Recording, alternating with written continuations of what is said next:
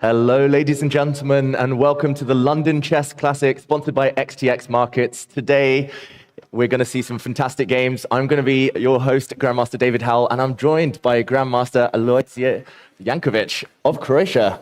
How are you doing? Yeah, David, you pronounced it perfectly after so many hours of following your commentaries, and I'm so happy to be here. So greetings to all of you, and I'm looking forward to see the games. Yeah, I can't wait either. And we've got some big games ahead today. How much have you been following the tournament so far? Yeah, I just came from European Rapid and Blitz from Kosovo, from Pristina. There was like quite hectic with Rapid, 2 days, and then 1 day Blitz, 3+2. It was like super fast. But I managed to catch some games. I see that Abdusattorov is doing fantastically.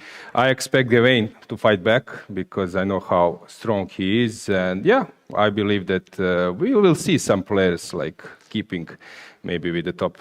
Yeah, and this is round 6 today, and these are the pairings we have in store for you. Michael Adams will be playing Greek Grandmaster Nicholas Theodorou. Both players have had kind of an up-and-down tournament, I would say. Sam Shankland will face Nodirbek Abdusattorov, our leader. 4 wins in a row, very impressive for him. Luke McShane against Nikita Vityugov. Alireza Firouzja against Abhimanyu Mishra, and Pavel Elyanov against Gawain Maroa-Jones. Which game are you most looking forward to? Yeah, I think we can be quite happy with today's pairings because I see a lot of possibilities for some decisive games. So in that sense, I feel that we will have very interesting games and maybe even longer than before. Yeah, we've had some very long games so far in the tournament. Today is round 6, and maybe we start by going over to the tournament hall. It looks like the players have shaken hands, and the games have begun. Already a surprise. O'Kelly, Sicilian. Is there anyone with the surname O'Kelly here? Maybe not, yeah.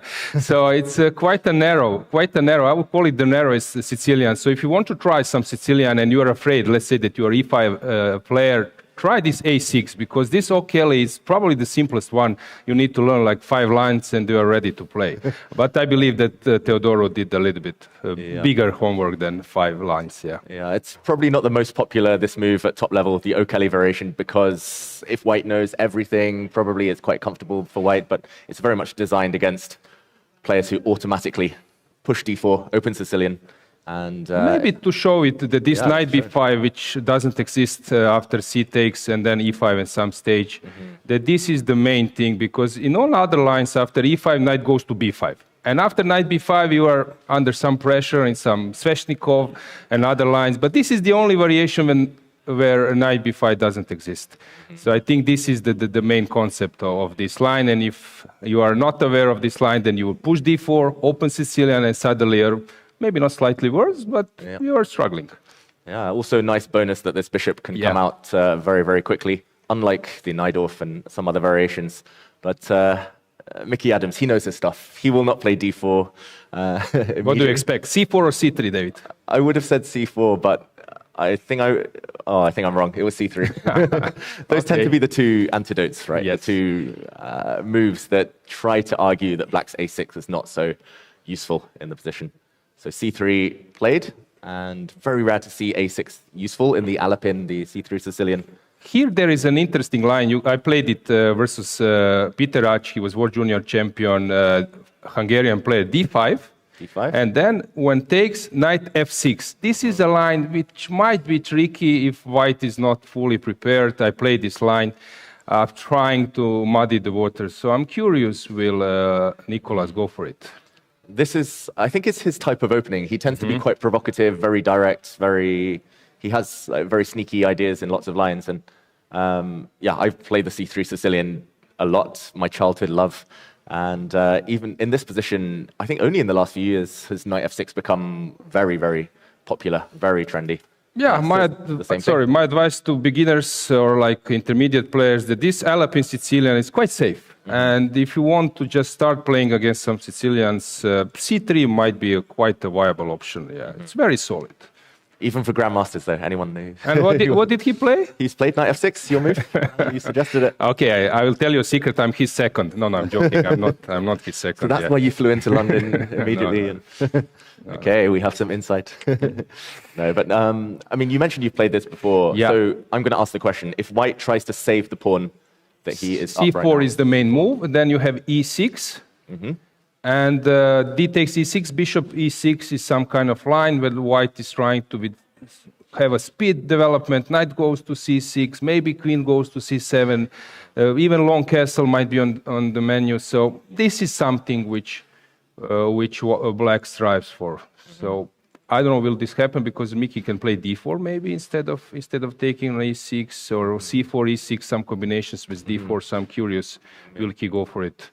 He can like surrender the pawn and then move up with some other lines. But well, we can be happy. I think people can learn from this opening. And yeah, I believe it's quite nice. Yeah, I'm very happy. I mean, I've never looked actually at. I've looked at A6. I just thought, okay, I'll play C3 and I'll be happy. But I've never looked at knight to F6 here. So yeah, but I'm going to be learning today. You are good enough. You're a stronger player than me, so you could figure it out during the game. So I wouldn't be afraid for you. But okay, Mickey, I will say he's had an okay tournament, but normally when he's given a challenge so far, he's been ducking the challenges. He's taken some draws when he's been better. He's been not taking pawns when the opponent's offered so far in this tournament. So I do wonder whether he'll play the most ambitious moves, D4, say, I'm a pawn up, I'm going to keep the pawn, but it's probably your preparation, or whether he'll just say, have the pawn back, I'll play D4, and we'll just play a normal There is also one line, David, I think something with queen A4, how it can go. Maybe C4, E6, and then some queen E4. I'm trying to remember, and then queen goes to B3, and then it's a mess. So it's really hard to navigate here. Is this a line which white should play if he wants to fight for the initiative or an advantage? I don't know. It's hard to understand. Yeah, it's very difficult. And if Mickey's on his own, then he might be thinking for quite a while here. Should we check out some of the other games? Yeah, sure. Why not? See the openings. It looks like we've got some fun openings today because Sam Shankland has played the Scotch. Okay, he lost a painful game yesterday. Okay, we'll just do a quick action replay of this one. Just talking about the Scotch gambit today earlier with a friend, but today it's the Scotch game where white plays D4. Doesn't have the best reputation maybe at classical level these days. Yeah, Garry Kasparov played it, then Nepo and some other players. I don't know about you, but at some point it was quite a viable, but then so many lines came up, and then white just said, let's do something else because here is so many things. Yeah, and from my experience, people tend to be scared of playing the Scotch because knight F6 is a very good move. But against bishop C5, white has a lot of systems.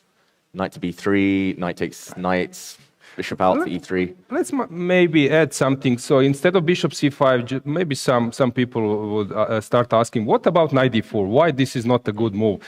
And this is like a reasonable question. But the point is, after queen comes to D4, you cannot kick that queen. And then white can maybe castle. So this is the reason why in all Open Sicilians, Scotch, you don't take on D4. But it's quite understandable question. I have one line which I would suggest to... And I just want to interrupt. You need to talk about Queen F6 as well. Oh, Queen F6. Is that the move you play? I will talk about which it. I've never really understood. But coming out... setting me up. Thank you. Coming out with the queen in the opening, you sure? If you're going to touch the queen, I recommend Queen F6 rather than Queen to H4. That's I just gave one idea, maybe which can be like a reasonable alternative for intermediate players. Knight to E7. You don't allow to take on C6 to double the pawns, and you want to take on D4 and then bring another knight to C6. And actually, it's quite playable. You just move on, and there is no theory, and you can play it on some like a lower level or intermediate level. I play the Scotch a lot online. It's kind of my main blitz and bullet weapon. But there's one anonymous grandmaster who keeps playing this against me, knight E7. Is it you? Maybe. No, come on, too many secrets I need to reveal. I just came and... Okay. And Malcolm mentioned this Queen F6 move, and it's actually very relevant because my whole career, I've been playing E5 as my main answer to E4, and without fail, I was always playing bishop C5 in this position. But it's not got the best reputation. I found players were only playing the Scotch against me because I was very predictable. And then one day I was playing Nakamura in Gibraltar. We were joint leading, board one, and he played the Scotch against me for the first time, I think, in 5 years he'd played it. And I thought, okay, it's because bishop C5, he's going to play knight B3.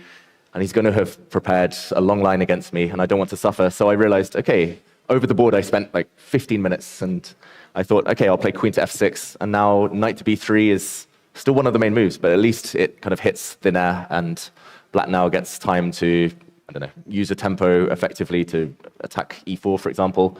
And queen f6, knight b5 is a cool move, but now bishop to c5, and black threatens checkmate, and the bishop can drop back to defend the pawn next.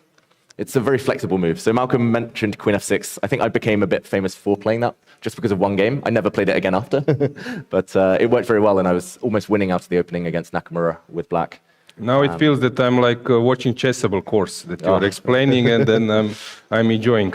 But let's explain bishop b4. Maybe that move for people is not so understandable. Why to give a check and then after c3 you need to move the bishop? But the point is, natural square for a knight from b1 is to c3, and with this way you are sort of provoking. Yeah, and it's funny. It's funny. Bishop b4 check in that the kind of starting Scotch position. If you play the Scotch against Luke McShane, he'll play bishop b4 check against you just because he's trying to avoid theory. But he's played it so many times now that it's it's quite predictable. But in the game, as you mentioned, very similar idea. The bishop comes out, hits the knight retreats. The main move is to go back to this square. But now Nodirbek gives a check, moving his bishop twice, gets hit. He moves it for a third time. Justification is that white's knight has moved 3 times, I guess, and the squares, like you said, is taken away from the knight. But it is a bit of an odd-looking opening. What would you say, David? How many games, like grandmasters games, we have in this position? Ooh. Is it like quite popular or not popular? I cannot even guess. Good question. I know Tony Miles, England's first ever grandmaster, played this bishop b4, bishop b7, and that was a very famous game many years ago. But okay, I'll check on the database I have here. Sitting or lying on the bed? I think it's one of the few games where he was sitting down. But yeah, apparently there's been 230 games, like kind of master level at this, with this position. And it's apparently the Romanician variation. Oh. Oleg Romanician. Fantastic player. In like beginning of 90s, Romanician, Epishin, they were very strong grandmasters. I played him once, but when he was a lot older. And same here. I drew. You? Yeah, I drew. Very solid towards the last few years of his life. Okay, we have a few more moves. And f4, okay, taking space. I guess now knight to f6 will be met by white pushing forward, e5. So black stops that with d6.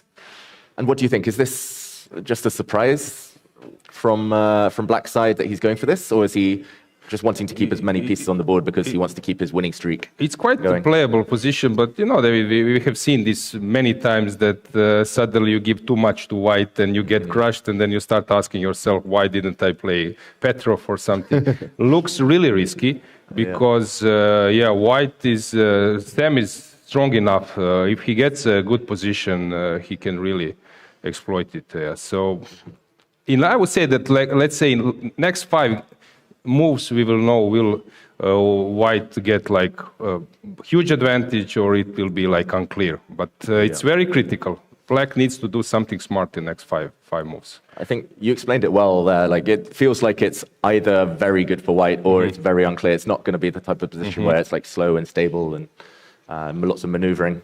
And maybe time favors white, that if white comes out with 5-6 development moves, he will get better position, I would say. So maybe is there some subtle way with black to disturb him in a process? I don't know. That he doesn't play like a regular moves, that maybe some knight h6 comes or something which is not like an ordinary way. Yeah, that's interesting. It crossed my mind when you said maybe nothing normal, knight h6. Yeah, it's something. Something to fight against the center. Yes. Before white takes over.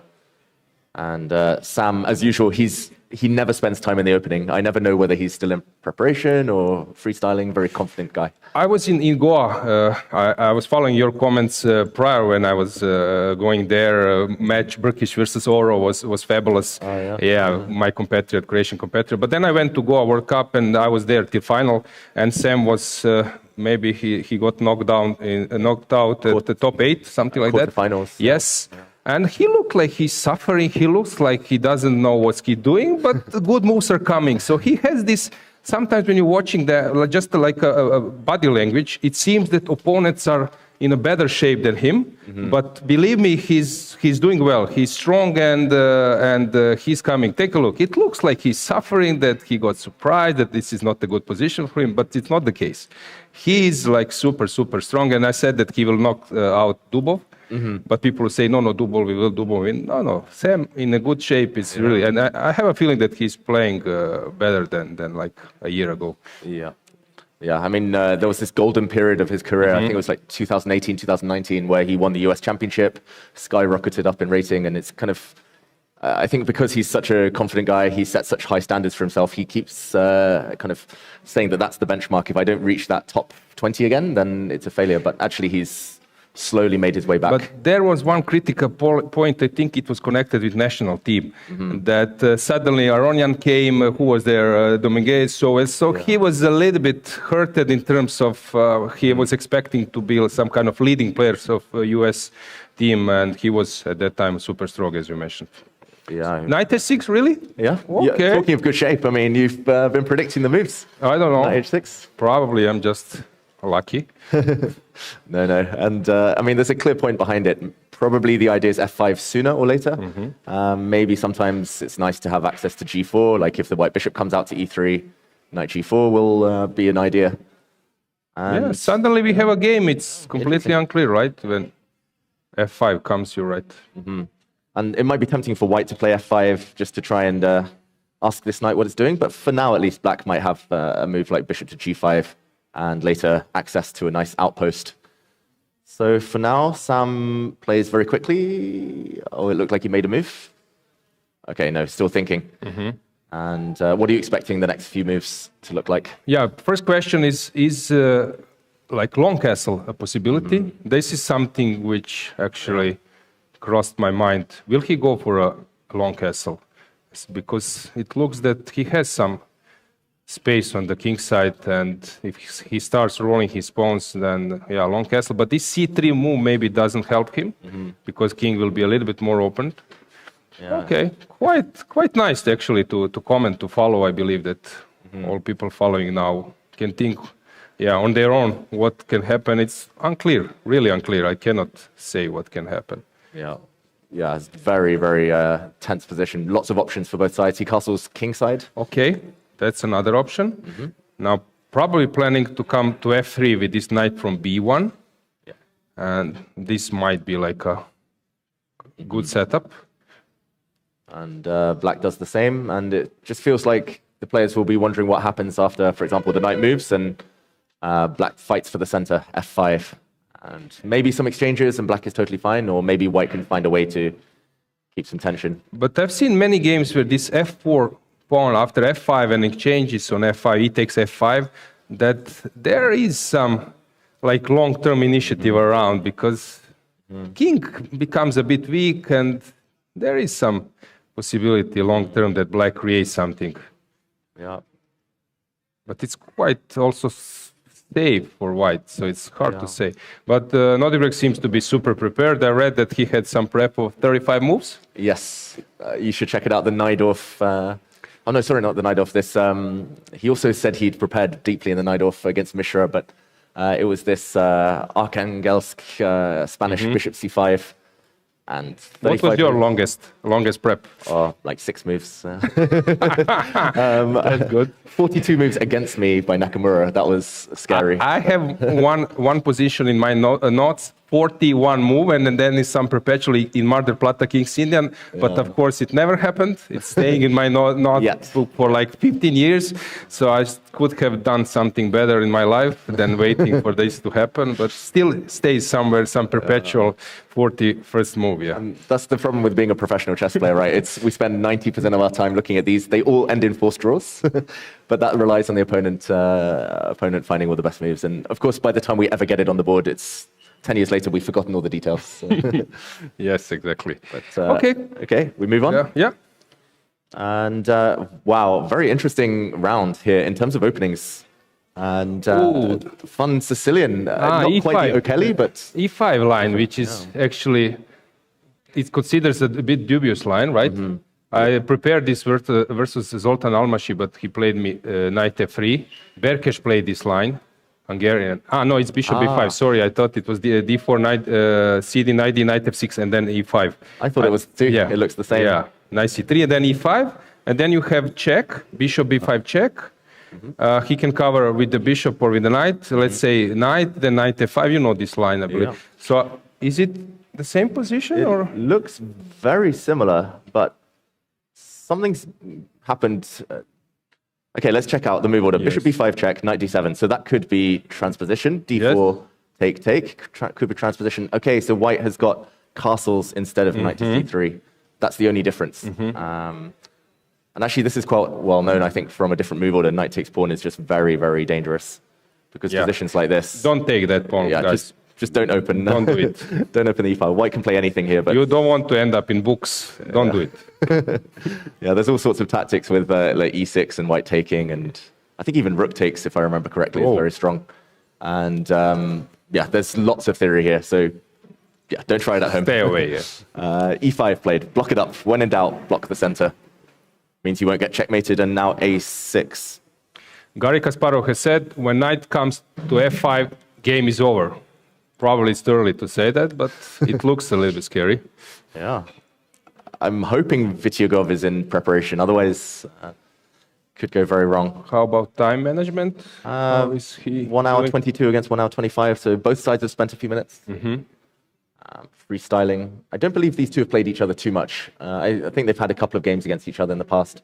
Really? Yeah. That's surprising. I would have expected that.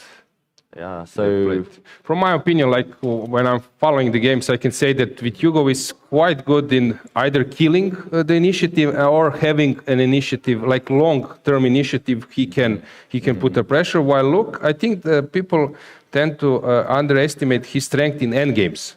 I think he's a fabulous endgame player. And I've seen many endgames, European teams. I was playing there. You were playing there as well. You are also, I believe, quite good in endgames, right? Sometimes. Yeah.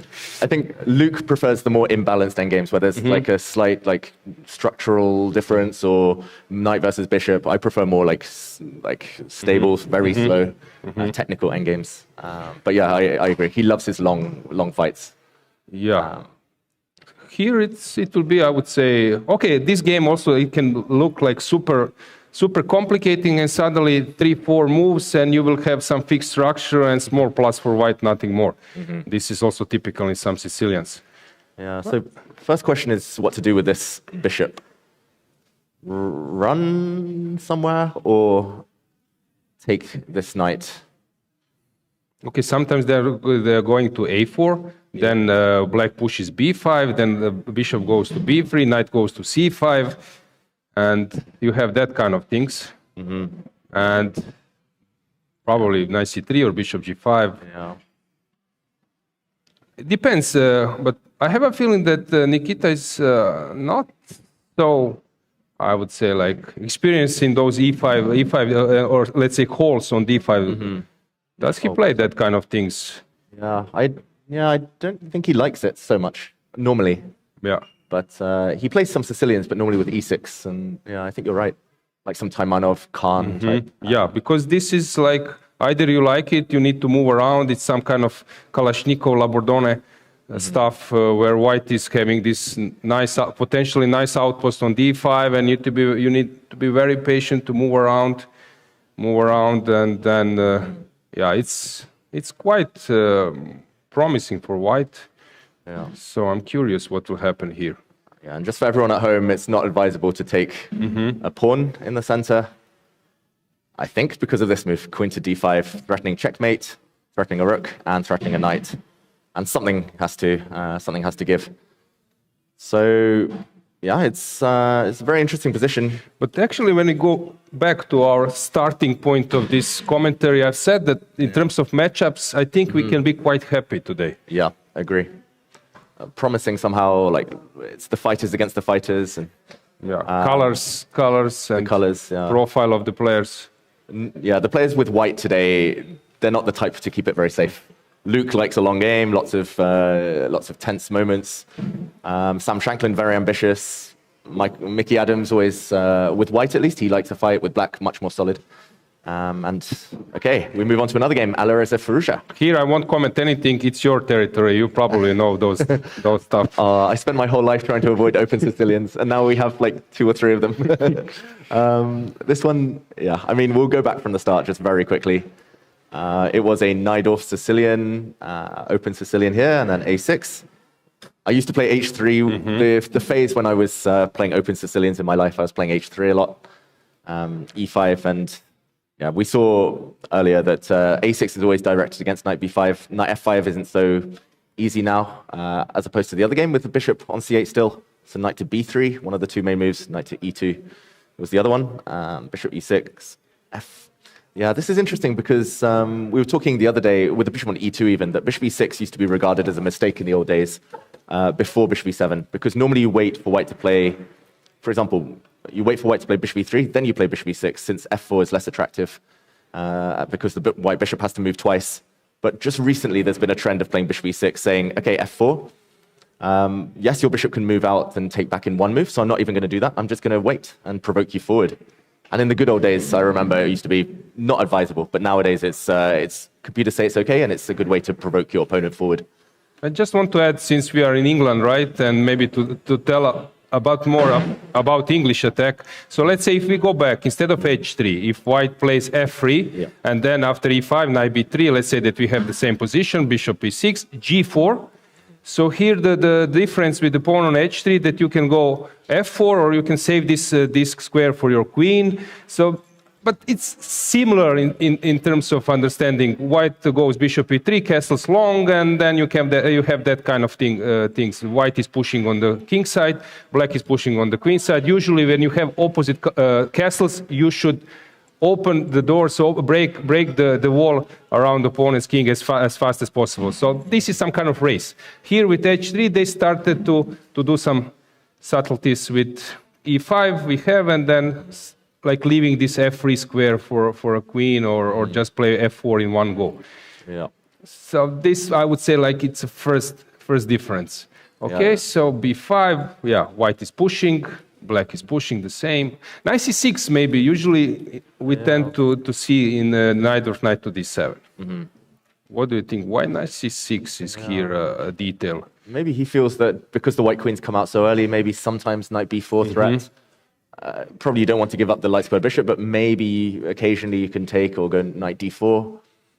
I agree, though, that it's not normal for the knight to come to C6. Often there's even some move orders where you try and trick the opponent's knight to C6, and then you go back and say, haha, your knight isn't great here. It blocks the black rook on the C file. But interesting. Maybe as well just designed to get the opponent out of preparation. G4, rook C8, and here we are, live position. I'm glad you mentioned the English attack, because when I was growing up, it was like the English attack was the only way to play against the Najdorf if you were in this country. And yeah, exactly. And then they started to play even against Taimanov, against others. You just play English attack, and you are fine. Quick G4. Yeah. But here the point is that after knight C6 and let's say taking on F4 or taking on E5, knight can come to E5 anyway, either from D7 or from E5. Is there some subtlety that after F5 I can go bishop D7 at some point? I don't believe, but I don't believe that this square is. Because G5 then comes anyway. G5 looks painful. So and then knight goes to D5. So probably this is not an idea. Maybe the idea is bishop to C4, and now it's less tempting for white to take, since now the knight has the D4 square, maybe. Yeah, and guys, this is typical position where those top players, they know what they are doing, and I don't know what they are doing. We can guess. We can make educated guesses confidently, but we're just... They know all the details, but I'm trying to grasp them, but it doesn't work. Yeah. But it's, again, quite a promising position. White, of course, Alireza being a higher rated player, but here, of course, black will get a playable position as well. Yeah, and we've had this kind of ongoing joke every day that Alireza, he's 20 minutes down every game, and it looks like he's freestyling or I don't know. Just I can't explain it exactly. He sat here as well with us and said, "I don't really want to prepare in the mornings. I've not really been playing much classical chess. I can't get back in the zone." But he's still getting great results. He's still on +2. So it's funny, David. I don't know. 20 years ago, you would ask some player, "Okay, how was your routine prior to the game?" So I don't know, woke up and then I have a breakfast, I walk, prepare, and then I came to the room. And now when you ask like top players, he will say, okay, I woke up late because I played Title Tuesday, or I played like till 6 in the morning some Blitz Bullet, and then I was, playing some Fortnite. Yeah, so it's quite different than previous time. Probably Botvinnik will be like completely shocked and saying, something is wrong. There's two types of modern player, though. There's Alireza Firouzja, who says, okay, he's just doing stuff, passing time, and then he'll turn up at the game, and whatever happens, he'll work it out. And then there's Abhimanyu Mishra, his opponent today, who sat here and said, oh, I was studying 6 hours with the computer this morning. I looked at this exact line till move 40. Unfortunately, the opponent played something different at move 5, so I couldn't use it, but I spent 6 hours, and I don't know what the best strategy is. Like, often young players, they ask me, what should I do in the mornings? How should I improve? How should I prepare?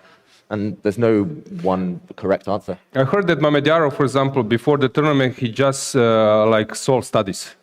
Complicated studies, and like 5 days, he just solving them, tactics studies. This is the way how he gets into that mood of like being prepared for some tough calculations and everything.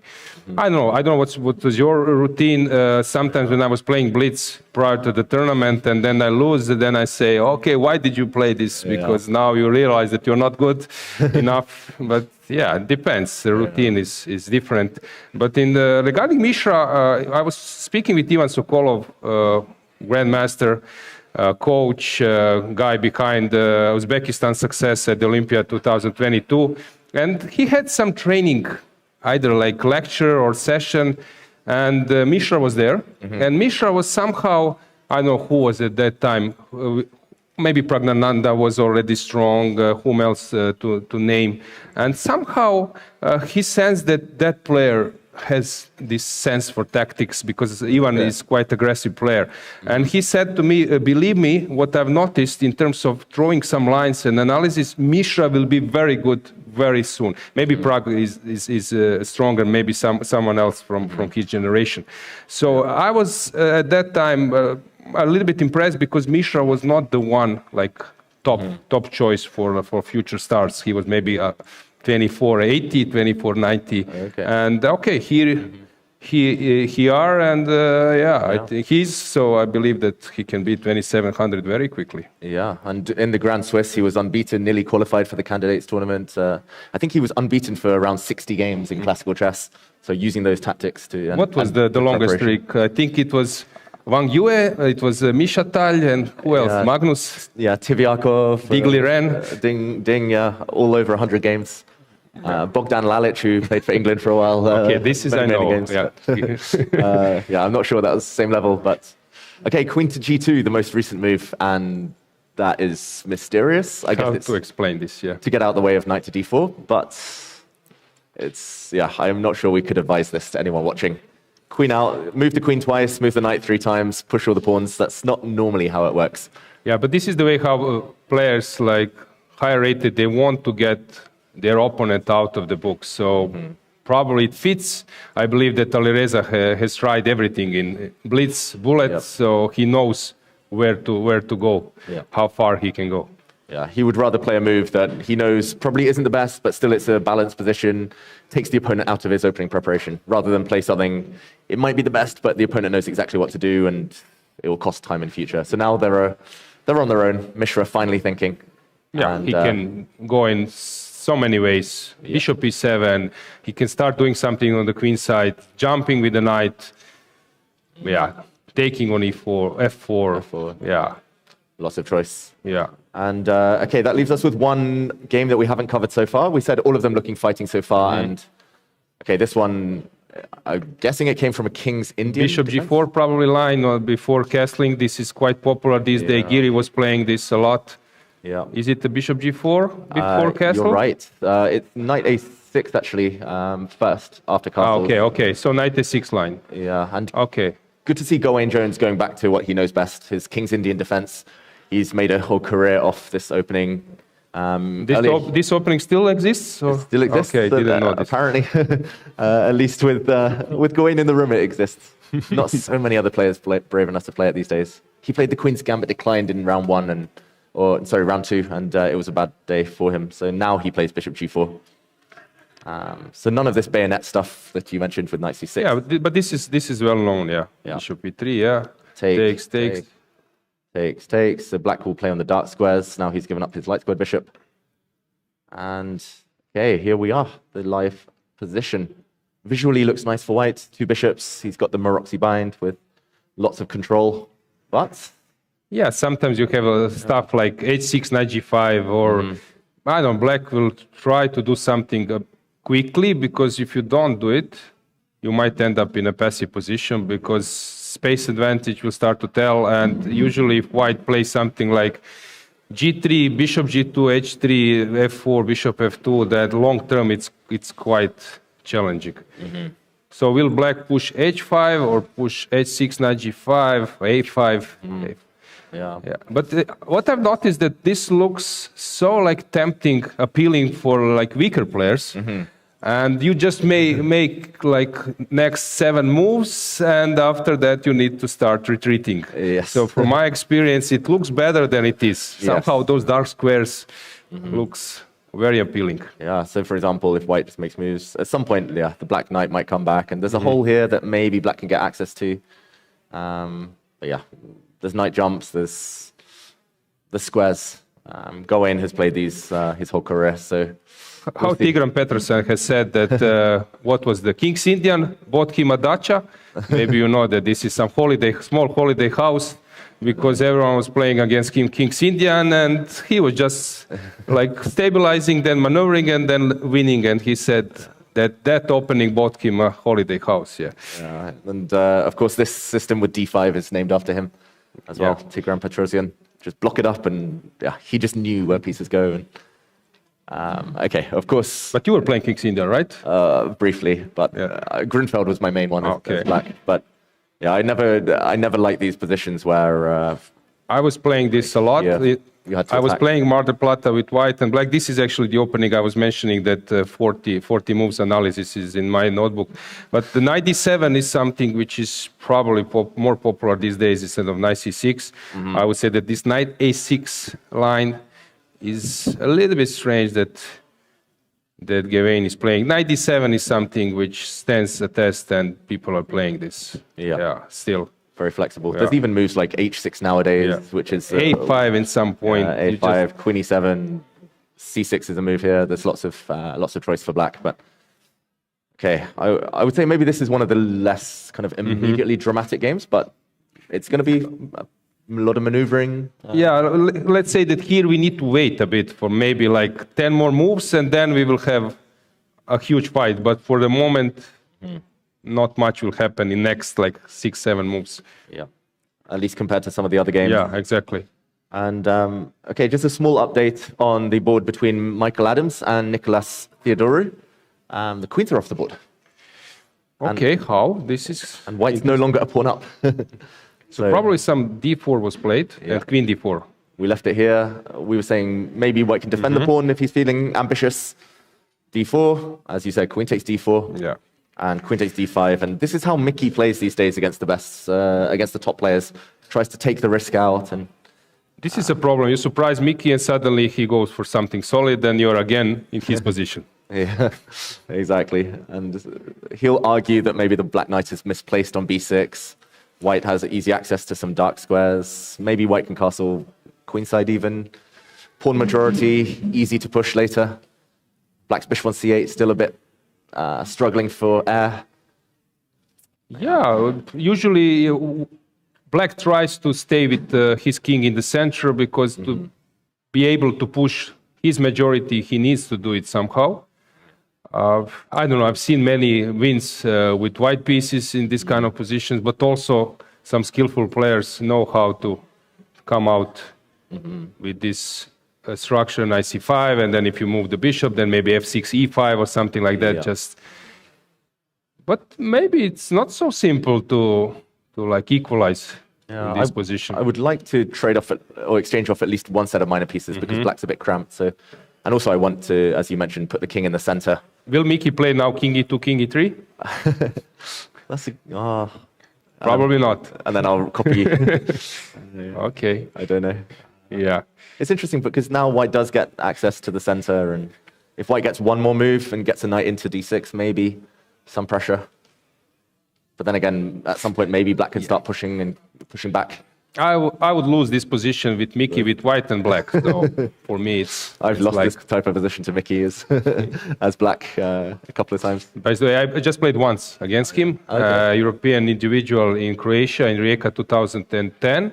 And I was black, I played Rouser, I was completely winning. He played opposite castles against me, but then I misplayed it and then he crushed me on the kick side. I flagged, he didn't even realize that my time ran out. Yeah, but I was happy to play. He was 27 something. Yeah. But I was winning in Rousers, so somehow he misplayed it in the opening. Yeah, tricky Mickey. He always finds a way out. And yeah, of course, 9-time British champion now. He's still got it. You know what Jobava said at the European Team Championship, same championship where Alireza Firouzja crossed 2800, being youngest in history. 21. Yeah, and Miki was playing there versus Jobava, and Badur won the game, and then mentioned last Mohican, last positional player. This is how he called Miki, and he said, I have a huge respect. This is the last positional player. Yeah. Okay, so this piece is like, yeah, the last of a forgotten yes.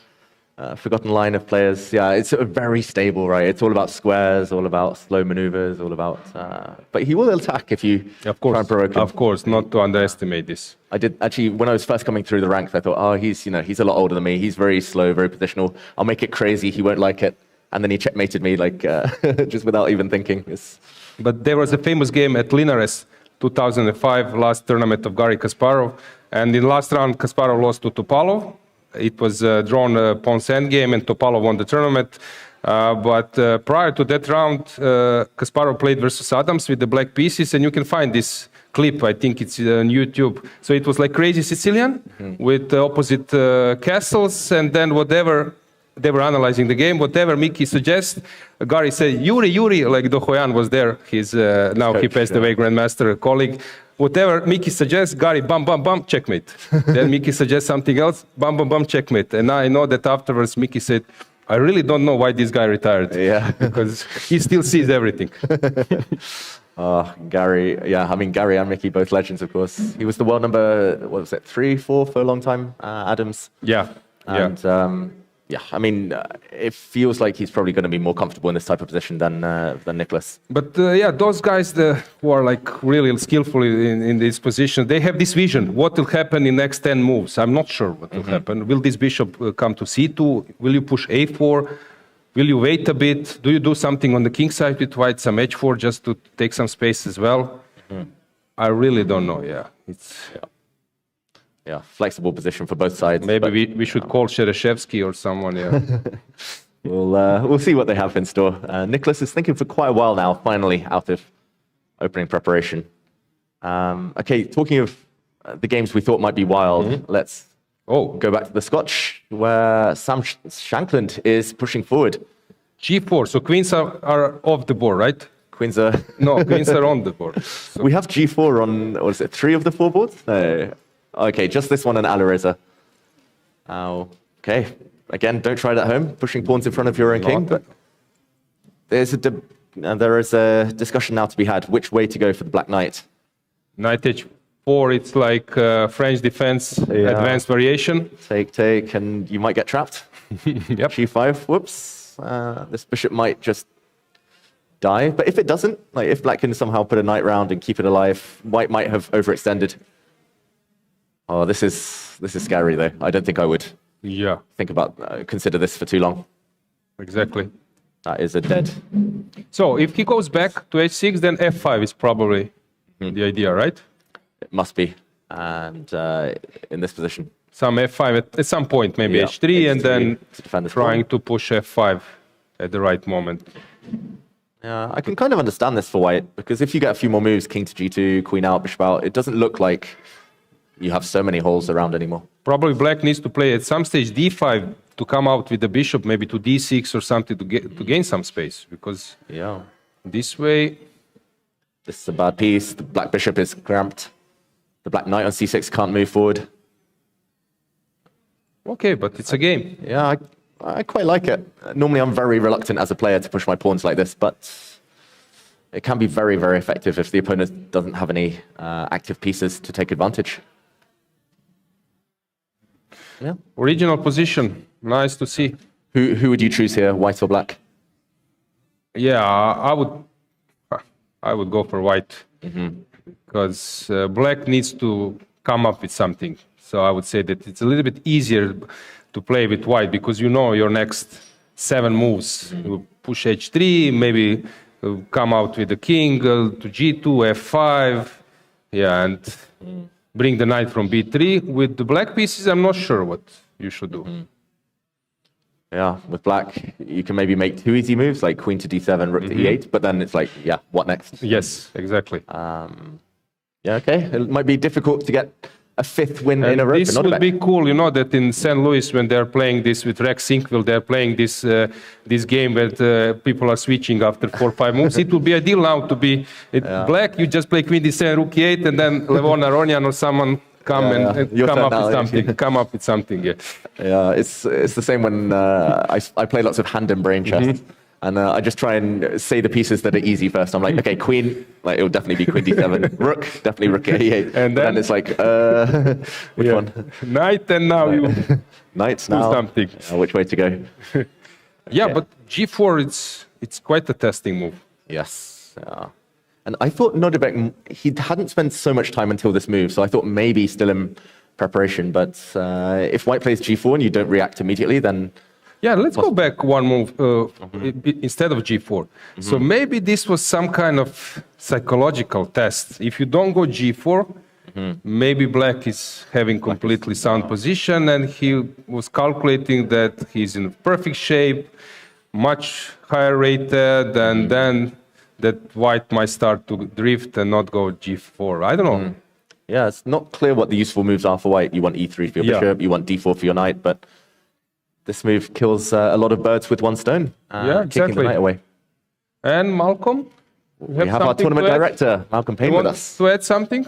Well, the only thing I have to add is a little bit of remorse, because I actually had this position after 8 moves last time I played a proper tournament in the British Championships 18 months ago. And I was a bit unfamiliar with the position, and I couldn't figure out whether to put the knight on h6 or f6. And I put it on f6 after about 10 minutes thought, but it was just very passive. And I gradually got crushed. But h6 is clearly the right place, isn't it? Yeah. Possibly. Although, what do you make of the current position, Malcolm? G4, maybe the knight's going back to... I think you just go back to h6. Yeah. And then, after h3? I'll just start developing. I would just start developing my pieces. I mean, I would just say I'm quite happy with one extra pawn in the centre. I don't think I can come to any great harm. I've got no weaknesses. And I don't think it's that easy for white to advance his pawns directly. Yeah, are we maybe threatening knight g4? Yeah, I'm a bit scared. Maybe I should have been. Be. Yeah. How about this one? Okay. Yeah, what now? 5. Okay, so that threatens maybe to get something in on e6, doesn't it? I'm curious now. Now that's an issue, yeah. That's actually an issue. That is something that needs knight dealing with. g6 is probably too crazy? Or? That feels very risky. Yes. Setting up the pieces ready for the next game. Yeah. I mean, knight to d4, I guess. Okay, we're going to play around this little guy. I mean, if we could get rook ae8 and knight d8 in, that would be cool. But I don't know whether we got time. Have we got time? No. I'm going to just have to put up with that. Yeah. Although I just realized... Possible, Is f6 possible? Yeah, maybe here f6, so there's no bishop takes. Also, bishop takes and bishop 6. That's... but I mean, I'm taking on h3, you know? I mean, it's not quite clear. Yeah. White's not ready. Yeah. Like, take and... this is too scary. But just play bishop f4 instead of f6. Just develop bishop f4 now. Queen goes to d2. Yeah. Rook goes to e1. Okay, and then knight from b3 somewhere. I don't know where. Yeah, black hasn't managed to exchange enough pieces. He needs one more pair off, doesn't he, at least? There's also in this position, there's knight c5. Oops. Ooh. Oh. Ooh. Whoops. We love x-rays. That's not very sociable. That's, that's a painful trick, getting here with tempo. So maybe it's not so easy for black to defend. I don't know, from this higher heights, it looks that white is better. From your... I'm sort of more relaxed somehow, but that's just based on structure, not time, because I'm not calculating. Can you put the knight on h4, by the way? Oh, yeah. Sit. Oh, Malcolm. Jump in. English school of chess, we defend worse positions than this. Oh, God, no. I mean, we could go into the Three Yorkshiremen sketch now. This is Monty Python. But, you know, what? Yeah. Knight coming to e6 and all my pieces on the back rank. Luxury. Yeah. So the big question is, if the knight comes to h4, take, and g5. Well... You keep it alive with this move, queen d7. I was actually going to try and get it to e1 at some point. Ah, e1. That's clever as well. I had a trick that queen d7, if you go queen h5, I'll come queen h3, yeah.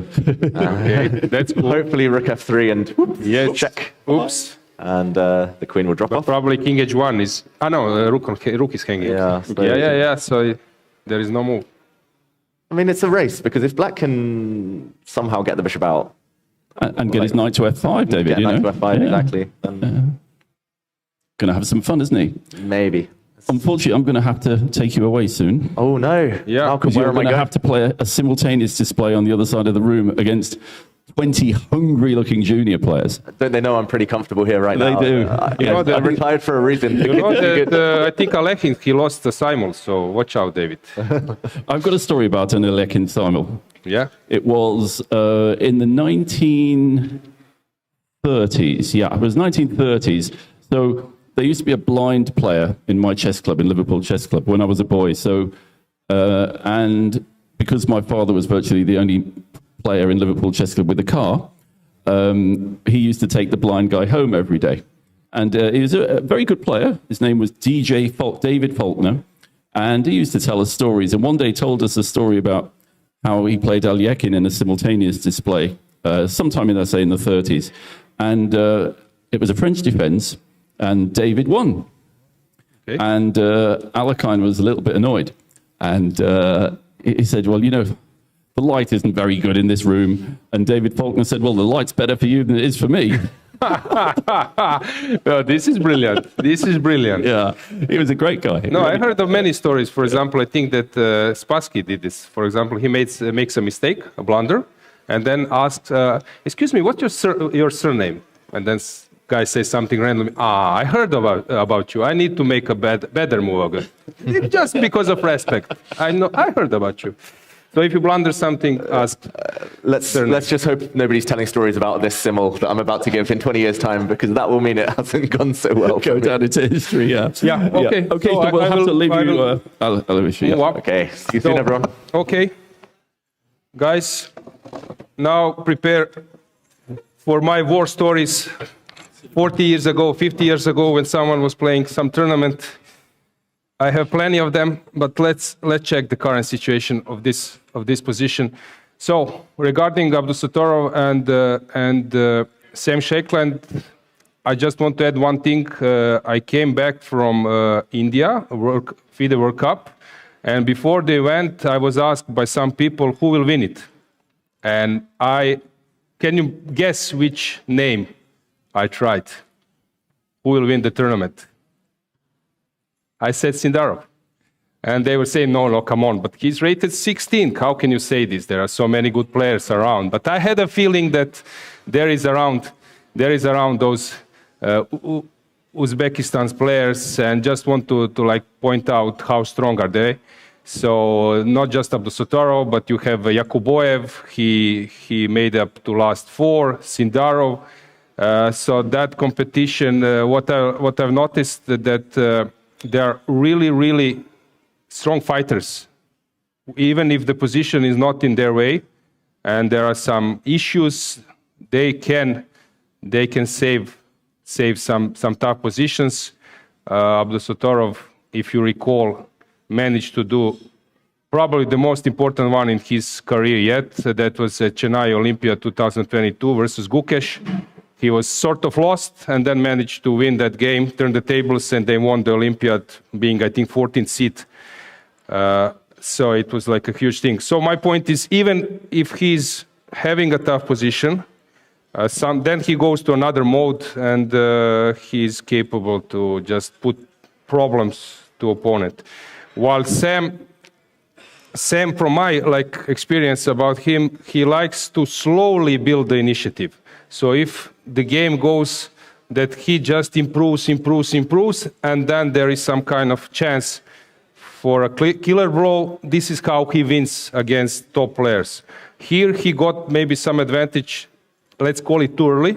So I don't know how he will handle it, but he is at the moment underestimated because of his rating. He was 27-20, if I'm not mistaken, that was his peak rating. So he knows how to play well. Knight h6 back, so instead of knight h4, we were discussing knight h6 is solid. Good sign is that you can reroute pieces. Structure, pawn structure is much more important in chess than piece play, because if you have a bad piece, at least you can reroute. If you have a bad structure, then it's much harder to do something. So he can go knight g8, as we mentioned, and yeah, okay, white is better from my point of view, but white will need to show some plan how to avoid opponent's counterplay. This is now the main topic. So he wants to keep the pool, he wants to keep the advantage, but he doesn't want to allow opponent's counterplay. And this is quite tough. This is quite tough on this level because you are burning a lot of energy to avoid counterplay. Do we have some moves? Okay, so instead of h3, which looks to me quite normal, so he went for this knight d4, protecting the pawn with the queen. But I have a feeling that this knight should stay around the king. With this move, you are moving away the knight. By the way, there were some famous books from Jonathan Rolfson, Chess for Zebras and 7 Deadly Chess Sins. Maybe you heard of, maybe you read them. And Jonathan was mentioning that this is the safest pawn setup for a king. If you push one pawn, it's already some commitment. And if you push even more, that's why in middle game, with queens on the board, to open the king to avoid this famous back rank issue, back rank motive, you push h3. While when queens are off the board, you push either f4 or g4 to come out with your king, because your king is an important piece in endgame. But here, with f and g, from my experience, always there will be a long-term counterplay with queens on the board. So Jonathan was mentioning this in, I think, that book, Chess for Zebras. He was just like explaining and placing many examples about this king's shelter, that to be careful when pushing the pawns. Of course, white top player, guys, they are much better than me. My career high was 25.97, so I was never top. But I was close. I was playing in the same tournaments, so they know better than me what to do. But I have a feeling, sometimes, as I'm commentating a lot, I have a feeling that I can sense what can happen maybe in the future. So this is the current state of affair. Knight d4, queen d7, f5, as I was mentioning, that this will happen. So what actually white did? He left his pawn on h2, probably an important shelter. So in my scenario, Jonathan would criticize me even more because I'm pushing another pawn in front of my king. So with this concept, he's at least saving some shelter. So maybe this is the idea. That's why Sam went for this knight d4 instead of h3. I have a feeling that in next 4 or 5 moves, either white will get to not maybe winning position, but huge advantage, or black will completely equalize with some smart way. But it looks scary. If I would be black, I would be very scared.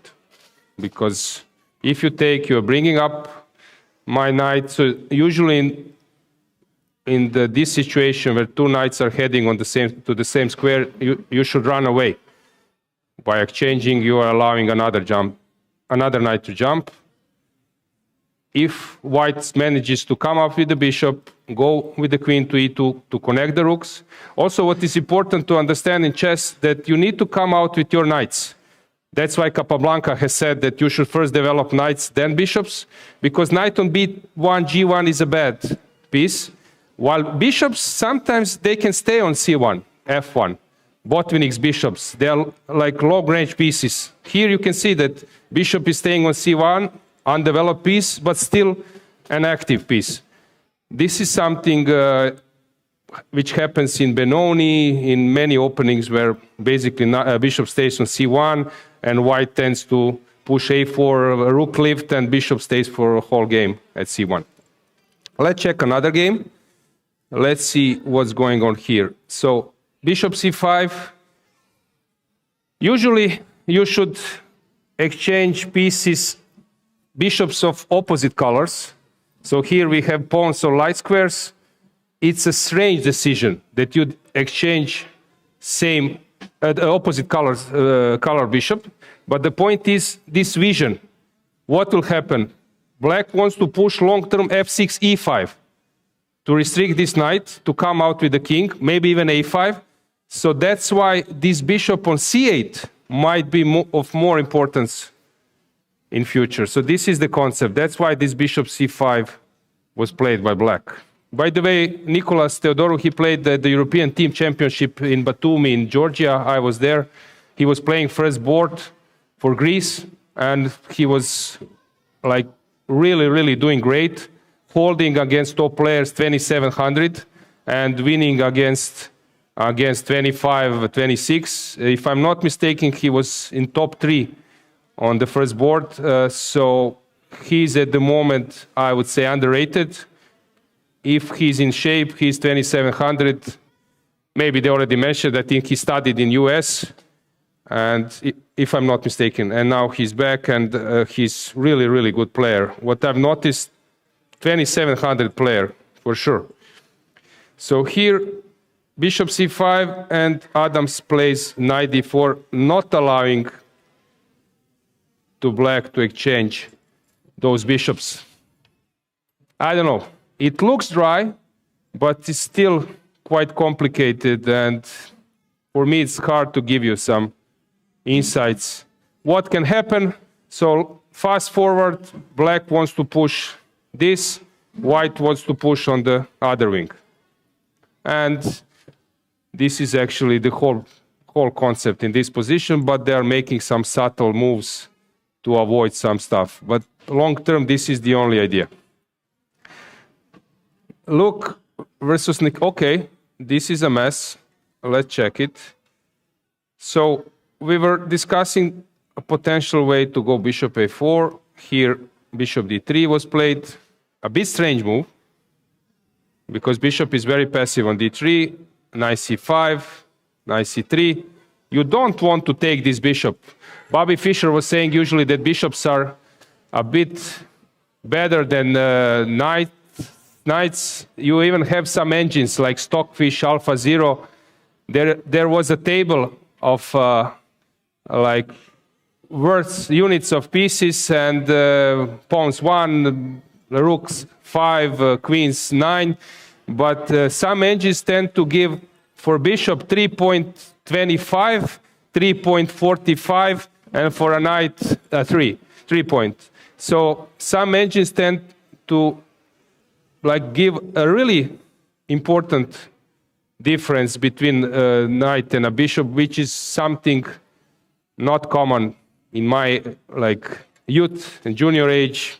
People were saying bishops are better in open positions, knights are better in closed positions, but engines tend to give bishops some serious, okay, serious is maybe too strong word, but some advantage over knights. But I also know many like club players, they love to have knights in blitz. You just start jumping and then you turn the tables, and I've seen so many games where some players in lost position managed to like fork or to do some tricks.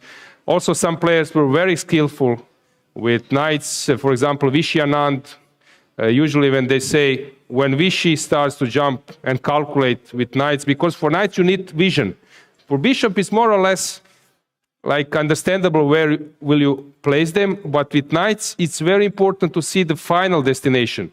When you see a final destination, then you see the route. So if I want to come to f4, I can do it knight g8, knight e7, knight g6, knight f4.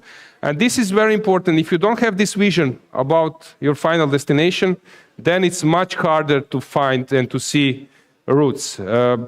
Also, you have some players who are like really skillful in that. For example, Kramnik, he was doing fabulous stuff in the cardboard structure, in Queen's Gambit. By the way, cardboard people don't know that this structure, which is famous, and everyone played this in Queen's Gambit, the cardboard is actually Karlovy Vary. It's a city in the Czech Republic or Czechia, how they call it now. Before it was called Karlsbad, and in the beginning of 20th century, there were so many tournaments there, and they were playing this CD5, ED5 structure in Queen's Gambit, Karlsbad structure, but it's Karlovy Vary. So knight d3 is something which black doesn't want to do, but probably it's not a mistake. So here d5 was played, trying to undermine the knight on f5. If you take, maybe there is some e4 stuff, and then knight would be hanging. So he played bishop g5, typical motive. You don't want to push d4 because then knight d5 comes and it looks really scary. So I see that David is not using engine. Sometimes I'm just using engine bar. So I'm not using analysis, I'm just using engine bar that you could see the evaluation of the computer, and then there were like really like funny situations. I was accompanied by Anand, who was there, Ivan Sokolov, and suddenly we are analyzing some position, and whatever they propose, engine bar immediately jumps. So white is worse, but whatever they suggest, immediately engine bar says it's a mistake, and then after 10 minutes they have found the right concept, and the point is to show how hard is it for a player. Here I would even have evaluation, and it's still by testing I cannot come with the best move. But I see that David is not using it. I don't like to use engine because then you cannot explain how hard it is to find some moves and what's the current situation, because when you try to think yourself, you see that there are many issues. So d5, d takes, bishop takes. This is very non-standard because you don't take on e4 with the bishop, and it's really hard. So many attacking possibilities, hanging pieces. By the way, my opinion why you cannot play against computer and why you are like worse than mobile phone, and even Magnus Carlsen will lose easily because of three things, main motives in chess: the pin, the unprotected piece, and double attack. Double attack is connected with unprotected piece. Unprotected pieces are all pieces which are not protected by the pawns. So for example, with this knight, you don't have any tactics. This knight is safe. While with all other pieces, even if they are protected by their own piece, you can deflect, you can exchange the defender, and suddenly there are so many tactics. Same goes with the pin or skewer. So you cannot play with computer because you play, and some stage computer notice these tactics, and there is a double attack, unprotected piece, the pin, and so on. But the point is, when you're playing a game, try to keep your pieces protected by the pawns, because then your opponent might not have some tactics. When you have a position with many pieces which are protected by other pieces but not protected by the pawns, keep in mind there might be some tactics. By the way, I will also use this opportunity to give you some hint. Two things. When your opponent makes a move, you should do automatically two things. One thing is to ask yourself, what is his threat? Why this is important? This is important because you won't make blunders. This is typical. Your opponent makes a move, you don't get information from his move, you make something else, and suddenly there is a punishment, either some tactics or something, and then you realize, oh, he was threatening this. And second thing is to ask yourself, is there additional possibility which was not available before. This is to exploit opponents' blunders. This is typical. Opponents makes a move, you do something else, and then you realize, oh, I could have taken his piece, because you were not asking yourself, is there anything there? Could I exploit it? And so on. So with those two things, I think you can improve immediately, like on some kind of average level, you can improve immediately. So these are tips, and people tend to think that players like, I don't know, like Abdusattorov, Firouzja, Magnus Carlsen, they know everything, and then in each position they're just throwing the best moves. No, they are scanning position, they're getting more information. If you're trying to find a move with 20% of information, it's not the same as 80 or 90. So they're just grasping many details, and then move comes as some kind of crown of the process. So they are basically using the same system as maybe average grandmaster as I am, but they're much faster in processing, and they see a little bit more, and they're getting more information out of the position. So here, if I would be, let's say, black, first of all, I see some attacks. I see the pin. Okay, so my knight is pinned. One important thing regarding the pin, you have two types of pins. One is absolute pin, and second one is relative pin. I believe that you can understand what is the difference. So absolute pin is when the king is behind. So usually it's in Ruy Lopez. And why this is important? Because then this pinned piece cannot move, and there is no tactics. There is no unpinning motive. While when you have a relative pin, when something is behind, like a rook and a queen or a bishop, then always you should keep in mind there might be a possibility of unpinning. So this scenario, immediately when I see that the queen is behind, I'm thinking, is there any chance that there might be some unpinning motive? Of course, here it doesn't work. With some position when queen is on d2, then there is knight e4 trick. So here, knight is pinned, this bishop is attacking. I see this connection, I see that. So this is a key piece defending this bishop, but I cannot take because of the pin. I can take on d1, but after taking, there is a checkmate motive. So this is the point. So I'm suddenly collecting some information and trying to find some details how to exploit this. So I can maybe start by taking on d8, taking, and then maybe pushing h6. Then if you move the bishop, then g5, and when you move, then there is no checkmate motive. So after h6, you are forced to take. Then I'm in some kind of open position with two bishops, but my pawn structure is damaged. Usually, giving bishop for a knight is quite useful when you are doubling opponent's pawns. So 9 out of 10 cases, taking bishop for a knight is fine if you're doubling opponent's pawns.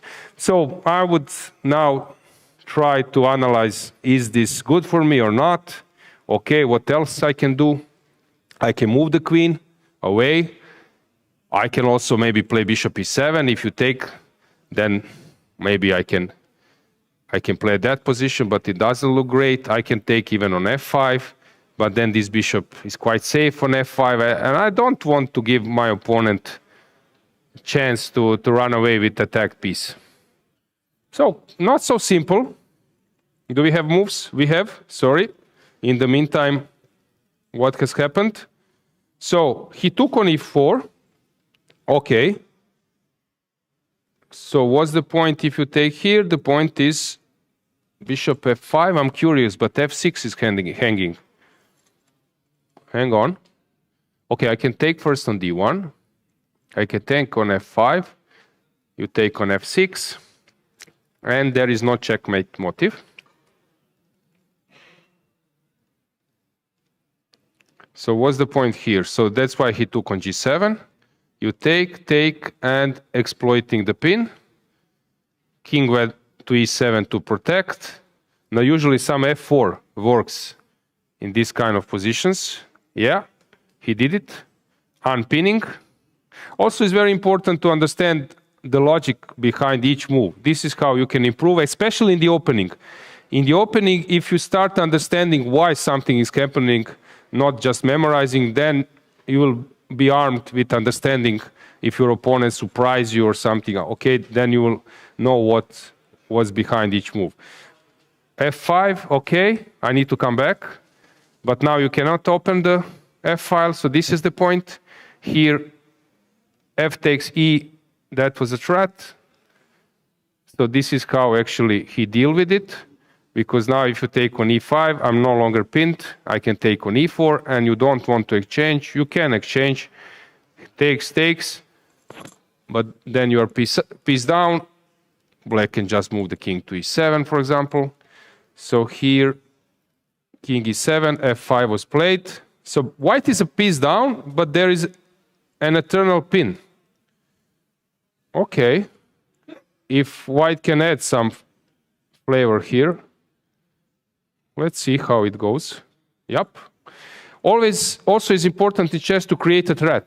If you don't create a threat, then you cannot be like a strong player. It's the main difference between me and then those guys, why I'm not sitting there at the playing hall, because they know theory much better. They are much better in creating problems, creating threats, finding resources in a dry position, constantly putting pressure on you, and then you crack under the pressure. So for them, it's quite easy to come up with some ideas to create threats. So rook, this is the current position. Okay. Going back to what I said, after each move, you should get a right information. So this can look like, okay, he's placing a rook on the open file, and if you don't get correct information, and correct information that rook d6 is a threat, you won't fight against the threat, you will play something, I don't know, and then rook d6, and you realize, ooh, that was his intention. So it's very important after each move to think a bit more, to include your opponent in your process of thinking, and only then to search the moves. People tend to immediately to find some candidate moves without getting enough information. Typical thing is your opponent is threatening to take a pawn, but also is threatening to give you a checkmate on the other wing.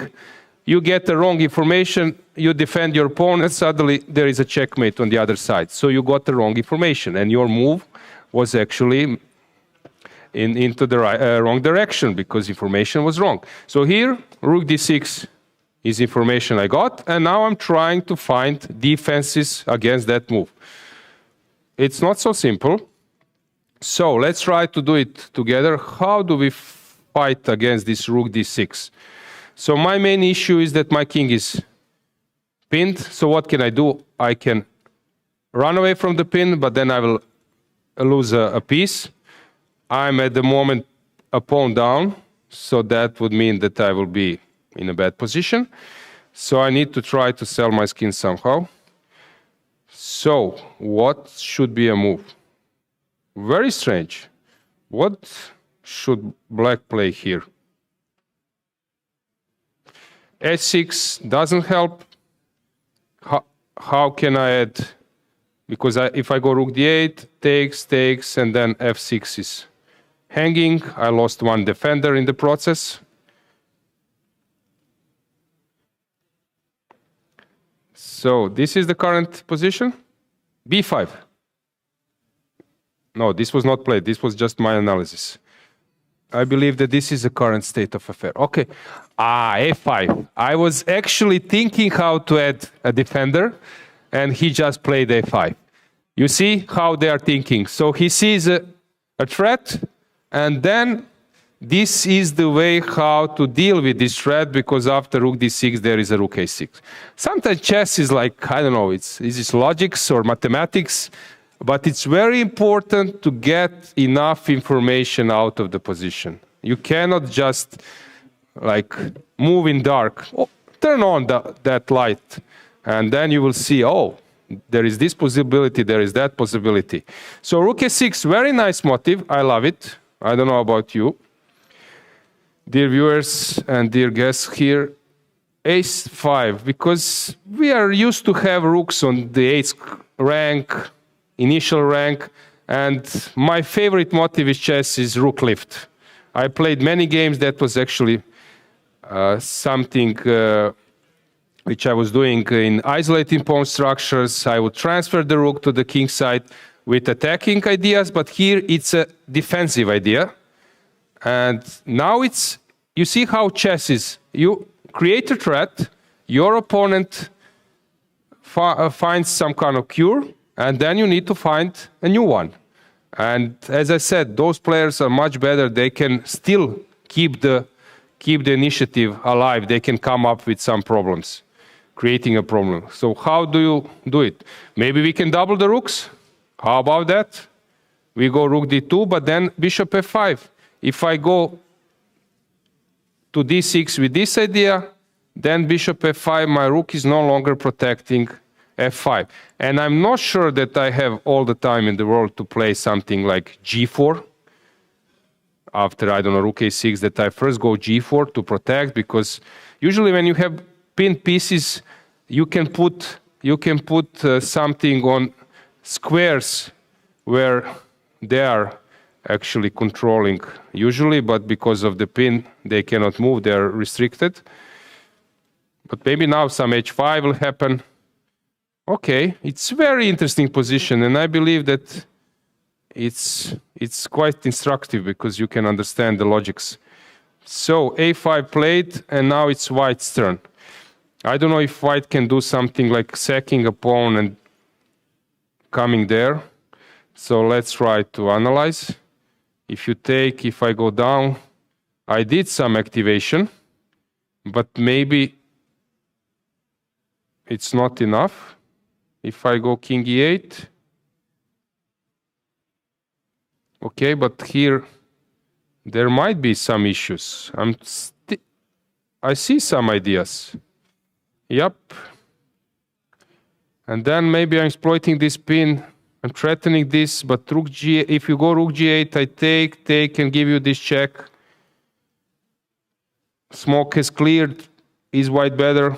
Probably I'm making some tactical mistakes. Maybe you even see it immediately. But I'm just thinking, what can white do? How to keep the game going? a5 was a nice resource, and sometimes this can be missed in a game because, as I said, from this perspective, this looks that rook should go somewhere, and then a5, rook a6 happens. Of course, if you turn on the engine now, engine will immediately give you all the ideas and saying it's very easy. But now when I'm thinking myself without an engine bar, I would be quite worried if I would be black, but if black has everything under control, then maybe white is the one who should think how to keep the initiative alive. Also, regarding type of players, people tend to say, I don't know, for whom, that this guy is very good in tactics. From my point of view, tactics is not puzzle storm. I believe that you all have chess.com account, and you are solving puzzles, and then someone say, you see how fast he can see tactics, he's very good in tactics. But for me, tactics is not about execution. All those players, top 10, top 20, top 100, they see execution very fast, and they are good in that. For me, to be like tactical player who sense dynamic, is more about creating tactics when position looks solid or dry or like normal, and suddenly there is an idea and he's putting some pressure. I can name few players. For example, Mamedjarov, he's very high on the list. Jobava, Rapport, whom else to me? Okay, Magnus can fit in any group because Magnus is something else. But for example, even Nakamura, and it looks like completely dry position, and suddenly Mamedjarov plays some h4, and it looks that it's not so dry, and suddenly it's sharp, and he creates some mess, and in that mess he navigates and then finds some killer blow. So for me, this is something which is like main thing which can define aggressive, dynamical players, not just solving puzzles and execution of winning positions. All top players are good in that. But for example, Topalov, let's say Topalov at his best, he would just play some sacrifice and create a pressure after which his opponent would crack. So here it's not not like creating something, because already a mess has been created, but now it's more how to keep the game alive, how to find some hidden resources. And I see that Luke, I see him on the camera. Okay, I don't know him so well. I was following many events, and he's also a coach these days. I have a big respect towards him, because I recall when he was 2700, when he became a GM. I think he's younger than me. I was born in '83. And I know that he could come with the concept. He was also playing King's Indian. If you play King's Indian, then immediately you have some talent, and I give you 20% of additional respect if you play King's Indian.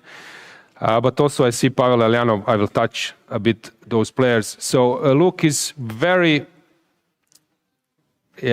universal player. He can play a lot of things, but his main forte, if I would be asked, would be endgames, plus finding some unusual concepts and to make some unclear positions look simple. If you were following European Team Championship in Batumi, Georgia, I was commentating there for ECU, European Chess Union YouTube channel. There was a crucial game in penultimate round between Luke McShane and Samunenko.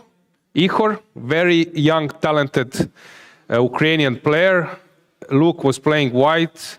He was trying to create some mess, but his opponent was up to a task. Then his king started to run. My point was that Luke, maybe 10 years ago, would have found a way how to keep the initiative alive. So this might be a reason why he's now on 26-15, and in his prime, he would find some resources. And yeah, this is, I think, an important thing. So what has happened here? We have a move, A5. Luke stood up. Which move was played? I'm curious. Rook. Rook D1, A5, and what was... I don't hear. Rook D1, 5. Oh. Yeah, one more and one important thing how you can improve in chess. What is the main difference? So you start playing chess. You blunder a queen. And then you realize that by losing a queen that you will lose a game. Then you tend to watch out for your queen. Then next games you blunder a rook, or you sacrifice a rook for nothing, or a knight and a bishop, and you realize that by losing knight, bishop, rooks, that you will lose a game. Then on a high level you start losing pawns, and I don't know, being a pawn down, or 2 pawns down, or even a pawn down, suddenly you lose a game against some kind of good player. And then you realize that you should be careful with your material. And what happens? You start to build a big bond with material. And you tend to stick to material, because you know if you lose it, you can lose a game. And what happens? You start to play only on your squares. Squares which you are controlling.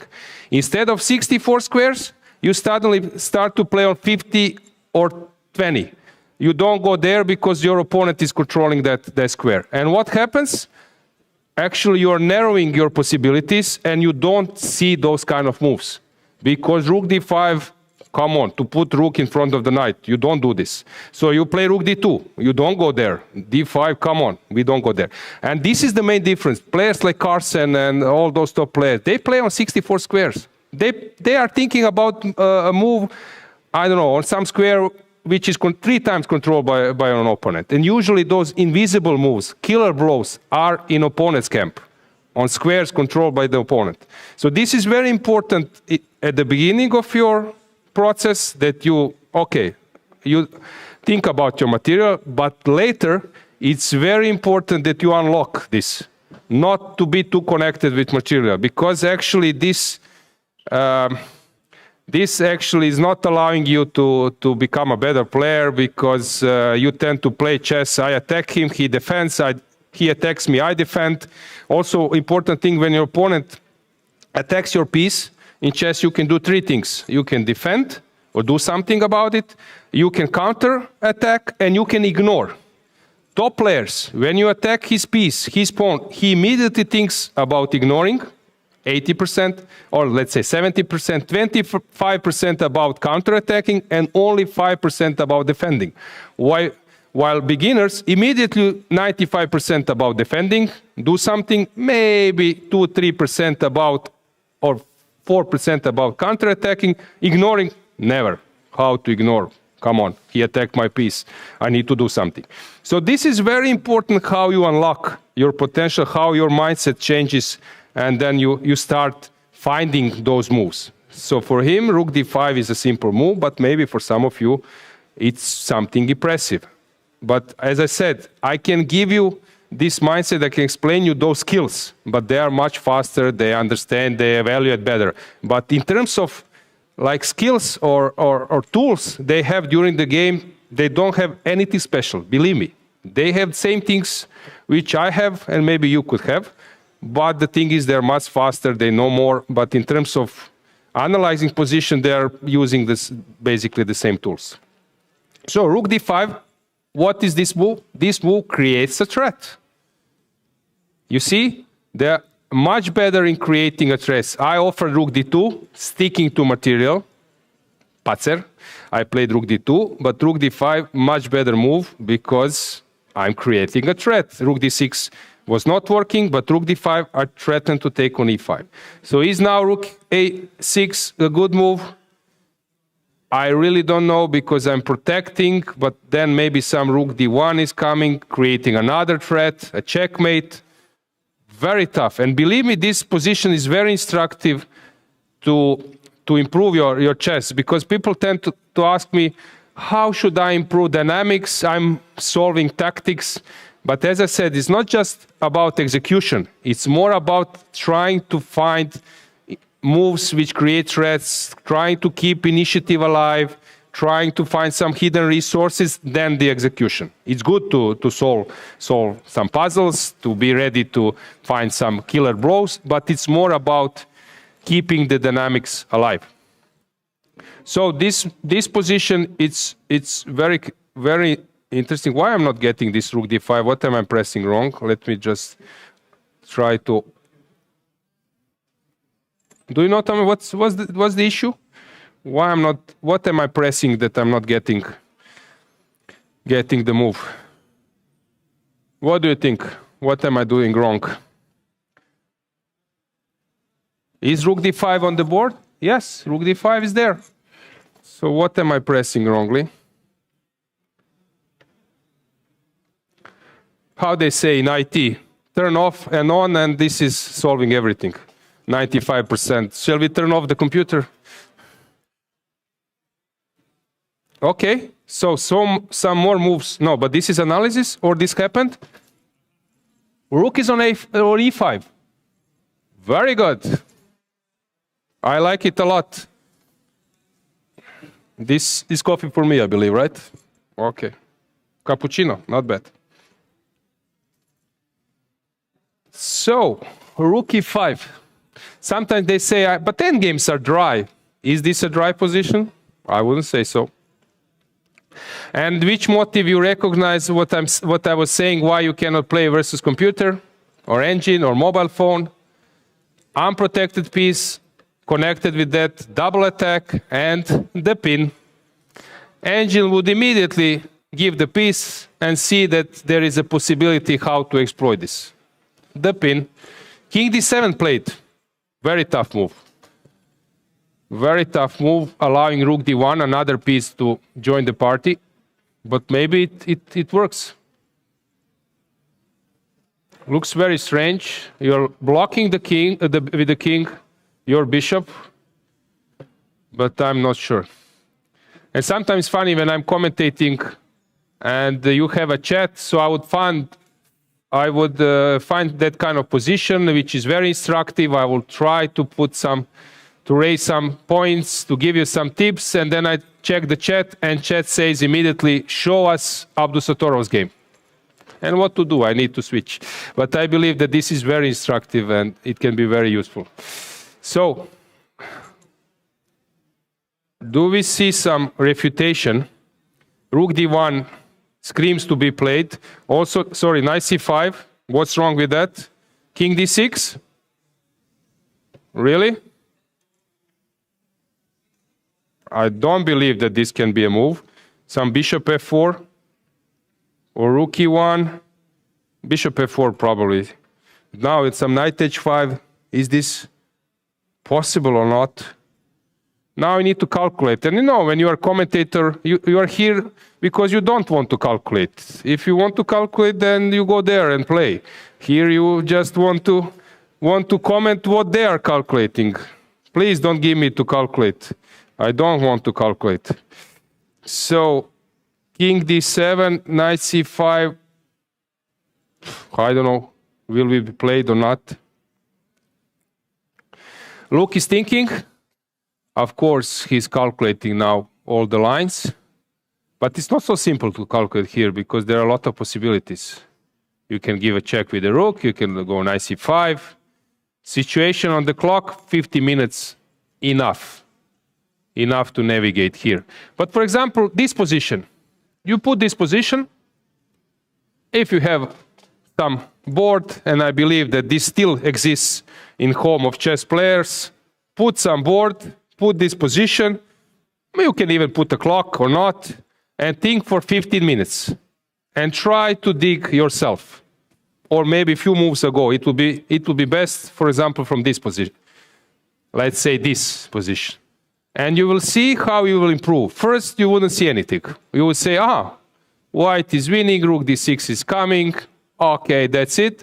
Then you check notes in some book or open the engine, and engine says f5 and everything. And then you suddenly see that you are too lazy, you're not digging, you're not pushing too hard, and then you find similar position on different profile, but you put it on the board and think. And then after some time, you start guessing correct moves.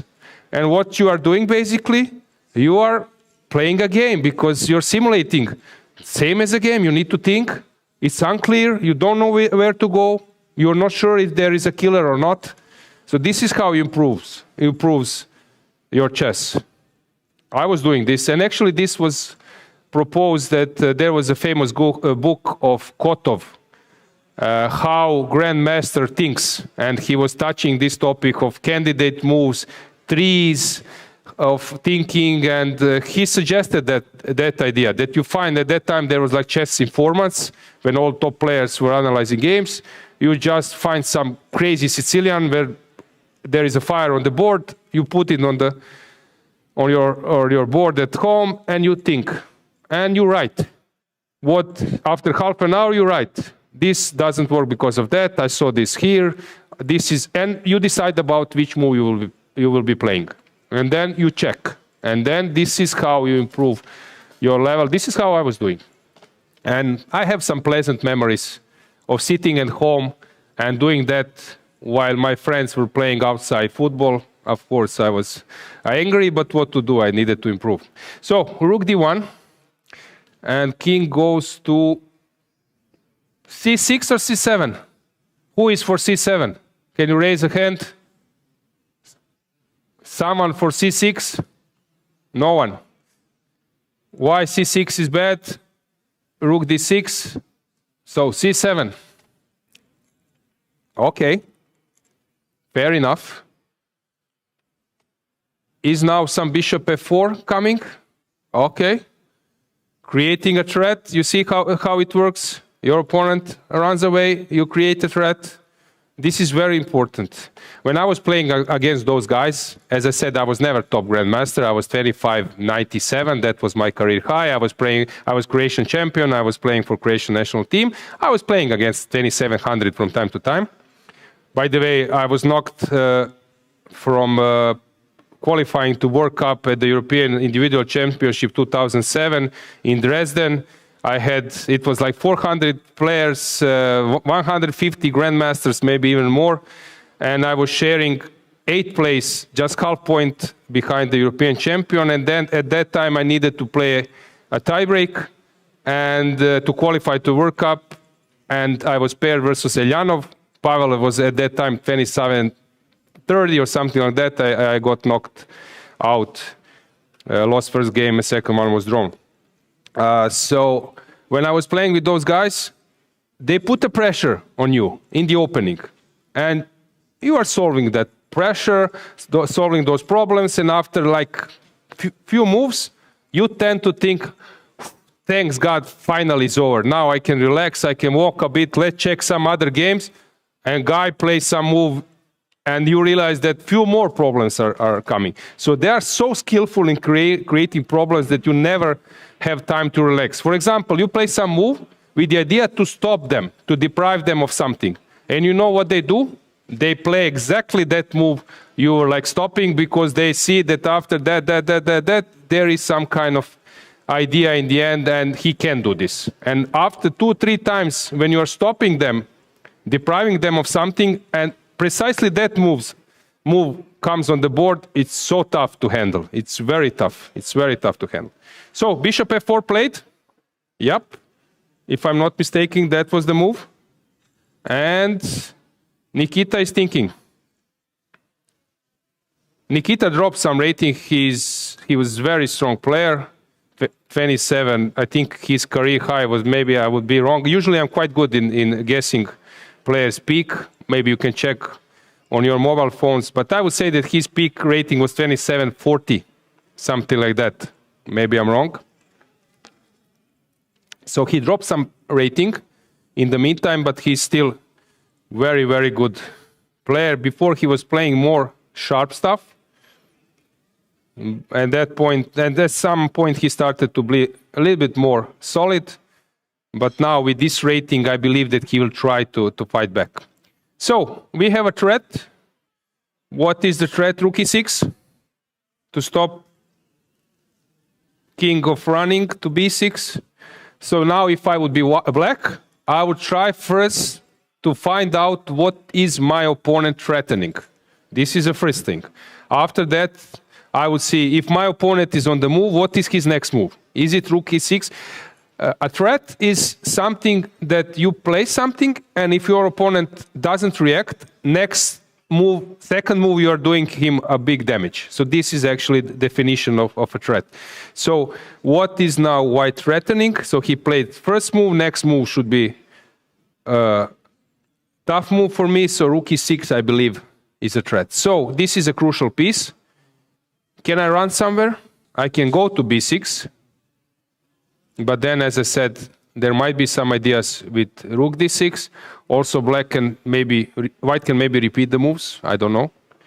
So I would say that black is having a tough time here. I would be very surprised that this game is holdable. And now when I say this, I turn on the engine. The engine say that black is winning. This Jankovic is a patzer. Who called him to give a commentary here? But okay, I'm just giving my impression. It looks very, very strong. Yeah. So how do we fight? Let me try to read body language, because I played against those guys. Nikita is worried, I have a feeling. I have a feeling that he's worried. But not from 1 to 10, not 10, maybe 7. Still it's reasonable for him. So, which candidate moves we have? What should black do? Knight takes on e4. Really? Okay, that's brave.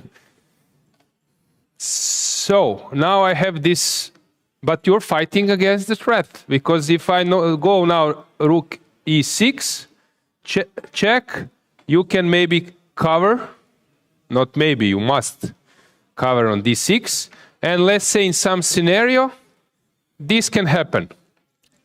And two bishops are better than a rook. Sometimes it's tricky because even having a 3 pawns, I had many games where rook versus, in combination, rook and a pawn, rook and a 2 pawns, rook and 3 pawns, versus 2 bishops. The 2 bishops can fight even with even against 3 pawns. with one condition, that pawns are not connected.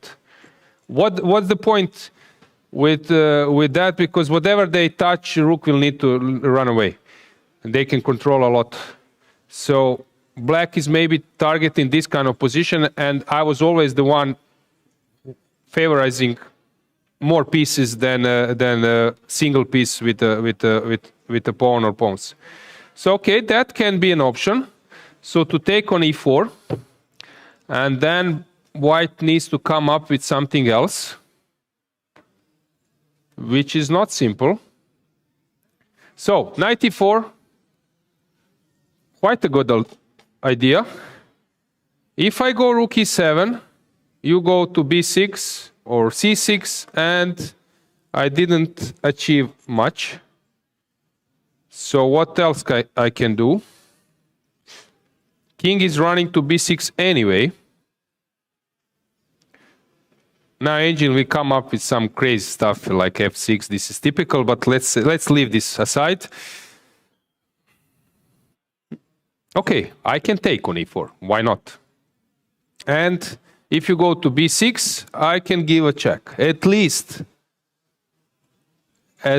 I can do this. And if you go to c7, I can go back. But then you can go to c6 if you want to try your luck. But then there might be some checkmating motives. For example, here, still I don't see it. But this is something which needs some proper calculations. Very interesting. Game of the round till the moment, but I don't know others. So let's leave Nikita with his problems. It's so nice when you are like playing in a team event or somewhere and you don't need to solve that kind of problems yourself. Sometimes you are so happy because it looks horrible for me to sit there and solve that kind of things. How is Mickey doing? Okay, so he castled queenside. Usually king should stay in the center because king is a piece as well in the endgame. Black played a5, I was mentioning, and long term this is the idea. f6, e5. This is how you restrict the knight. I think black is doing very well here. From my point of view, black is slightly better, but it's also quite fine for white. Then we have Sam Shankland. Oh. So it's queen d7, f5, allowing knight to be taken. Interesting. h3, I was mentioning this, so I was wrong, that he's keeping this pawn on h2, not allowing, or at least to get some shelter for the king. Knight f7, bishop f4, g6. I mentioned this g6, but this is a better version, because if you take on g6, I was mentioning this possibility in this scenario, but probably taking with the knight is much, much better. So he played king h2.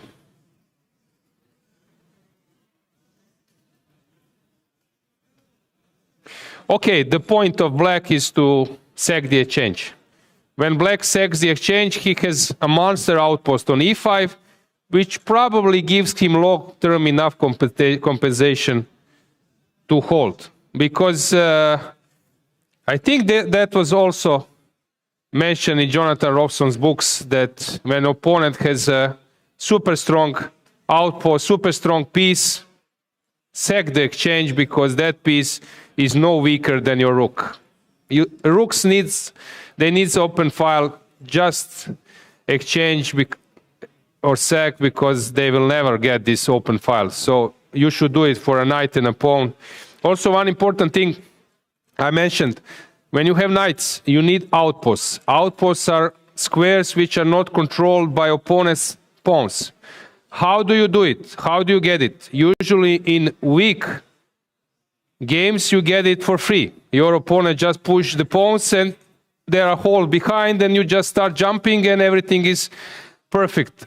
on high level, you need to provoke it. So in some openings like Trompovsky, where you exchange a bishop, maybe even London opening, and you stay with knights, you should provoke it yourself. How do you provoke it? By pushing pawns. So some a4, h4, a5, and then your opponent either react, and then structure has been defined, and then it's a moment to start jumping with your knight to that square.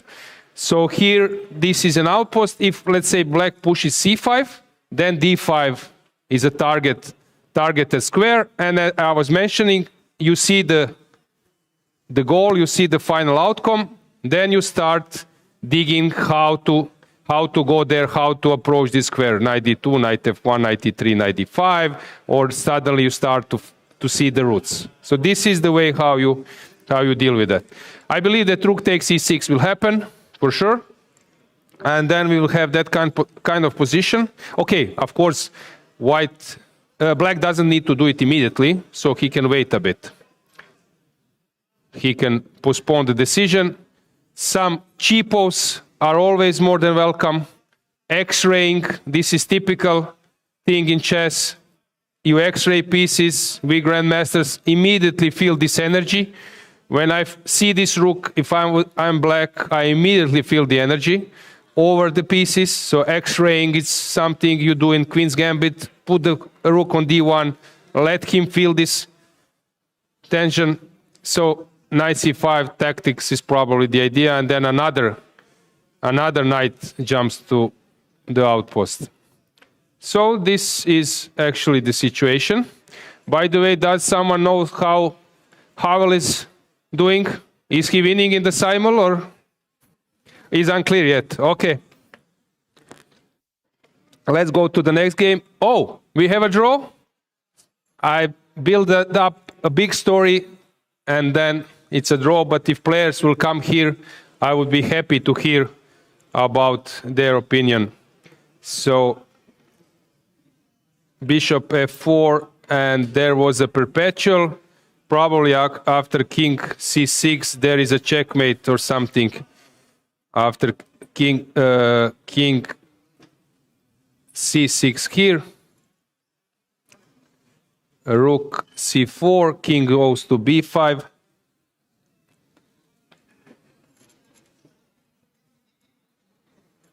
Is it, no, b3, rook c6.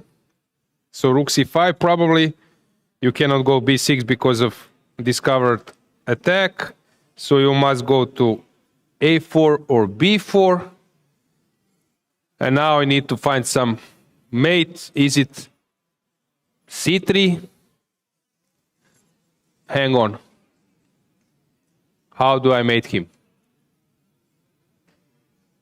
Okay, let's start.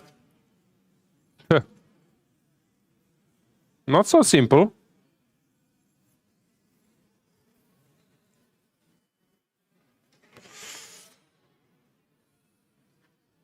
Maybe here, okay, of course, white can repeat the moves. So why would black go for it? Because anyway, it's a draw, so better to avoid it immediately. But to do it immediately, not allowing him to find the checkmate later. Okay, fighting game, very instructive. Let's move on. Let's see how Alireza is doing. Oh, okay. So typical stuff. Garry Kasparov would be so happy now. Oh, his watch would be somewhere aside. He would be very excited. This rook c3 was his trademark. Garry would be very happy, but now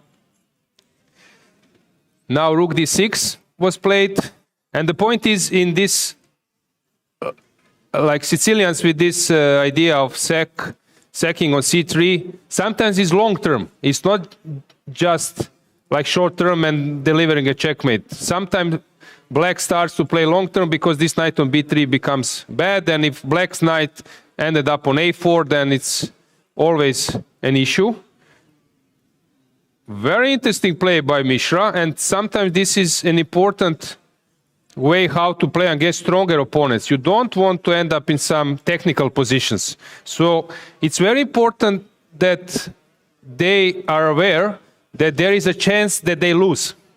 Not to allow them they play only for two results, because if they play only for 2 results, they are full with confidence. They start to take some energy. They are at the board sitting, dominating. While if you give them a chance that they lose, that's something they don't like. So I like this approach because here black can win a game. And this is something which, from practical point of view, it's very important against stronger opponents. Rook c3. So sacking exchange. So he actually this was counter exchange. Let's bring them. So how do we? Yeah, let's prepare the stage.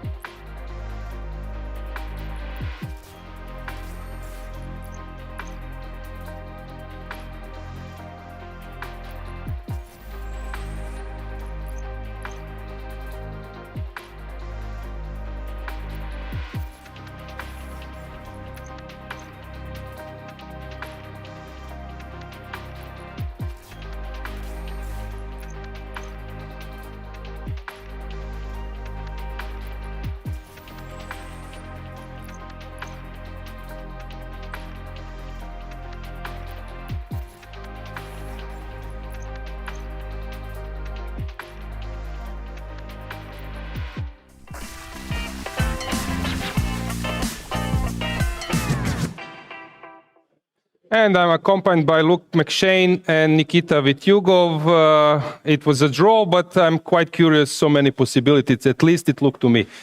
We can turn on the engine. I made a joke with Wei Yi and Jordan Fafores, because then I will save you some time when you go to your room or your home, then you don't need to do it yourself later. Well, I'm a little bit embarrassed to admit that there are no mistakes in this game whatsoever, because I think we both knew very well that this is a theoretical draw.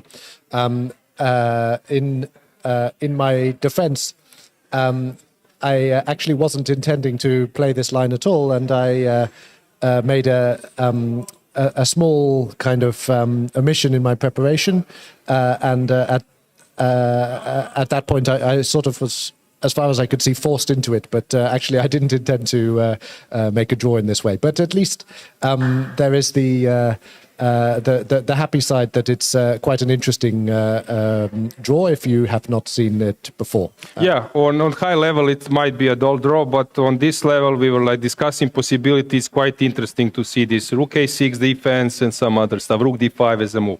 You want to add something, Nikita? You can just bring it closer. Yeah. I knew till the very end. Of course, it was my intention as well. I opted for neither not to make a theoretical draw, but well, such things happen, yes. And I mean, it's a normal game, yeah. It happens because there were some moments, yes, some interesting moments. It resembles a bit, so d4, it resembles a bit d4, cd, knight d4. We were chatting, David and me, this e5 line. There is some similarity when there is bishop b5 and then knight d7, knight f5, but instead of having a knight on c3, here you are in castle, right? So it resembles a bit that line. So bishop b5 was played immediately. Knight d7, yeah. We had a game here, I mean, after knight d7, once Luke played with me bishop a4 here. I mean, there are many options for white here, like bishop a4, a4, c3, c4, d4, castle, even bishop e2. I mean, like it's, plenty of options. Luke opted for d4, cd, knight d4, knight f6 castle. As far as I remember, I lost here quite an important game to Peter Swidler in the World Cup, and back then I just he basically caught me here in this line. So I did my homework, yes, and here I started with e5, yeah. So can you guys reveal what were like other options possible? What were you expecting? Maybe different line, different opening. What was on the menu instead of this line? Well, I had to think about different first moves. Of course, Nikita is a great expert in the French defense, and also won e5, of course. So there were plenty of things to occupy me. And apart from the Sicilian with 2d6, many times you've played with e6 on the second move and knight c6 as well, and even g6. So yes, the chance of this arising on the board was, it was only just one possibility among many. Yeah, this is the important thing to point out, because people sometimes tend to think that you were like preparing for this line, but this was just one small portion of possibilities. Exactly. Yes. And you cannot have everywhere everything. Yeah. Okay. e5, yes. Another option is to start with a6 here, but yes, it gives white some options. Yeah, I would say. Yeah. So you played because instead of castle, instead of short castle, yes, also bishop d3 exists, which leads to, well, of course it's sort of harmless, but it leads to a game. Yeah, so it's playable. So this gambit, yes, short castle.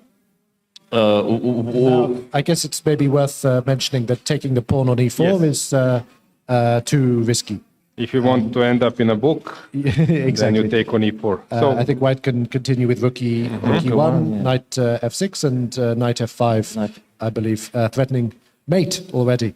So then white has a very pleasant position after, for example, e6, knight takes d6, bishop takes, queen takes. Yeah, two bishops advantage plus some issues. Exactly. Okay, so instead of knight e4, viable move, a normal move is e5. Gary was always happy when knight lands on f5. The thing is, here white must go knight f5, a6. So instead of knight f5, there is nothing else. Yes, there is no move, yeah, of course. Because otherwise I just lose my pawn on e4.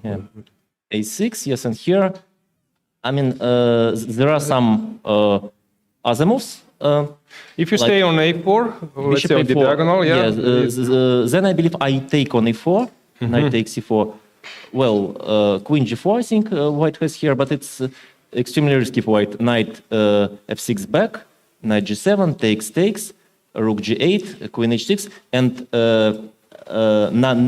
now we get to understand why this a6 was included, because here black goes b5, and it's like extremely important. Yeah, bishop b3, bishop b7, and it's very risky.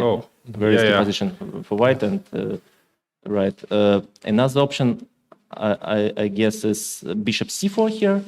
Okay, bishop c4. If I'm not mistaken, the line is knight c5, knight c3.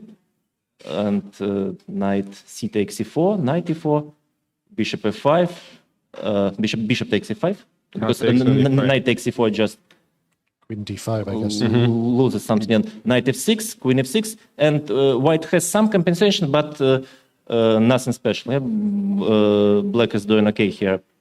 So, okay, so the game went this direction: bishop to d3. Knight c5, yes, it's quite a critical line which happened in the game, because if black doesn't force things, then they would just end up in a horrible position. Yeah, no d5 square. It's just the perfect knight on f5. So it's of course it's all connected. Yes, this a6, e5. For example, if you play instead of knight c5, if you played g6. Okay, which is sometimes a normal move with some Kalashnikovs and g6 knight. G6. Yeah, g6, knight e3, knight c5, and here knight c3, and I think this is exactly what you mean. White has a very easy edge here. Okay, so instead of g6, knight c5 was played, knight c3, and d5, very important move. Yeah. The key move. What happens if white takes on d5? Actually, I was trying to find out over the board. With the knight? Not the best moment, yes, with the knight, because I think e takes d5 is just e4, or what is the move? e4 takes d5, e4, exactly, and here there is just no way, yes, to save the piece. But after knight takes d5, at least it makes some sense. Yeah. Sorry, knight d5. Knight yes. d5, knight d5, e5, same position. e4. Yeah. Here, white has queen g4. Oh, I believe it's. I mean, I was certain that it's not that black is doing okay here, because well, I just remembered my files. Yeah, but here I wasn't sure how to proceed exactly. Probably I have to take on f5. Because queen takes d5. Because if you take here some rook e1, probably this looks horrible. Yeah. So queen d5. Sorry. Queen takes d5. Knight g7. White has knight g7. Intermezzo. Yes. Yeah. Rook is hanging. So bishop takes e5. Queen e5. e d3. b4. Yeah. b4 immediately. Okay. Or I was rook thinking, e1. yeah. Okay. Rook e1. Bishop e7. It doesn't make any difference. Yeah. Okay. Before knight, but. I couldn't find anything. Knight a4. Probably in the worst case, something like bishop g5, f6, bishop f4, castle, d6 takes, queen e6, rook f7, bishop d6, dc2, and well, black is by no means worse. Yeah. So. Were you familiar with that line? Look. No, I was not. No, I am not sure actually if it's the correct one. Yeah, but another option for black is after knight takes d5 is to take on e4. Knight d5, knight f takes e4. And it wasn't clear to me as well, because both knights are hanging, yes, and well, like white has to go something like. I guess knight fe3. fe3 looks okay. Bishop e6. But here it may be maybe c4 probably. e4, yes, or bishop takes e4, knight e4, queen e2.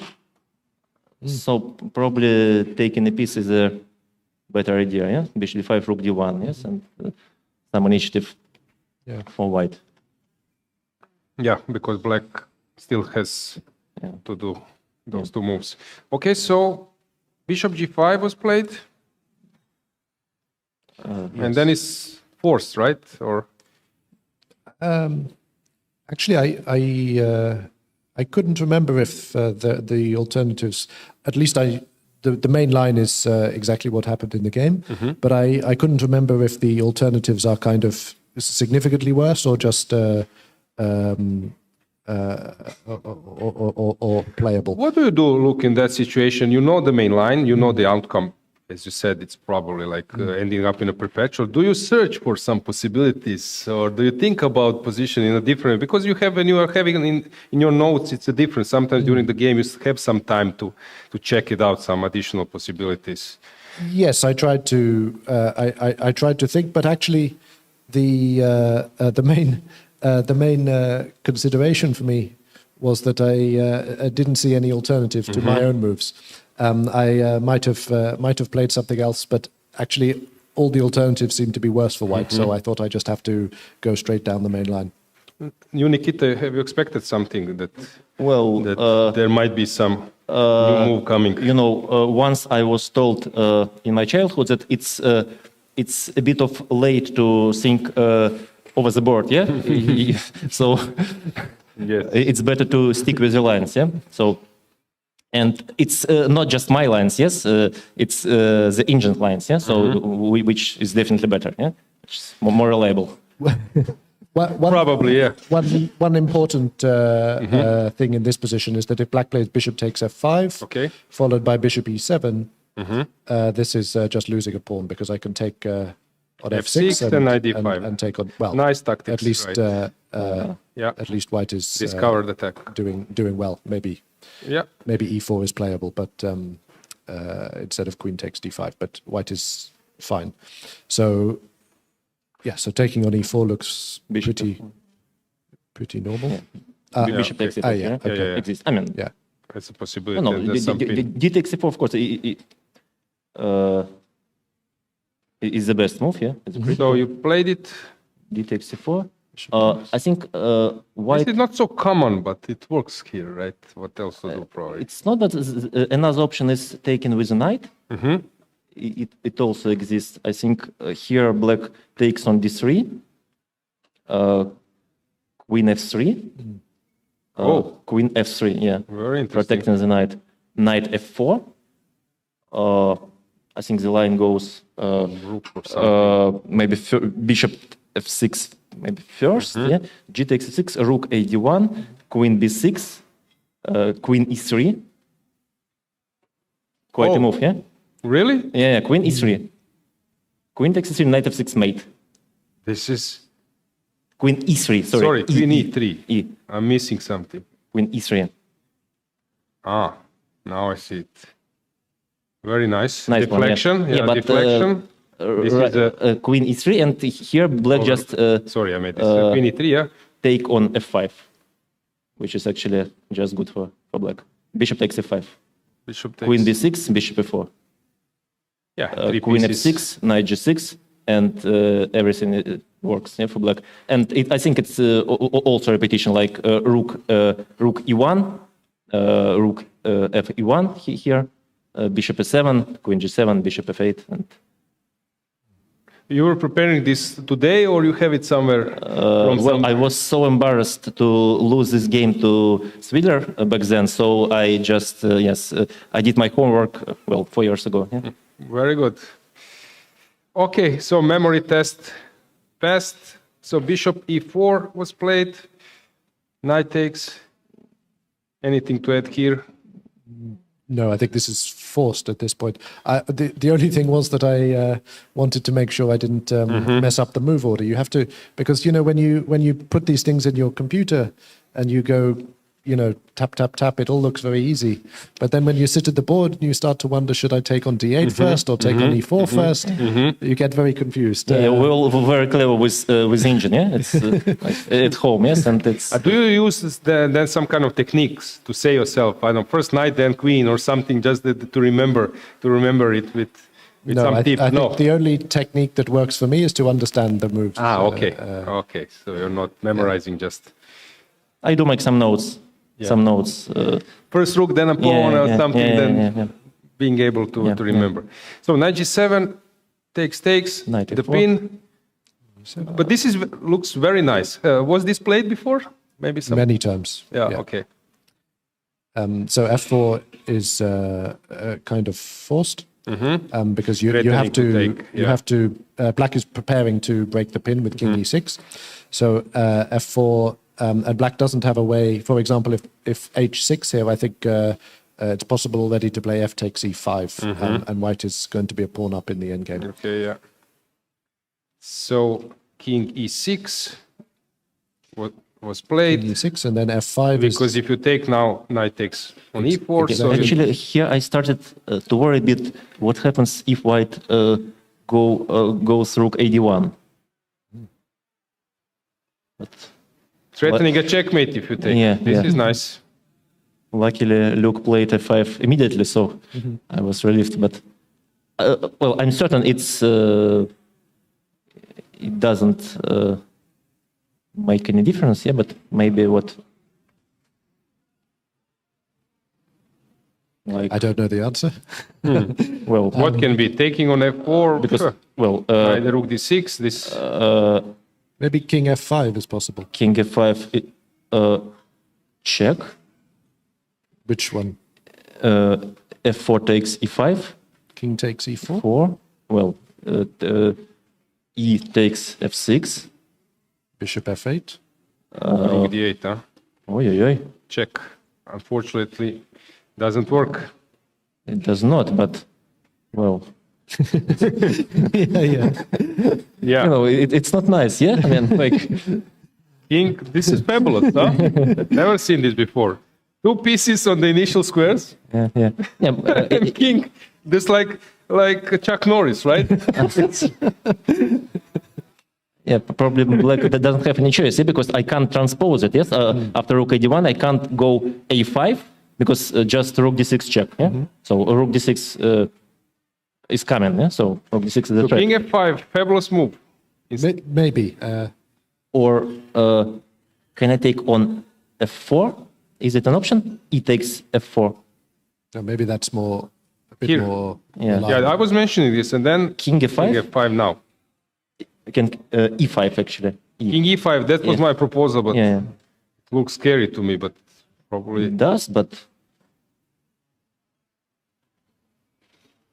Yeah, that's much yeah, much better, I think. yeah, I think it then- works, yeah. Yeah, And then Angel will say draw with rook f6 or something like that. Yeah. possibly.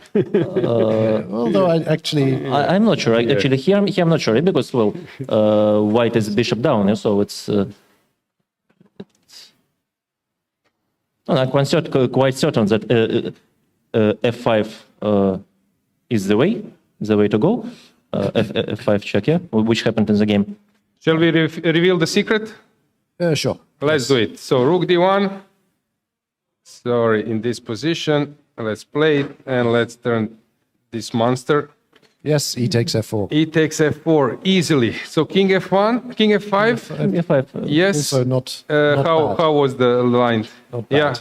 it's fine And as well, then yeah. Yeah. bishop f8, Yeah. and then laughing, and then simple move g4. Okay, this you can find. I think if you would be in this position, this g4 is possible to find. Yeah. So, and instead of king f5 to take on f4, rook d6, king e5, and black is better. As I said, rook f6, but it's not enough for a draw. So he thinks that he's better.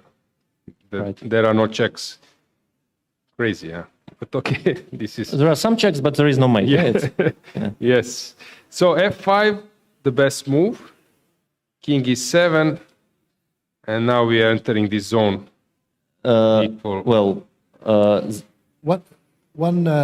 So rook d1 is the move which I played, but at the board I took a few minutes to work out why rook a e1 is Okay, not and? winning. It actually, if you look very superficially, it looks like white is almost winning a Threatening piece knight on the spot. f6 and rook e5. But the black has quite a clever resource, so I think h6 is a good start, and you play bishop h4.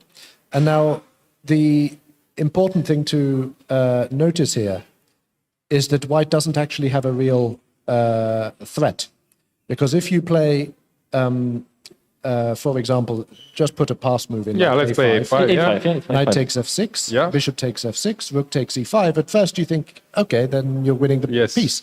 But actually black plays bishop e6 here.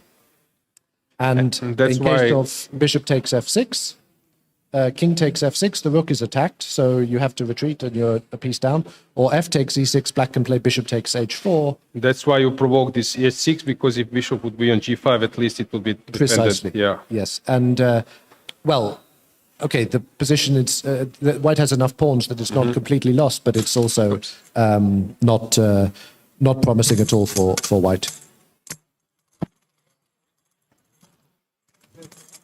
So, so that's I at the board I considered rook ae1, but I remembered that rook d1 was the correct move.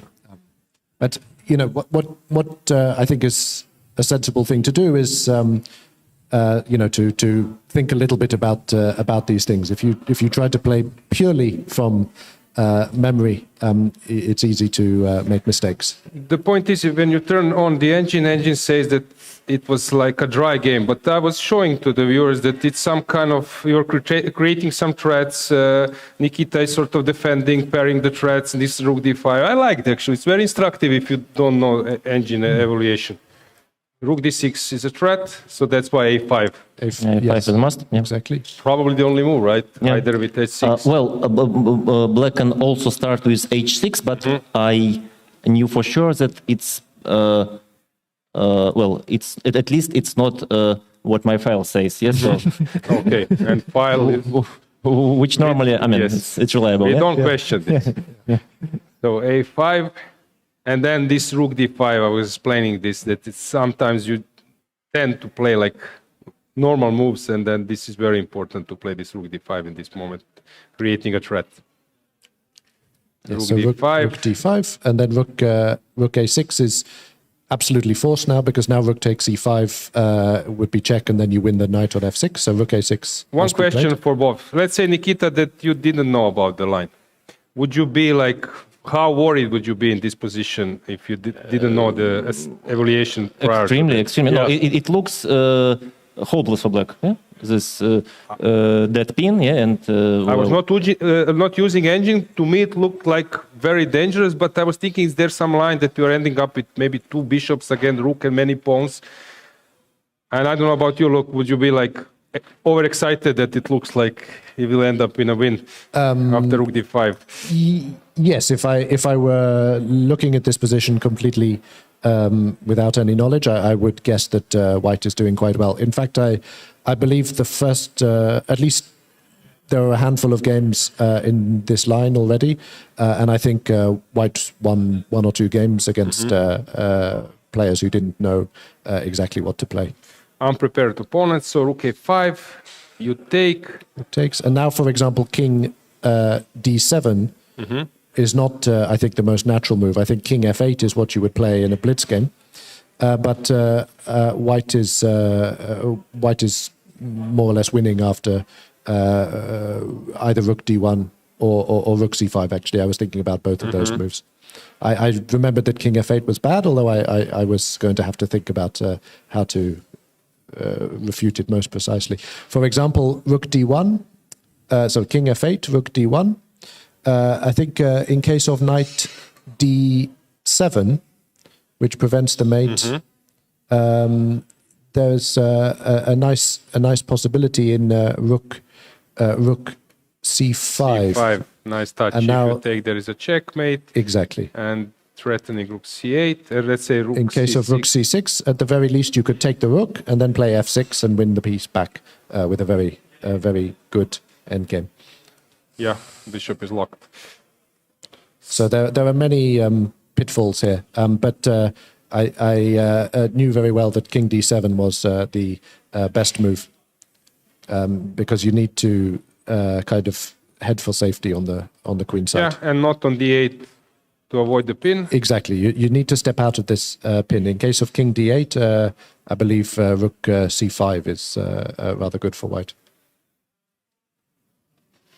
Yeah. The reason rook c5 is good, well, the pin is uncomfortable, and rook d1 is a threat. And in case of bishop d7, you play rook d1, and then you're going to trade everything on f6 and then win this bishop on d7. Yeah, because white already has 2 pawns, right? So Exactly, yeah. it's already something. So king So d7, king d7, rook rook d1, d1. king c7. Yeah. Forced. And it's also a bit unpleasant to come to bishop f4, but... Yes, I mean, I happen to know that bishop f4 is the move. And now, for example, well, knight takes c4 is the right move. If you play king b8, I think, actually, I was not 100% sure, but I thought rook e8 check, king a7, and then I was thinking knight takes f6. Okay. Bishop takes f6. Protecting the rook. Exactly. Okay. Rook takes h8. Bishop takes h8, and then rook d8, and white wins the piece back. And that seems to be correct. Anything to add, Nikita? You were aware of this. Okay, you knew your main line and you stick to it. Yeah. So, king Knight E4. Knight E4. Yep. I took a couple of minutes here just to make sure that I wasn't about to overlook mate in one, but none of them are working. Yes, there is no mate, yeah? Yeah. Yes. I think you also did the same. Yes. If rook would be on b6, that would be something. Yes, there is a rook e6 check, but black holds, yeah? I mean, black wins, yeah? Knight d6, rook d6, rook d6, rook d6, and, I thought bishop b2, and just... There is no threat, right? Yeah, there is no basic... I mean, the only threat is rook g6, and now my bishop is in the safe place, yeah? Yeah. On b2. So, after check, after knight e4, you played rook e4, king b6, check, and nothing to do. King c6 works or not at some point? King c6 is possible, but... when? And in this position, or? Yes. If you play king c6 here, I think white continues with rook e7. And... because I didn't see anything here. Rook c4, king b5, right? Exactly. And the nothing king is going on here. Escapes. So rook e7. Rook e7 and... well, actually, yes, it's possible for black to continue the game like this, but it's quite risky. I think that engine, this is a weak engine. Well aware of this. Yeah, this is a bit irrelevant. The engine is not so strong here, and only depth 17. Probably overexcited in human. Yeah, the position is more or less balanced, I believe. Yeah, as I said, with engines, you could just tell 2 sentences while I did storytelling that this is a fabulous stuff. And okay, this is what contemporary chess brings. If you turn on the engine, everything looks simple, but it's not so simple, right? So the other thing to notice is that in case of king b6, bishop e3, and then king c6, this one definitely is not playable because rook c4 check, king b5, and I didn't see a checkmate here. Can you help me? Is there a checkmate? Yeah, I mean, no, there is not a checkmate, but rook c5 check is at least a draw here. Yes, that's why my point. Why to go here? Because you can draw anyway. Exactly, but in fact, white can play for a win with rook g4. Rook g4. Rook g4, and then after bishop f6, for example, a4 check, king c6, rook c4, and this one really is checkmate. Small pawn helps. Yeah. Okay, so plans for the final part of the tournament, look. No plans. No plans. Just keep playing some decent games. Nikita. Same here. Okay, so thanks for coming and good luck. Yeah, let's see what's going on in other games. In the meantime, all other games are in.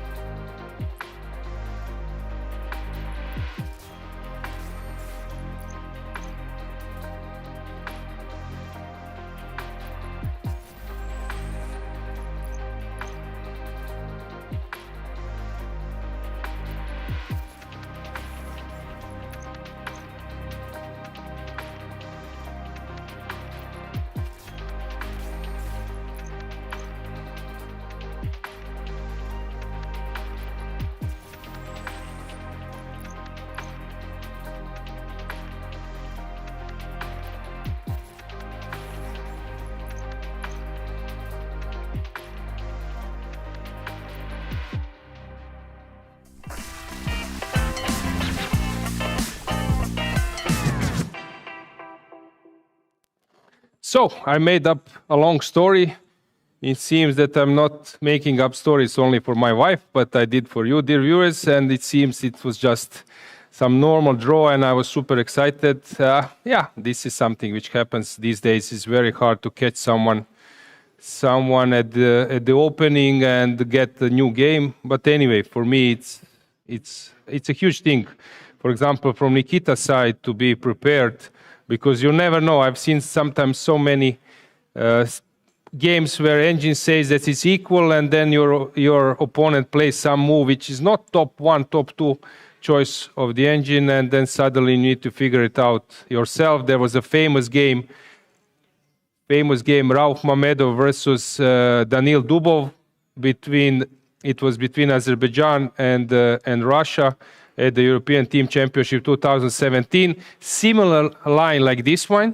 Engine says that it's a dead draw. Rauf comes with some move which is not top choice of engine, and Dubov couldn't figure it out. Similar line that White is pressing, and won an important game. And it was funny story because they had this training cap, and that position was analyzed with Gelfand, and Boris said, then Grishuk was laughing, Boris said, but you can figure it out this yourself. And then suddenly Rauf played it. I was watching, I was playing for Croatia, I was watching Dubov was sitting there and thinking, what should I do? What have I done? Because it looks horrible to dig it yourself. Sometimes, yeah, it's risky to play lines where engines are saying equal with so many possibilities. And you see that they are not sure with all those details. But fantastic memory. I believe that I have better memory than average. But what those guys have, it's really fabulous. So big respect, big kudos. How about this position? So it was a King's Indian. We were following till this moment. If White manages to play something solid and get some more space, in the meantime, usually it's much better for White in a long term, but Gawain is very skillful in creating chances in this position. Usually I'm saying this, if you play King's Indian, you need to be very tricky, because if you are not provoking your opponent with some moves, if you are not like wise how to give him a choice at the right moment, you cannot play King's Indian, because King's Indian is not only about quality of the moves, it's also about psychology, offering your opponent some chances to go wrong, and Gawain is always skillful in that sense. But here it seems that he took a big risk, and Pavel was up to a task. There was a European Club Cup game between Elyanov versus Mamedyarov. The way how Pavel outplayed Mamed, not giving him chance to come out with some sharp stuff, it was fantastic. So if you can handle the position versus Mamedyarov, that means that you can avoid counterplay of opponent. And let's see how he did that here, being a pawn up, but with rune structure. As I said, Gawain Jones is one of the most tricky players I'm following usually in terms of creating chances, sometimes from desperate positions, sometimes from bad positions. You can check his game versus Max Warmerdam at the European Team Championship. He was dead lost and managed to hold that endgame for England. So here, it looks dead lost, but as I said, he always opens the doors for some chance. Now it looks totally lost, but let's see. Now I turned on the engine. I don't want to check this. Let's do it without the engine. And this is current state of affairs. I cannot say more than this is bad position for black. Because even if you go knight h5 and stun stage f5, e5 can happen, knight can go back and protect. So Pavel has open hands here. Actually, I'm trying to think what can be black's a long-term idea to create something is this bishop transfer, how to play this game, because king is very safe on g2, queen c8 doesn't do much. Maybe only idea for black to save this game would be to liquidate on the queen side. If we can exchange all the pawns, there is a chance to hold this game. Without that, I don't see how he will hold.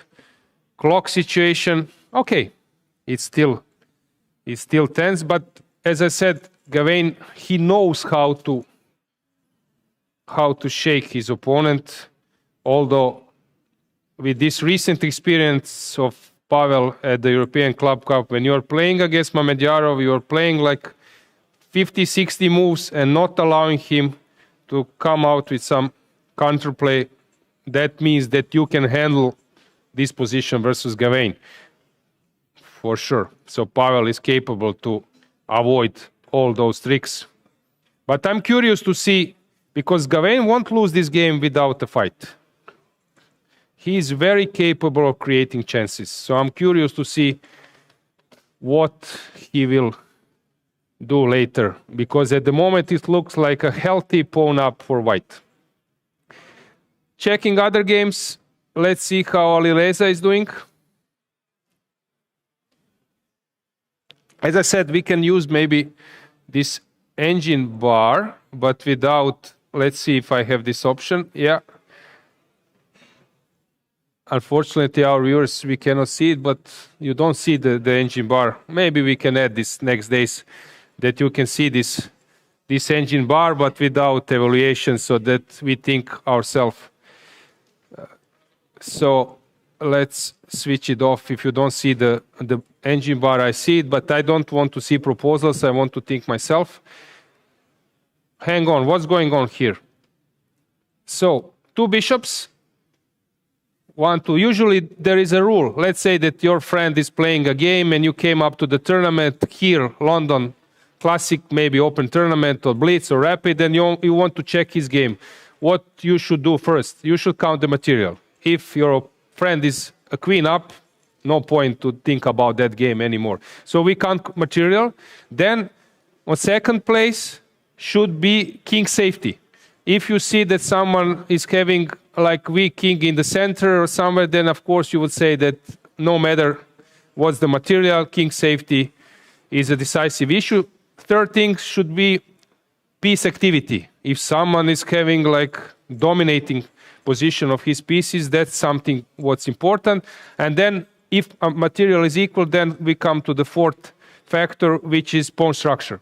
So if all those factors are equal, then who has weaker pawn structure, that's important. But if you have, for example, your opponent is having a bad structure and you are having some piece activity, then probably that means that even not being ahead in material, that your advantage is considerable. Sometimes when an opponent has a weak king and you have a piece activity, but you are material down, but because of those two factors, you can be in a better situation. So let's say that I don't know the position, I don't know anything, I don't have any previous info about it. I would check. Okay, first I count material, and usually, let's say that you speak with Magnus Carlsen or Nakamura.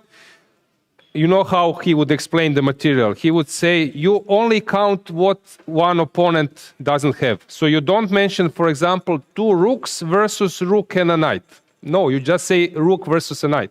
So we just mention things which one side doesn't have. So here, two rooks, so we don't mention this. Knight, we don't mention this. Bishop, okay, see, here I would say I have two bishops for a bishop and a knight. I wouldn't mention any other pieces. So this is the way how you explain. And in terms of material, 3, 5, 5 versus 5. So here I would say this. White is having two bishops, advantage. So this is the first information. Then we go, so since queens are off the board, king safety is not so important, although sometimes even when there are no queens on the board, king safety can be a factor. So king safety here, we don't mention too much. Now we go to piece activity. Black pieces quite active. Harmony of white pieces unclear, not defended. So I would say that piece activity of black is fine, maybe slightly better than white. And then we have pawn structure. I think that, who said this? Nigel Short said this, that if you have more islands, for example, Croatia is quite divided. If you have more islands, that's good if you are Minister of Tourism of Greece. But if you are a chess player, you should have not many islands. One island is more than enough. So here I see many islands, and it would be nice to visit with some sailing boat, but here it's quite bad. So this is the issue now of white's position. Black has 2 islands, while white has, this is 1 island, connected pawns or pawns close, second one, third one, fourth one. So pawn structure plus piece activity. So if I would not know the exact ideas, but here is very concrete. There is a check on the board. Let's say in this position, if this check doesn't exist, and then I turn on the engine, I would say that this is better for black. How much? This is above my horizon, but at least I can say I would prefer black. And then I turn on the engine confirms, approves. So this is how you evaluate the position. But these are sort of sometimes statical factors, and then there are dynamical factors. Here, white plays this knight f5, and this is very concrete. So something went wrong. What is useful, you can improve. My coach, former Yugoslavian champion and my former coach, he passed away 10 years ago, Krunoslav Hulak, he would say, he will give me some game and then homework, find critical moments. So it's very important to find critical moments, to check the game when something went wrong for some side. This is the way how you will recognize critical moments yourself. And why it's important to recognize critical moments, because you will invest more energy if you realize, this is the thing. Here I need to be the most precise. I need to give everything I have. So if I need to go fast forward, let's say that I'm trying to, without the engine, I'm checking critical moment, okay. I cannot say much here, okay. Looks normal. Okay. First thing, do you allow this sacrifice on c3? I will have a question. Should I defend somehow? This is the first thing, first critical moment. Then let's check second one. Okay, looks sort of normal. Yup. Okay. Second critical moment. But e4 was handing, so this is not a critical moment. I was forced to take with the knight.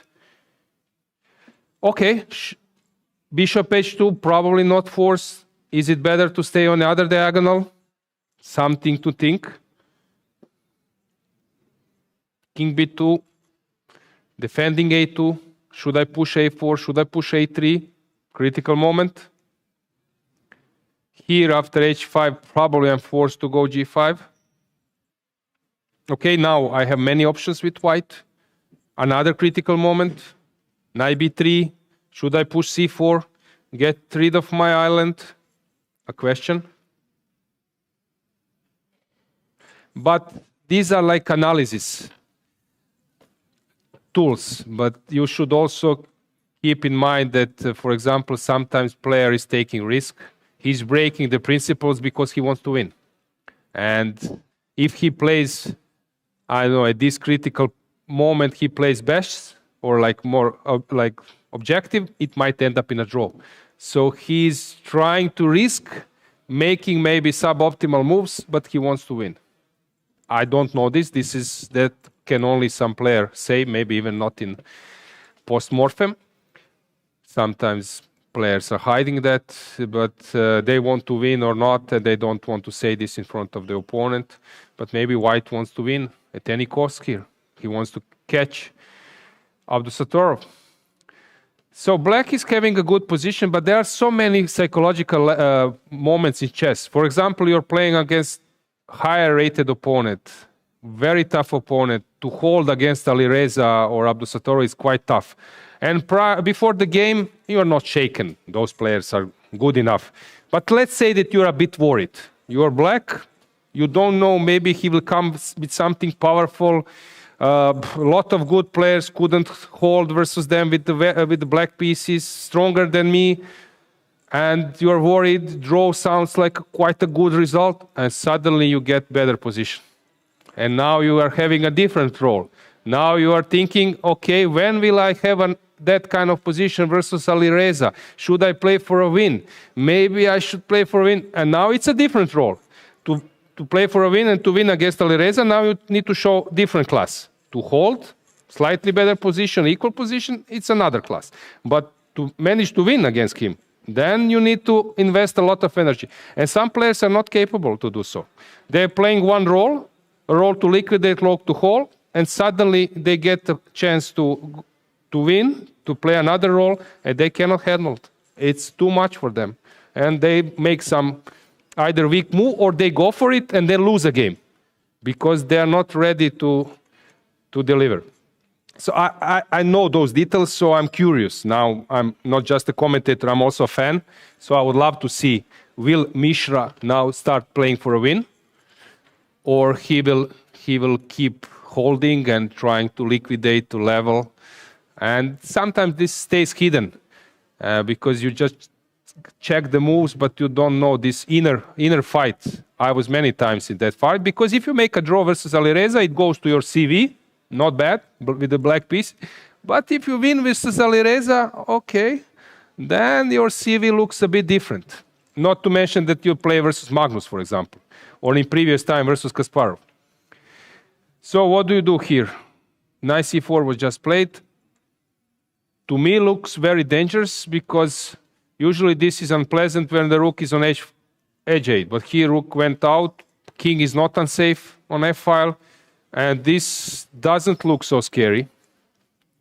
So I think that Alireza is not doing great, but once again, you have different profile of players. I was mentioning this. For example, in a lost position, if I would be lost, and if I could invite someone, like in those catchers, and then you give him 5 and then another one comes, I would love to have, for example, Gavin Jones playing my lost position, or let's say Rauf Mamedov, or who is a swindler, Dubov, or I don't know, some players who can put some tricks. While, for example, if I would have a slightly better position, I would love to have Pavel Alyanov instead of me. I would love to have Mickey Adams. So this is the point, and players are different. For example, here, Alireza, it's very tricky when he's in the worst position. He set up so many problems, and he has this ability. While some players, when they're like losing, I don't know. For example, when he's better, Caruana is fantastic. When he's worse, somehow he's not putting the same level of resistance as Nakamura, as Firouzja, as Abdusattorov, fantastic defender. So I don't believe that Alireza will lose this one. That's why I said Mishra needs to show a big class to win this position versus Alireza. So that would be like my assessment. I can be wrong, but usually I'm quite fine in that. That's why I said I needed to pick up one player before World Cup, and I said Sindaro will win. And actually, I was quite proud to guess being only 14th or 16th seed before the event. So what's going on here? King c1. Black is having a fantastic position. Now, if Alireza would be black, I would say that Alireza would win this position. But to win against Alireza, it's not so simple. Let's check other games. So how is Sam doing? I was telling you that black will sacrifice the exchange, but actually that didn't happen. So what's the case here? I cannot even understand. Let me try to grasp. So rook d1, knight c5 was a trick. Okay, and one disclaimer, I'm just throwing some comments without an engine while players are sitting there and they can go to much higher level understanding and details. So I'm just giving you some simple explanation. It's not that I know better than them. Ex-cathedra, they are, of course, there in the position fighting for their lives, so they know better what to do. So bishop g5. What's the logic? So bishops are usually better than knights in open position, but here there is a huge activity of black pieces. And exchanging, for example, you can outplay your opponent by deadly attack. You can outplay your opponent by conquering some space and then pushing. You can outplay your opponent, I don't know, by some combinational play. But you can also outplay your opponent by exchanges. This is something people tend to underestimate on grandmaster level, that by exchanges, they improve their position or weaken opponent's position. Let's say you like football, and I don't know, in some team, Messi goes out together with your bad defender. Suddenly, position on the field is completely different. The same goes for chess. If you know how to exchange opponent's good pieces and your weak pieces, you can completely change the dynamics on the field. And some players are fantastic in that part. And slowly, they're changing some pieces, and afterwards, opponents are asking themselves, what went wrong? Sometimes it's hidden. So those kind of moves. For some players, it's easy. For others, it's not. So bishop g5, knight b5. There was also famous game between Mikhail Tal and Botvinnik, and they were discussing, and Tal was showing some analysis, this move, that move, and Botvinnik just said, here I exchange pair of rooks, and I'm in great position, I don't need to calculate. And Misha was shocked. This guy is just not throwing any analysis, he just mentioned one exchange and he doesn't want to analyze anymore. So this is this guy's sense of understanding. Bishop h4 looks scary. If I would be white, I would be scared. My knight is far away, but maybe Sam had everything under control. To me, looks a bit scary, but let's say my pieces are centralized around my king. 3 moves ahead, I'm not having a good coordination. I would be worried, but as I said, those players are much better than me, so they can understand when to break some logics. I would be very afraid.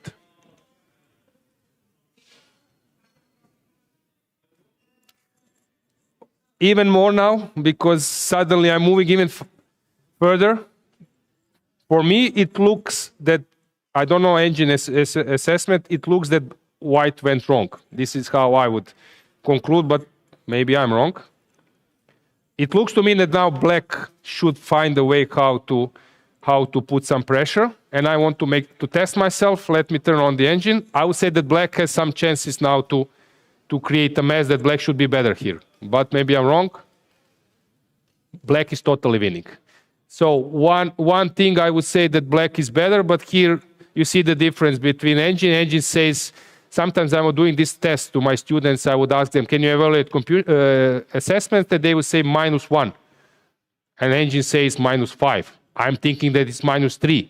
So what this helps you to encourage you to, why it's important that you know exact and correct assessment. Because if you know correct assessment, then your moves are taking that direction. If you don't know the assessment, then you don't know what to play for, where to go. So it's very important to evaluate the position. So let me try to do some tests.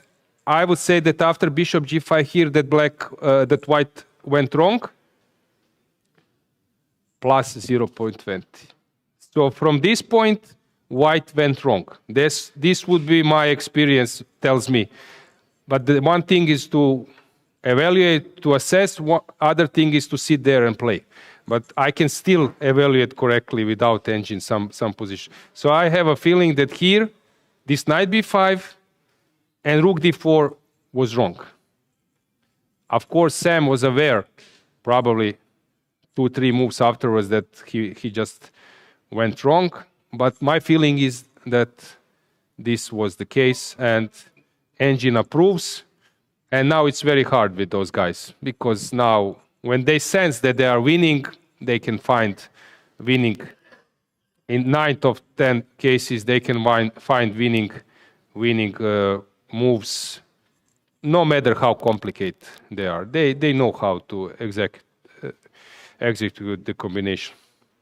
So, Nodirbek winning, which is very huge. By the way, during World Cup in Goa, Levon Aronian was kicked out by Arjun Edgaisi in quarterfinals, not qualifying to the candidates. And okay, actually he was quite normal. He was not regretting too much because he played a very good tournament. And there was World Corporate Championship, and we were gathering, and we made some kind of dinner with the big chess sets, and we were playing a game.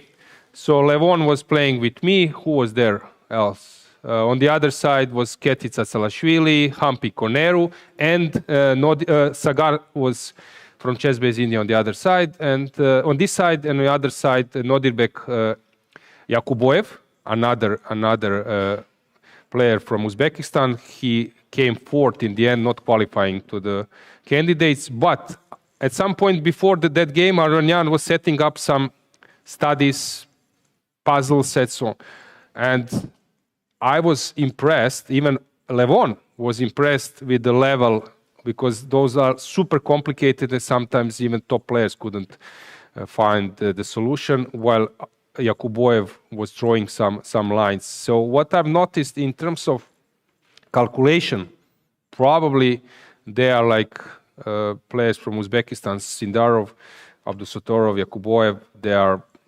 probably on very top. And I was very, very impressed. There are maybe some players like here, Praggnanandhaa is here, who can maybe understand, grasp some details.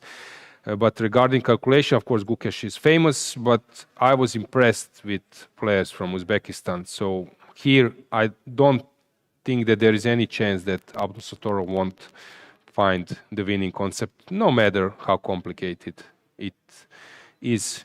So he's now thinking what to do. Usually in those positions, when something is going on one wing, yes, I just wanted to say you cut the defense. So for example, I want to bring my queen. So when your opponent, when you like ruin opponent's shelter in front of the king, and there is no direct checkmate, what do? You bring pieces. When you bring pieces, then of course chances to do something afterwards are increasing. Here black wants to bring the pieces, but this rook is on the way, and then solution is to cut the defense. When opponent has like a key piece, you can do three things. You can exchange it, you can deflect it, and you can cut. Usually with horizontal or vertical pieces or diagonal piece, you cannot do it with the knight, but you can do it with bishops, queens, and rooks. So that's why this d4 is having a purpose, because it allows queen h4. And this is how you come up with those moves. Logics behind. While engine just says d4, and logical explanation is not needed. So d4 with the idea of queen h4, and probably he just calculated that this is just easy win, but okay, we will check it out. I'm quite curious about Sam's decision. Why to go there? What was the reason to do it? Always I need to say this disclaimer, because I'm a big fan of top players and I admire them.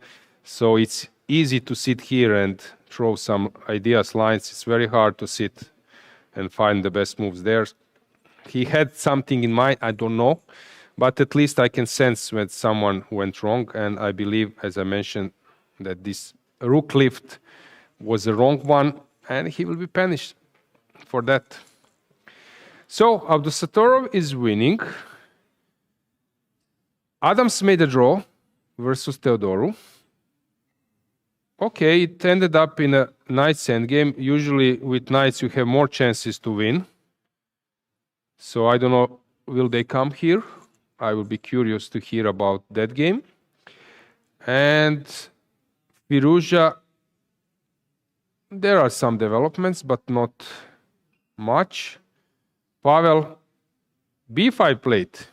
It's interesting. So he stabilized on the king side, and he wants to find another weakness. So he's just playing like nothing has happened. He just keeps up with queenside play, saying that, let's imagine that this pawn is on g2 and there is a pawn somewhere on e6. I'm just playing my strategy. I believe that we can check. Praggnanandhaa is keep playing. Let's see how Praggnanandhaa is doing. He made a draw. I'm not sure, are you familiar with Velimir Ivić? Since I'm Croat, he's Serbian, I know about him.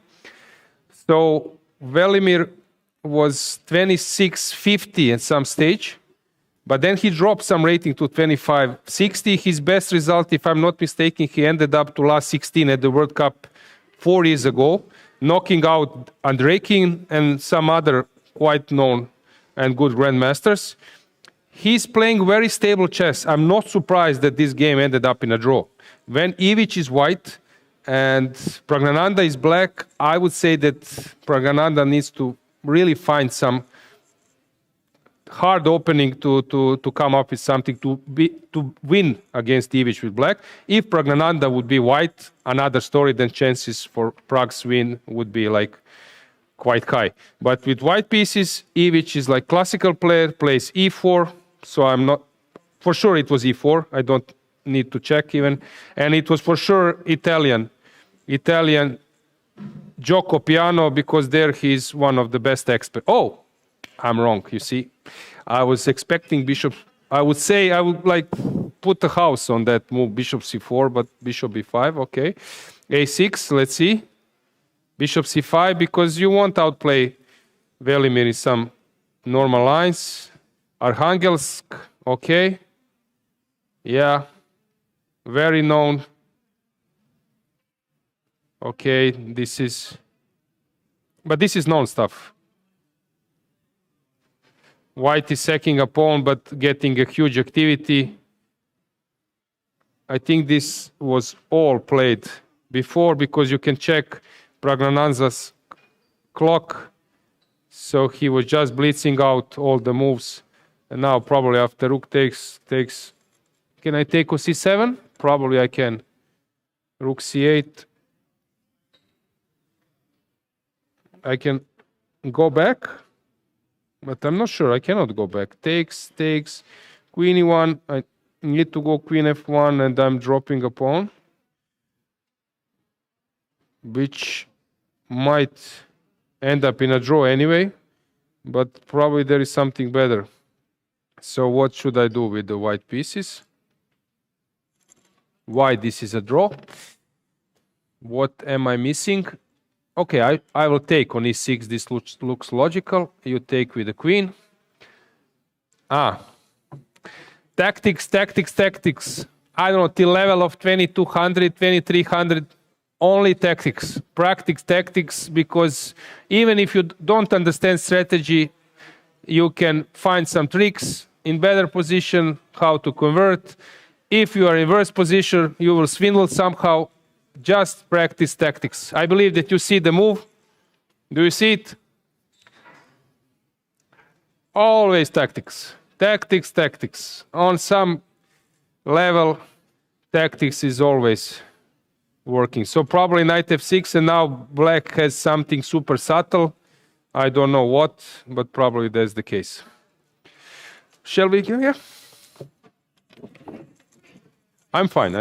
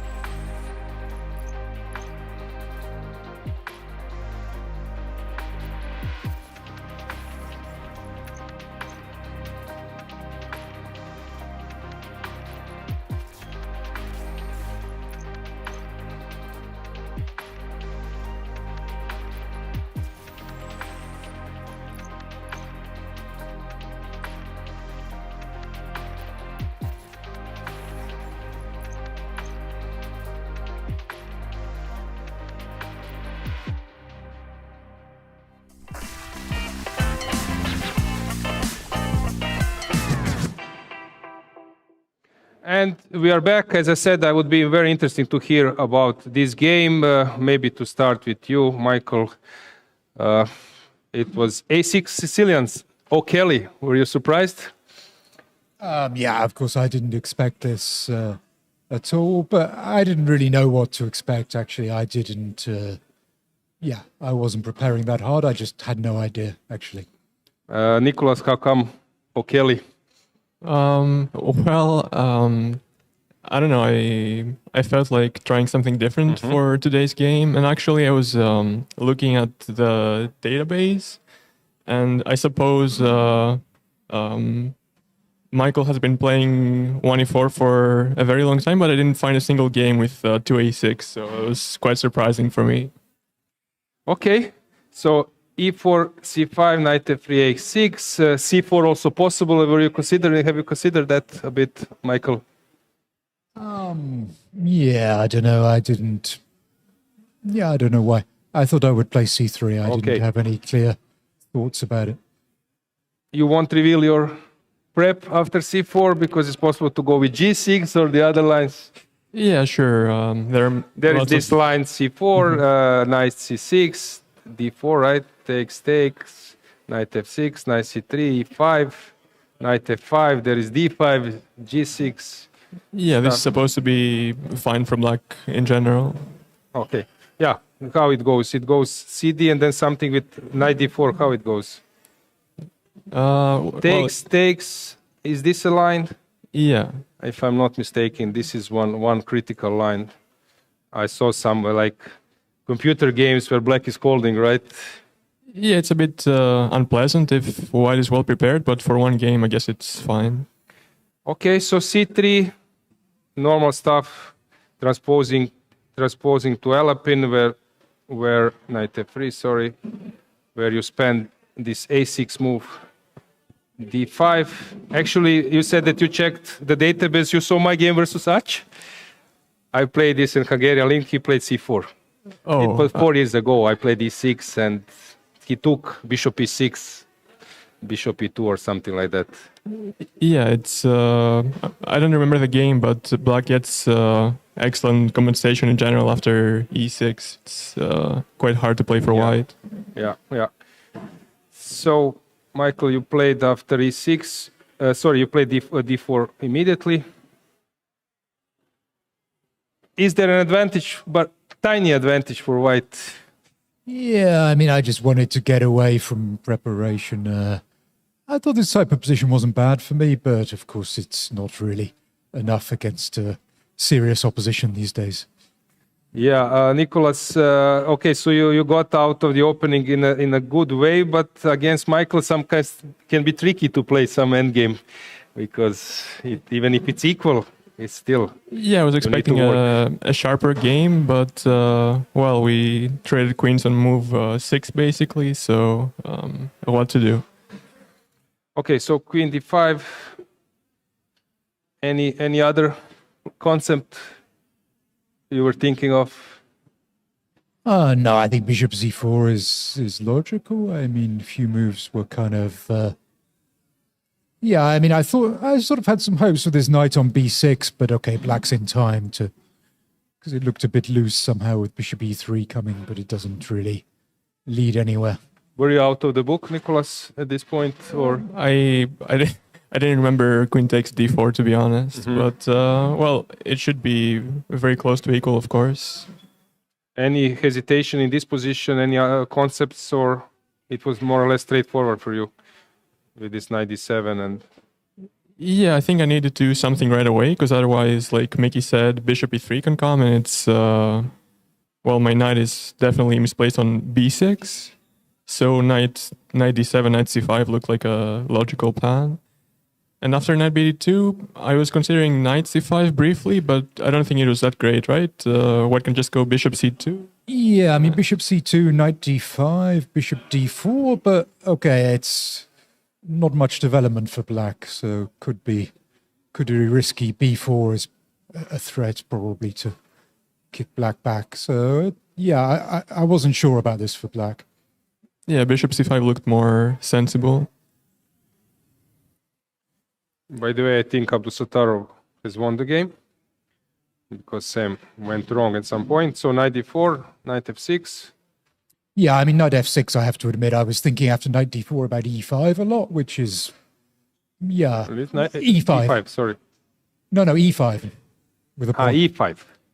And okay, I guess some knight c2, take knight e3, knight c5. It's not very much, but maybe I was thinking knight dc4, some hopes. But actually, this knight f6 was just better with the idea of knight d5. And okay, there are no tactics, so I guess black should be fairly safe now. A5 expected? Yeah, I wasn't really sure. I mean, my first two thoughts were either king e7 or bishop d7, but then I thought a5 looked playable, but it's not really achieving much, to be honest. After bishop c2, it's not clear what I achieved with a5. It feels like a waste of time. Yeah, it's not clear. I wasn't sure if he was trying to play for a win in this position or if it was just a normal move. I mean, I don't think it's a bad move to control. The b4 square was quite useful several times later. Bishop d7, knight f3. You want to go here, huh? Yeah, I think I have to activate the knight before bishop c6. Long castle. Any hesitation here? It's normal, right? I think it's just normal. I save some time and the king is useful on the queen side. So I think it's a normal move. At this point, I was considering bishop c6, and then let's say after knight e5 or knight d4, I can just go knight f d5 perhaps, and then let's say knight c6, bc6, rook he1, and I wasn't sure who's pressing here. I guess it should be fine for black. Yeah, I mean, maybe this is not so bad for white, I think. I mean, if anyone's better, it's white, I guess, with the bishop. I thought just rook hd8 was maybe the simplest way for black if you want to be safe, instead of bishop c6. I thought just rook hd8 and then maybe even bishop e8 I thought was quite... You don't need to... Because then there's no real rook he1 ideas. So. The thing is here you can go in different ways, right? And sometimes it's... Yeah, there are definitely lots of options, but what we got in the game felt a bit unpleasant for me after he got knight e5 and g4. Okay, let's check it. So knight e1, g6, stopping knight f5 stuff, knight e5. Any comment here? Well, okay, I wasn't expecting exchanging bishop a4, but maybe white has some ideas. I mean, bishop e8, probably I play f4, and sometimes I can play f4, g4, f5. The problem is black's king is not completely safe. There's still enough material left. Could be a bit awkward. I mean, bishop a4, I thought looked risky. I don't know. I mean, this should be a critical position. I don't know if rook d4. Maybe there's just nothing, but it looked to me a bit risky for black, but maybe I was just being too optimistic. I suppose g5, knight h5? Even knight, yeah, or even knight d7, I wasn't sure.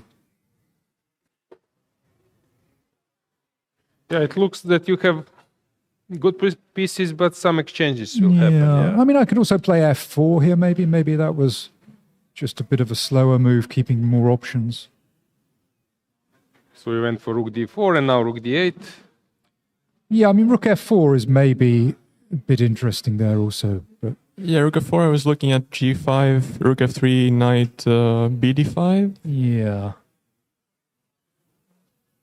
So I guess maybe I can start with h4, maybe. h6. Yeah. This was the problem. I couldn't quite find something here, yeah. So, okay, so take on g5, take on d5 and c4, but then this rook c8 was annoying me.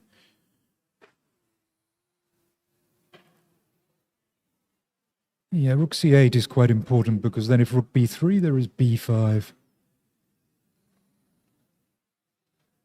And somehow I'm not really in time. Maybe rook c8, rook c3, but I guess I'm not really better anymore. So maybe it just was not. Maybe I'm just, don't have enough time to really create anything. Okay, so instead of rook f4, you played g5. Yeah, knight h5 was a good move, because maybe knight d7, maybe I can take and rook h4. And maybe then this pawn on h7 could be a bit annoying. But knight h5 was a good move. And okay, if I had time, but black is going to be in time with f6. This is the problem too. Yeah, I think actually after g4, it was important not to play h6, let's say, because after h4, I wouldn't have been able to go for this f6. Yeah. So no, the knight is much more cemented on e5 actually after h6 to keep the pawn. No, the only idea in the game was to go knight c4, but I guess it just doesn't really work. After f6? Yeah, I mean to go knight 5 c4 here. No, not to take immediately knight c4. Knight 2? c4, yeah. Because I guess knight c4, rook c4, but I think black probably just takes on g5. Yeah, I wasn't sure if I should play king d6 or just take on g5. And here, yeah, let's say fg5, rook c7, king d6. Yeah. And then rook b7, rook f8. Rook f8. Some kind of arrays. I mean, like knight c4, king d5, knight a5, rook f2. I don't feel like it's probably risking, right? Because the g pawn. It's hard to know actually, because black also has a lot of pawns and knight f4, and my pawns are not very quick. Yeah. So I mean, it's probably not a very practical thing for white to do, at least. But I was a bit hopeful about it initially. So you took on f6. But okay, now of course we're fairly level, because c4, rook c8, rook c5. In fact, I'm not even. I should also not be too. So c4. Black could also actually get better here. If I have somewhere. I think rook c8, rook c5. I thought was. I don't really want a rook on h5 or something. So. Yeah, I thought the only way to try was to play a4 at some point to fix the pawn on a5 and try to. Yeah, maybe, but still, rook c8, rook c5. I always thought this was a good plan for you. Mm-hmm. So king d2, knight d5, takes. Well, I think by now we were just getting to move 30, really, and yeah, taking with the knight. Well, then there is always maybe some rook h4, or even just c4 should be comfortable for white. So he takes f3, controlling the e4 square. Yeah. Covering c5. Normal game, yeah. Probably good opening choice, right? In terms of solving some problems, but not easy to create. And also for you, Michael, it's not easy to outplay from that position, solid position. Normal day in the office. It was okay, yeah. So, plans for the second part of the tournament, the final part? Well, we're playing again tomorrow, no? It's not a free day, so... No, in general. Okay. It's one game at a time for me. Okay, good. Well, I guess first place is almost out of contention now, but... Okay. Okay, thanks for joining. Good luck in the final games.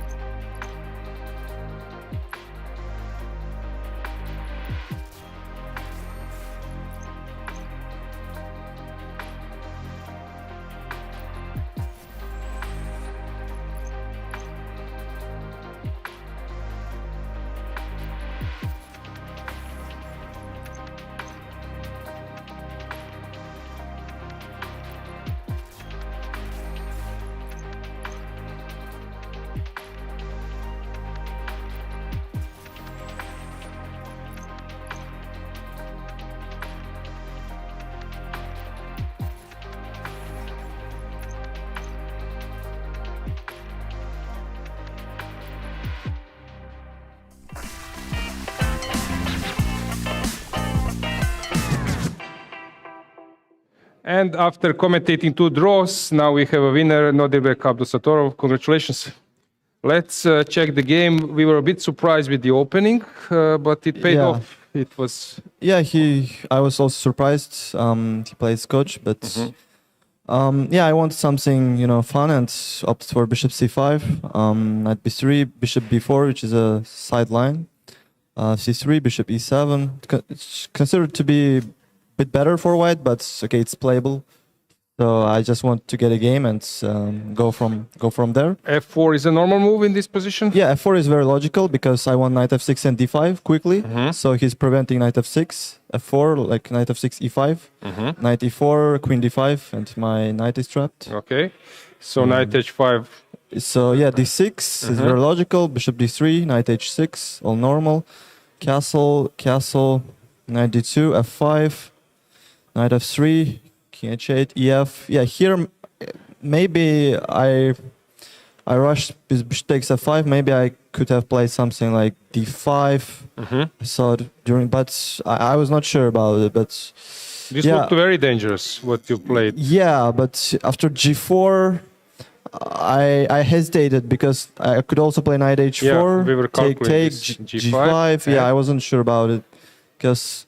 My bishop is stuck and he can bring his knight, like knight d2, knight probably I can play queen d7 with the idea like if he plays queen h5, I have queen h3. Yeah, we were showing this. Yeah, because I have some tricks there, bishop f2. So he has to play like knight d2, I thought, after queen d7. And I wasn't sure. Knight is coming to f3. Okay, I thought... Too risky. Okay, I opted for passive, but more logical, knight h6. Knight fd4. Is h3 a move or knight yes, d4? Yes, he can start with h3. Just okay. We probably will get something similar. Knight fd4, queen d7, f5, knight e5, so logical h3, knight f7. Yeah, here I was kind of. I was sure that my position is objectively fine, but it's hard to say because he has this huge space advantage and e6 square for his knight. But are you planning to sack at some point on e6 or just leave with that knight on e6? No, I just want to leave it. Like I can also, I have always this g6 breakthrough, opening up his position, and I thought I was counting on this g6 move as in the game, like g6. He played King h2, I believe. Malcolm, join us. I'm going to join you. Yeah. Congratulations, Nodirbek, on another great game. Thank you. Really enjoyed watching it. We were debating how you would deal with the knight on e6, whether you would try to exchange it or whether you would play around it. No, well, at the end, but I sacrificed at the end. Indeed. Yes. You just got rid of it. But later than we expected. Yeah. Okay, so King h2 was this... Yeah, it's logical. Just... Bishop f6, knight e6, rook g8. Yeah, I was happy with my position because it was very complicated and it's, I like to play such kind of positions because I will always have some, winning chances. So yeah, and it's objectively, I think it's completely fine for black. It looks scary a bit, but when you dig a bit deeper, if you just calculate and... you have enough control of e5, yeah? Yeah, I have enough control and I have g-file. And actually this king is safer, right? Yeah, I think h8 king is much safer than white's king. So rook e8 was logical, rook d1, queen e7. Okay, you're moving away from the x-ray. Yeah, I thought I can play queen a4, but okay, I thought it's dangerous because you can play knight bd4, and I thought, I don't know what's queen is doing on a4. What is the queen doing now? Yeah. And you don't want to take this pawn. Yeah, okay, I thought queen e7 is much more logical. Okay. Knight d4, knight g5, and here I was a bit surprised with his decision to give up the bishop. I said I was not watching with the engine. I said that this concept when taking and then this rook lift was probably start of a wrong plan. He should just take on g5 with the knight, I guess, should he? Or? Yeah, bishop g5 But maybe even after bishop g5, something else here. But what? No, here This was strange. This knight b5, rook d4. Yeah, knight b5. After knight d5, it gets very concrete because he's also threatening. C7 pawn. I have to react to that, and I calculated very long line after bishop h4. I was expecting play bishop h4, and I was calculating rook g1 as main move, like bishop g3, rook g3, rook g3, king g3, rook g8, king h2, knight g4. Hg, queen h4, king g2, rook g4, king f1, only move because take and take. Yes. So queen h1, king f2, and here I at least have a draw with queen h4, but maybe I could play for more with rook g2. I thought rook g2, king e3, rook takes e2, king takes e2, queen e4 check, king d2, and here, I was calculating queen d5. Maybe there's some Zwischenzug here somehow. No, I thought, queen d5, he has to move the knight bd4, and I have c5. Right. So you broke your record from I can see. How many moves you calculated? I can see it was line of 10 moves, something like that. And now what happens? It's still tense. What happens after f6 here? f6 I can take and then f7. 7. It could be quite entertaining. Yes. Takes on c3. And then Malcolm, when do you go king c1? Yeah, I'm trying to hide. Yeah, I'm trying to hide. TB, you have to take on b2. Take on b2. Don't want to allow queen f5. I think queen e5. Queen e5, we have rook b4. Yep. Okay. Game's still going on, right? No, queen e2. Here, queen e2 and queen f3. Queen f1. Oh, yes. wow. No, okay. After queen e5, you have to play something. I have to play something else. I need to avoid king a3, maybe? No, king a3 looks... Okay, king a3. Queen c... It's not so clear. No, queen... No, it should okay, be black, yeah.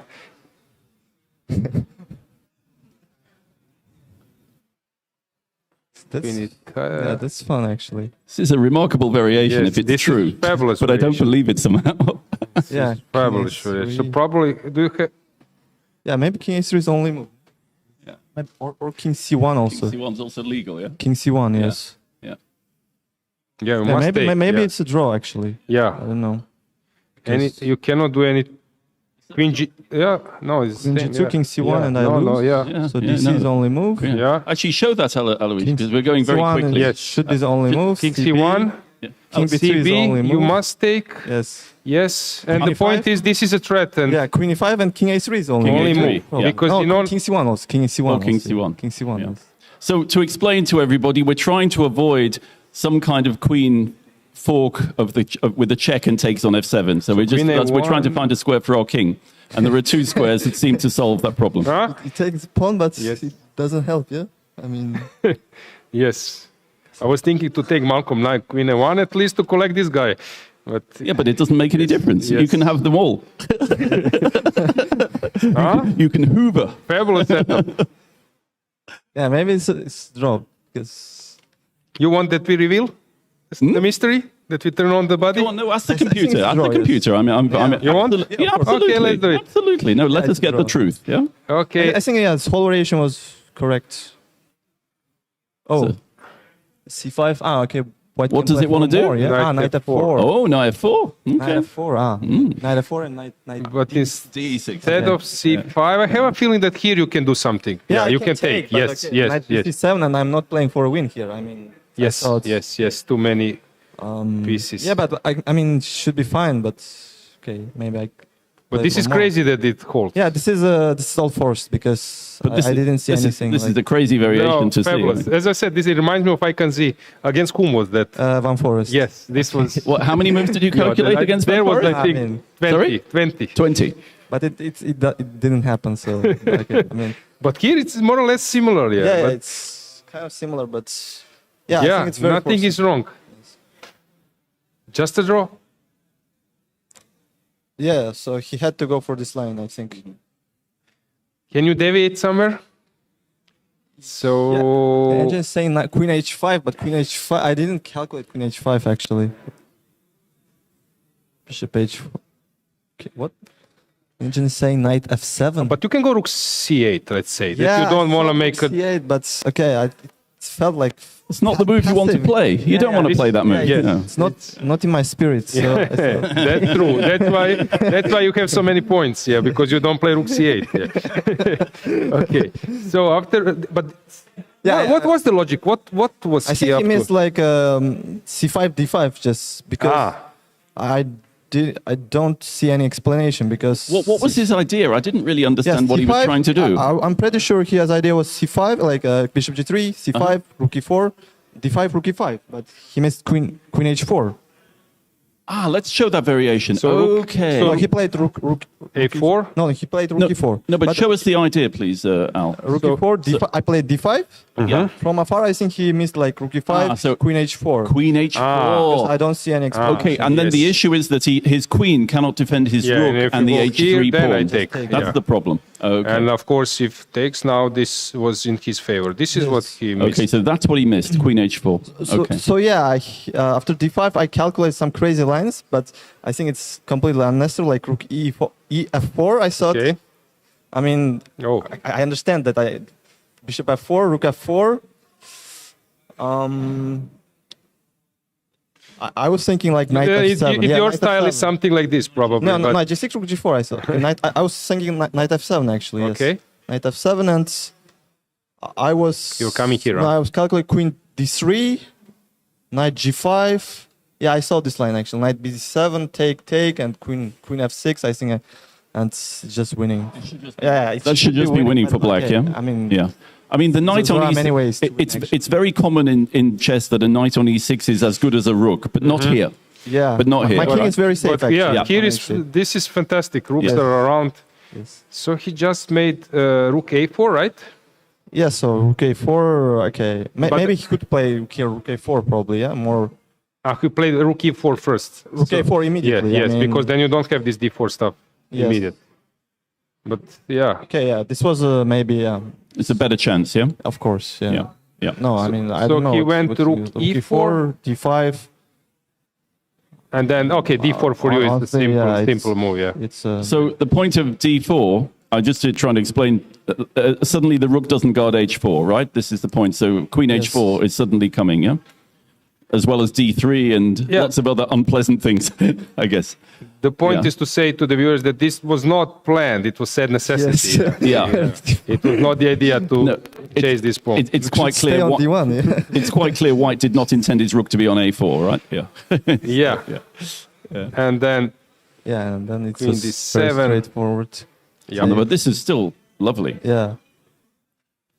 Look at this rook, yeah? Knight and rook. Yes. These two pieces are completely out of play, yeah? And then any line, something you spotted here which will stay hidden? No. This must be lost. This must be completely lost, yeah. Any move should win probably for black, but yeah, he missed. Checkmate. So around here, he just completely lost it. It was... Yeah, knight b5. I believe here it was sort of normal. It was fine, yeah. I mean, it was very complicated position, and I think this whole sequence of taking knight b5 is just wrong direction. Nodirbek, I thought he was just going to take on g5 twice and go knight e6, and the game would carry on. You know, that's what I thought he would do. How? Could he not play? Could he not just take on g5? Take. Queen takes. Oh, you're going to take with the queen? No. I can't take with the... You can play knight e6 immediately after bishop g5. No, maybe... Sorry, bishop g5 first, then knight e6, maybe? This you mean? This way. Take. But okay, this is a monster here as well, yeah. Take, always some tactics. Bishop f4, rook f4, I was thinking like queen f6, maybe, yeah.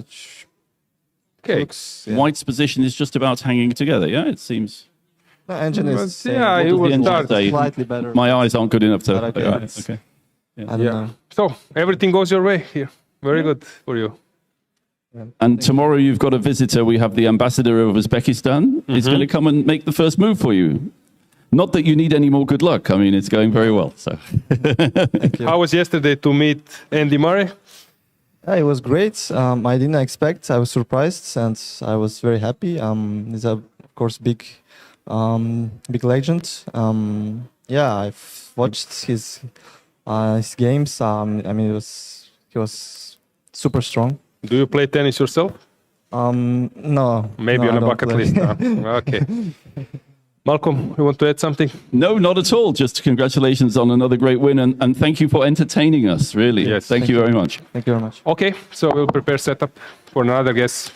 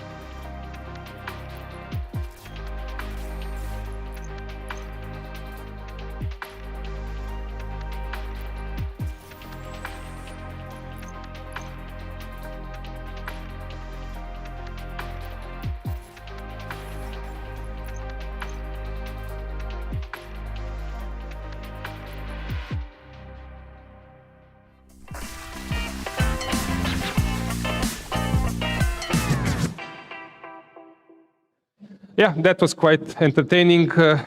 And it's a moment also to check one very interesting game. Misha, it was quite interesting. Sicilian is always interesting, especially when you play this Rook C3. Yeah, this was. I wanted to get a fight today. I've a lot of draws in this tournament so far, so I wanted to just kind of like generate some kind of a fighting position, and I thought like, what better way to do that than the knight off? And it paid off. It was a good game. Yeah, and okay, I checked like a bunch of stuff in the morning. Like this was one of the lines I'd seen, like this H3 and Bishop E3, and all the way actually all this Rook C3 stuff was all my preparation. Oh, and I mean I was just spending a bit of time just to make sure I don't mix up the lines, because of course in Najdorf, as everyone knows, there's like 200 variations. So tell us the secret. Why knight goes to c6 instead of knight d7? What is the main difference? In this situation, the thing is, since the queen is on f3, knight d4 is a tempo, and this is the main reason why I chose knight c6. Okay. Like for example, I think instead of g4, like f5 is one of the critical moves here also, and you go like bishop takes b3, a takes b3, knight d4, and like the game just absolutely explodes after something like queen d3, black can go d5. Okay. So this is. So he went for g4? g4, rook c8. Okay. Now, queen g2 is also, it's prophylaxis against bishop takes b3 and knight d4. So we were surprised about this queen g2, but when you explain it, it sounds logical as well, yeah. So, okay, e takes f4, bishop takes, sorry, h6, yeah, this was actually just nice because I remembered this as, like, white's bishop will take 2 moves to get f4 now. I can save this important tempo. Okay, so he lost the tempo, and then now he takes on f4. Yeah, knight d7. Knight d7, it's, if you don't know, like, exactly theory, it looks a little bit not common, right? But yeah, but there are, let's say, other variations where this theme has been, like, quite common, because, let's say, I think move 6, like, in the opening, like, there was one game, I think, from the Grand Swiss, it was, like, Nepo versus Saric. It was like bishop e, like 6 top bishop e3, and one of those positions black was going bishop e6, rook c8, knight e6. Like so bishop e3, e5, I believe, and it was like knight b3, bishop e6, f3. Black went knight c6, white went queen e2, and it was like rook c8, castle queenside, and like knight e7. And I think the line was like king b1, d5, and white went knight d4. Of course, like exact position I'm not entirely sure, but it was like knight d4, and this was. It was a complete mess, but just this general idea of knight e7 I've seen in other positions as well. Okay, so knight went to e7, long castle, and then rook c3. Kasparov style. Yes. Here there are 2 counter moves, rook d6 and bc3. Like bc3, I mean I checked both, but like bc3 I thought is, let's say, the more critical version. Now black goes like knight g6. Okay, bishop e3. And now you go like bishop e7, and you have this Kasparov compensation with the ideas of dreaming about knight landing to a4. Yeah, right? like knight d7 is the idea next move, and you're like black's king is quite safe, and this difference in king safety is what makes all the difference. Okay, so he went for rook d6. queen c8, bc3, knight g6. I had known that this was kind of fine for black, like bishop g3, sorry, bishop h2, bishop d6. It's the same, and now queen c3. Here, so queen d2 happened, and now I think this was like the first moment where I spent like a considerable amount of time. I was debating on whether I should go knight d4 or queen takes d2. At first, knight d4 looks quite tempting, but I thought after queen takes c3, knight takes c3, and knight c5. And this is a bit annoying because his pieces are, like, let's say, coordinating. And let's say if I go bishop d5, he has this move rook h2. And like every piece is sort of developed, and like bishop, like let's say I think maybe you go f6, and I think black should maybe still be fine, but somehow I didn't think this was the direction I wanted the game to go to. Okay, so it's okay. You wanted to keep the structure a little bit intact, so you queen d2, knight d2, and king d7, bishop h2. I was considering instead of king e7 if I can take this pawn, but I wasn't sure whether I should allow, let's say, king b2, bishop goes back to e6, and say some move like bishop d3. Now, since I took this a pawn, he has a new avenue of attack, like rook a1, and I mean, of course, black will be fine everywhere, but I didn't see the reason to allow this. So I was telling this maybe psychological stuff. So you solved all the things in the opening, but now if you want to win, it's not so simple out of that position. But yeah, but were you thinking about possible now that you might even win this game? Yeah, I mean, it seems like it's a nice position for black. I mean, I just wanted to make some good moves and see what happens. Like, I think this king e7 is also a bit interesting because it has, let's say, like multiple ideas. The first thing is that since I moved the king from d7, I have ideas of going knight d7, knight e5. And since I didn't commit the rook to c8, I gained this idea of going h5 like I did in the game. So, okay, king b2, and now I went h5, g5, knight d7. Okay. Okay, knight. For me, it looked around here somewhere. Yeah, and maybe in this position that it looks quite dangerous for white. Yeah, I feel like I should be a bit better here, but I wasn't able to find anything. Let's say like too threatening for white. Like, let's say okay, you went knight d4 in the game. Like knight g5 seems logical. I want to, because one thing was that like I always have this idea of going g6 now after playing knight g5. So he jumps. So okay, check, king f8. He went bishop f4. Okay. Oh, sorry, h4 first. Yeah, he went yeah. h4 first, and then I went knight c4 check, because if I start with g6, I think he has knight e3. And this I felt was a bit annoying. Okay. So okay, I gave this check, king c1, and now yeah, knight d5. So now I stop all this. If I went with g6 directly, I think he has knight d6. So by playing knight d5, I kind of tried to cut this bishop on h2. And overall, I mean, I feel like white should... It's of course like white is the one who's fighting for equality, but it shouldn't be too bad for white overall. Like maybe he's a bit worse, but it should be well within. Yeah, I said that okay, you did your job, you're slightly better, but being able to win this position, it's I don't know how. Maybe Magnus knows, but it's yeah. I mean, definitely, I'll need to. I'll try. Like actually, once I go back to my room, I'll probably try to find a way. So yeah, but it's not easy. You know that you are slightly better, but how to find something? Yeah, like bishop f4. So the main purpose of this move is that he's preventing any, let's say, future knight e3. And okay, I went rook d8. My point was I wanted to play g6, but g6 he puts knight back on d4. So by playing rook d8, I kind of cut this option of this. Okay. So rook d8. Bishop e2. Okay, now g6. Okay. I mean, knight e3, knight takes e3, bishop takes e5. I took this pawn, but already I have a feeling like this is very, very close to equal. Like you went rook h3, I went knight g4. I mean, I offered a draw because I didn't really see too much for black. Like let's say bishop g4, h4, rook a3. I saw like bishop c4, rook a6, rook e8. And even if white just gives up the pawn, like bishop d6 check, king g8, and let's say, I don't know, any random move like bishop g3 even, rook takes e4, rook a8 check, king g7, and now he just like waits, because I also need to be a bit careful, because okay, if bishop reaches long diagonal, I essentially just get mated, and I didn't really think there was like too many chances here. Like, wait, as you said, I don't whatever. And something. I mean, if I have to go f5, gf6, he brings rook f8, rook f4, like I just don't see. I don't see like any realistic chance of winning this game.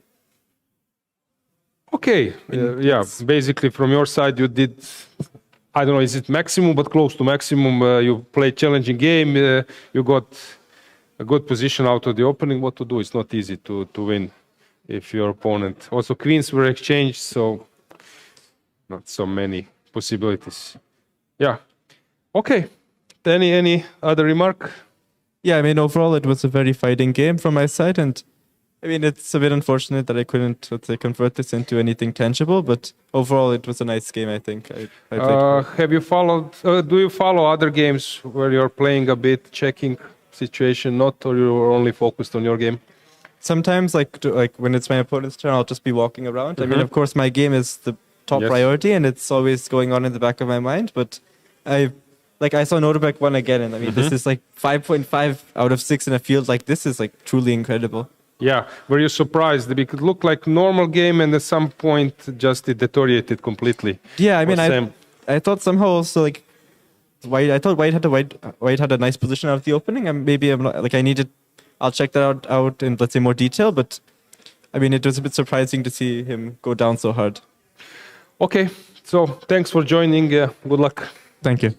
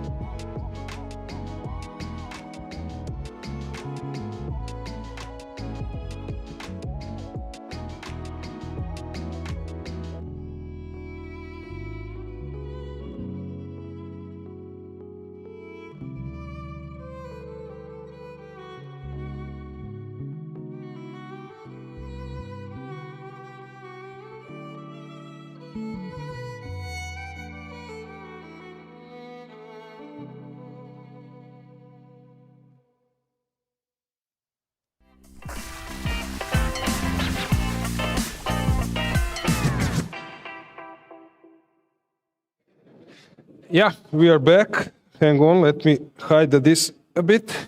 I have a breaking news. David Cowell has won the simul. No, joking. I think that's very important for youngsters and everyone who can get this chance to play against him. So I believe that you all have enjoyed that moment. In the meantime, we have Pavel Elyanov playing versus Gawain Jones. The game which looked like one-sided, but I warn you, if someone can find a way how to keep the game going and create some mess, that's Gawain. And I'm curious now, is something going on here which might give a chance to black? It looks like a model game for Pavel. And I was mentioning that game versus Mamedyarov, European Club Cup. He was the hero, winning versus Shak without giving him a chance. It reminds me a bit about this game. But here, okay, it looked totally winning for white. He sacked. This is this conversion. He sacked a piece. And he wants to, of course, promote those 2 pawns. But is there any chance that white gets into some tactical problems? It doesn't seem so. Queen will be also dominating over the diagonal. A6 will be played. Pavel is thinking, 18 minutes. I believe that you all know how strong was Pavel Elyanov, but just to remind you, if I'm not mistaken, and I'm usually quite good in mentioning someone's peak rating. I think Pavel's peak rating was 27.67, something like that. Maybe Tomasz will help me at some point.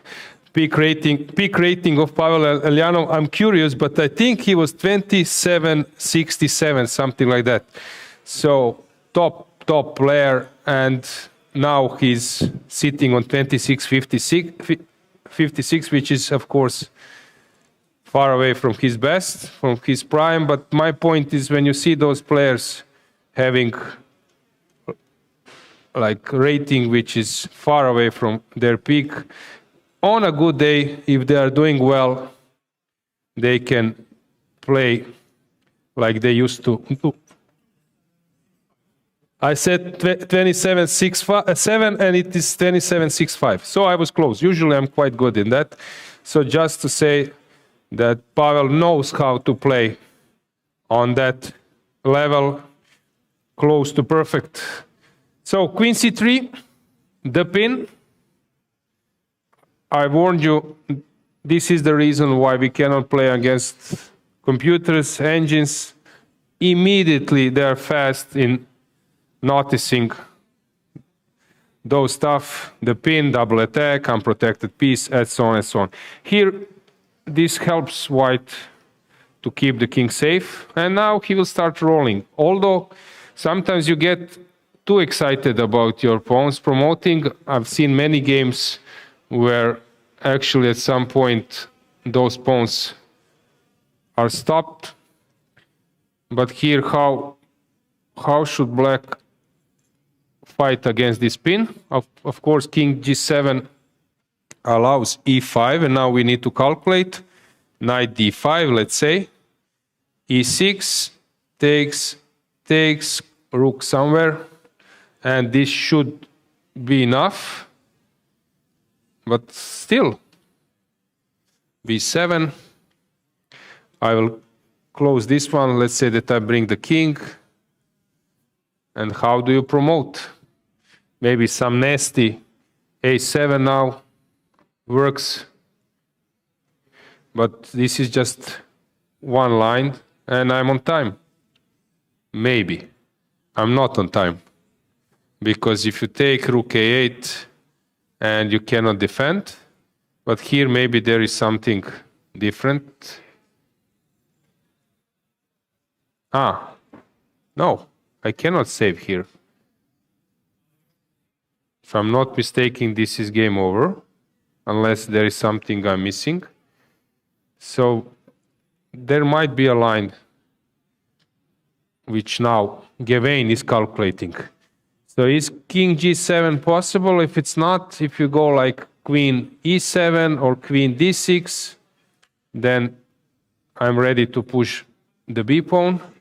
Just to check about this, yeah, some king somewhere. Yeah, I'm now safe enough, everything is protected. So I think that this queen c3 is just probably winning. It should be winning, but as I said, Gawain is quite resourceful, and I've seen many games where he pulled some miracle. There was a famous game of Gawain, some Sydney Open or something, maybe 20 years, not 20, but 15 years ago, he played versus Malakhatko.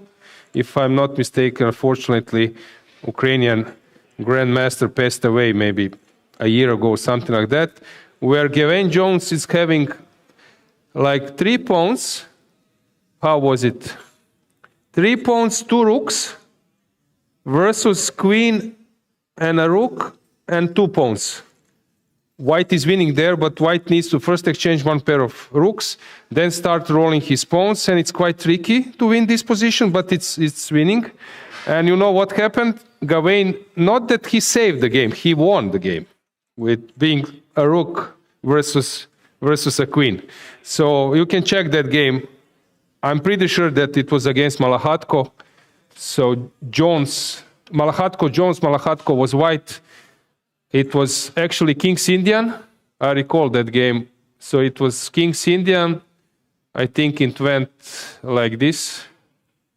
d6, knight f3, castles, bishop e2, Gawain plays e5. He was 25-60 at that time, I would say. E takes, I think they play this known stuff.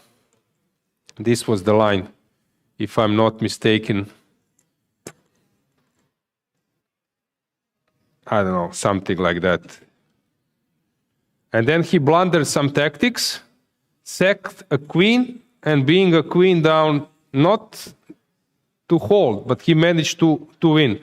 And that's why I was not surprised at the last European Team Championship, but he was totally lost versus Max Varmedam, but managed to hold. You can check that game if you haven't followed it. So if I need to bet on some swindler, as I said, Gawain would be very hard on my list. Very talented in creating a mess, which I think is very important to save some lost positions. Abdusattorov is great in defending. Whom else I mentioned? Rauf Mamedov. There was a famous game, Gukesh versus Mamedov from European Club Cup a year ago. It was like 3rd round or something like that, and Gukesh is totally winning. But I said, if someone can save that one, that's Rauf Mamedov. And Rauf, not that he managed to sell this. Suddenly he regroups, he plays with the queen, Gukesh starts burning some time, and then Gukesh lost completely control. And in the end, Rauf was winning. But as I said, you need to have different profile. And then I would not allow Rauf to play that position. I would rather see someone with a great technique, Caruana or I don't know. But in terms of saving lost position, Rauf is very high on the list. So is Gawain capable of pulling another miracle here? It doesn't seem so, but as I said, I would never underestimate his resources. We have a move? Not yet. Why the clock is ticking? Hang on. We have a move. Queen d8. And now it's Pavel's turn. A6 possible, but then I can maybe sack a knight to get at least 1 pawn, to get rid of 1 pawn. B7 also, of course. This looks really horrible, but as I said, sometimes it's point in those positions to give your opponent time to think. So B7 played. it looks to me that it's dead lost. So probably there is no way to come up with anything here. It's just b7, a6 is coming, and this pin actually disturbs black a lot because queen is overloaded, king needs to be moved. I believe that we should see the resignation very quickly. If this would be a blitz game, I would still give some chance for Gawain to come up with something. But in classical, it's really too much. 17 minutes is more than enough to get through the complications. But as I said, I admire his approach playing King's Indian. If you play King's Indian, immediately I give you 10% of respect. King's Indian these days, as I said, who is playing King's Indian? Let me recall. Okay, Croatian grandmasters Zdenko Kožul, he was European champion 2006. He only plays King's Indian. His career was 2640, but that's not that level. Who is playing King's Indian?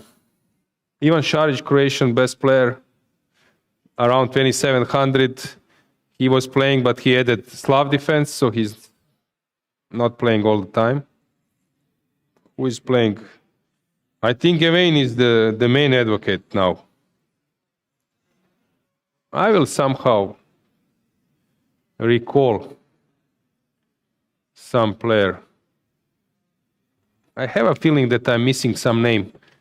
Who is the one playing King's Indian? Still playing it.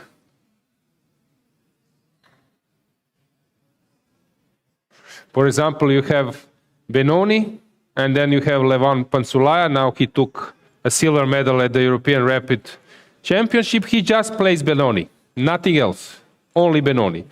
Is he rating 2650 or 25? He plays Benoni.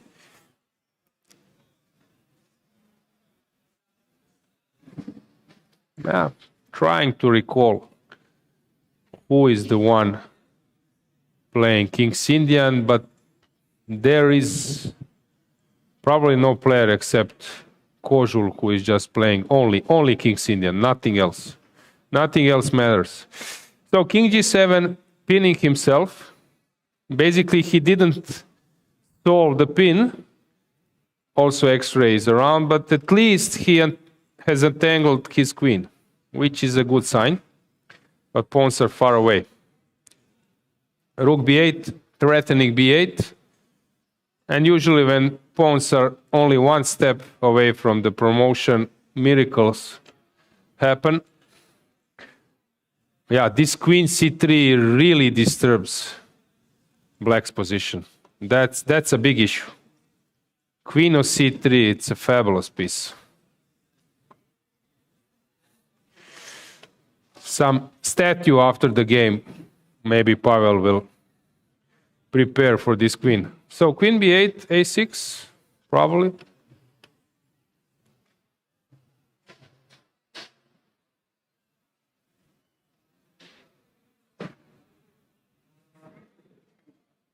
You don't want to take on C6. You don't want to move the queen from C3.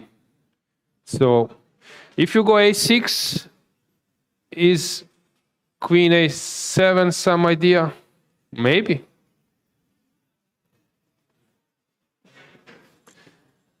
Pavel still thinking.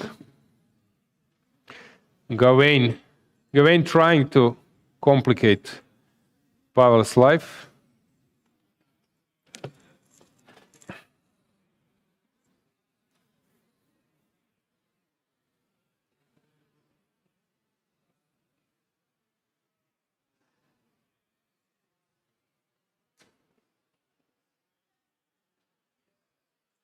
I know one player who is also playing King's Indian, but these are 25-50 players.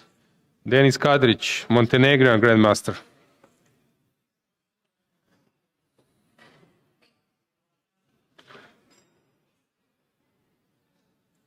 So, Pavel, okay, he's aware that he's totally winning, but still,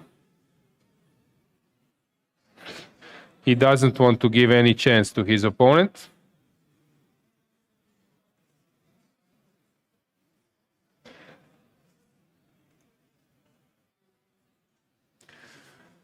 I know Pavel a bit better than Gawain. If I'm not mistaken, I only played once versus Gawain, and it was Blitz tournament in Dubai. He crashed me in some Sicilian with the white pieces. While against Pavel, I played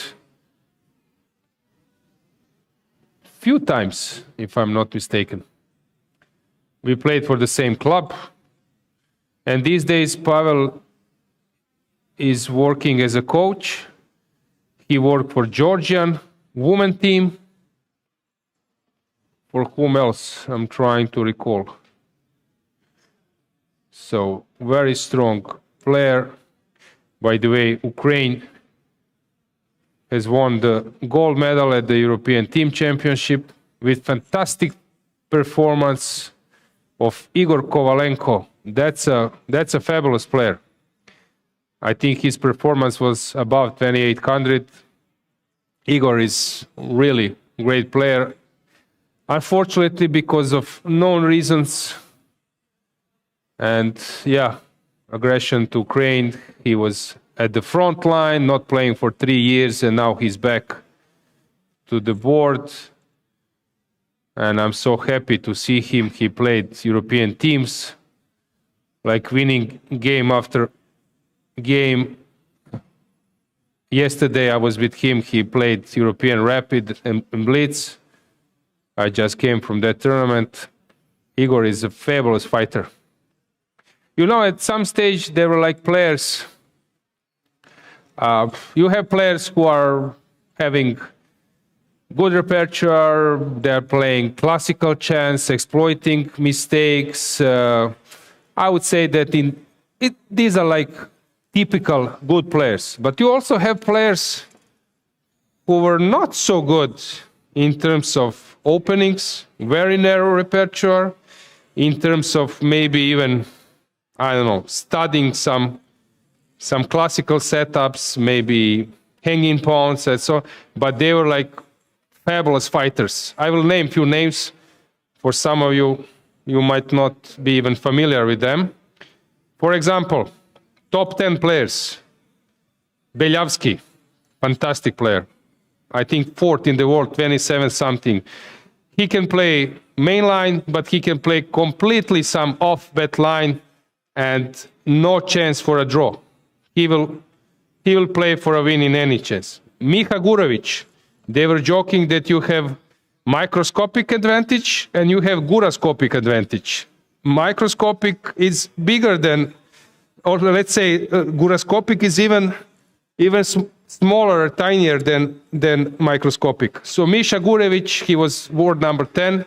He would just sit at the board, no like opening preparation too deep, playing French defense, playing some fianchetto, but superb force, winning tournament after tournament. Then you have, for example, Julio Granda Zuniga, fabulous player, maybe world number 16. He doesn't know theory, he sits some fianchetto, some Sicilian, but enormous fighters. And you have, as I said, players like Gavin Jones, very creative, very capable to win when they are on fire, skillful in creating chances. So in chess you have different profiles. We don't have same profiles, but especially you have different profiles, I don't know, from 2550 till 2680. And you have players who are having ups and downs in their careers, while you have players, I respect him a lot, I played twice against him, losing once, making a draw once. For example, Grandelius. Niels Grandelius, 2650 for 15 years. He just go a little bit up, a little bit down. He's capable to win. He's capable of winning against any top player. He can lose against some weaker player, but basically he's 2650, and for him was hard to make a breakthrough above 2700. So you have like many players who were stable sitting on 2650, but it's hard to make a breakthrough. This is very interesting, picturesque position with this queen pinning. Rook came to b6 with the point of rook takes c6. So you see how white was flexible. You play one concept, pushing the pawns, the passers, but then you switch to exploiting the pin by creating a pressure over the 6th rank. Very nicely played. And it's funny, sometimes I'm watching games of, as I said, talented players like Gawain, and I said, okay, now it's over, we will see the resignation, and then comes another resource. So I'm curious, will we see the resignation now? It looks like it should happen, but as I said, they are so capable of creating chances. Is it the moment to resign? Maybe. You can also find in historical books, but also in tournament practice, so many games where someone prematurely resigned. But this is understandable if it happens, because it really looks desperate. Black would love to come somehow closer to the king, but that's not possible. And I believe that you know which piece is the best blocker, and that's not a queen, that's a knight, sometimes even bishop, because if you're blocking somewhere far away, that bishop can block and do some work on the other side.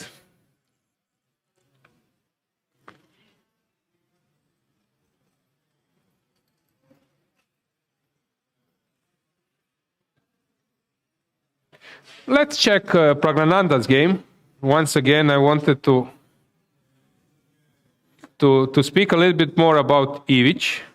We can stay with the camera here, but regarding Ivic, so Serbian Grandmaster, Serbia took a gold medal at the European Team Championship 2 years ago with 2 Russians, but they are living in Serbia. Sarana, Predke was playing board number 1, Sarana board number 2, then Injic, European champion from 2024 in Montenegro, very talented player.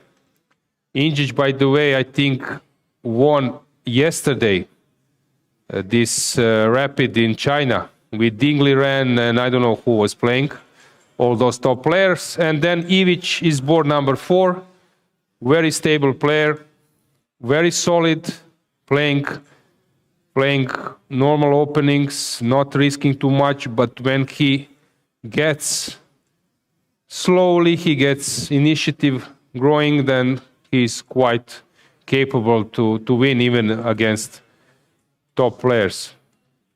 So I'm not surprised that Velimir is here doing quite well, holding against Praggnanandhaa. When I was in World Cup, Praggnanandhaa lost. Trying to recall against whom Praggnanandhaa lost in the World Cup. But then there was this World Corporate Championship, so he paid a visit. And he was very polite, visiting all the tables, it was team event with 11 teams. He was making a ceremonial move on all tables, watching the games. So Praggnanandhaa is very professional and very entertaining. I asked him a few questions, for example, which gambit is sound these days?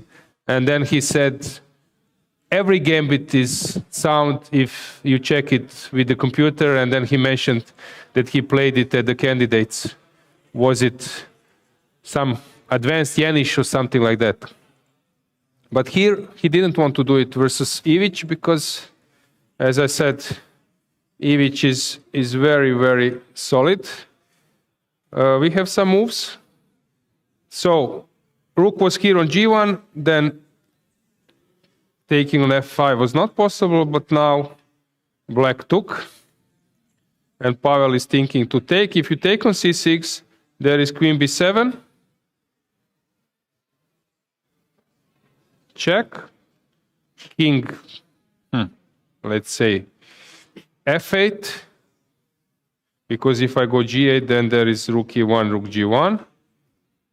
Rook c1, rook g1. So you go to f8. Not clear how I'm winning this one.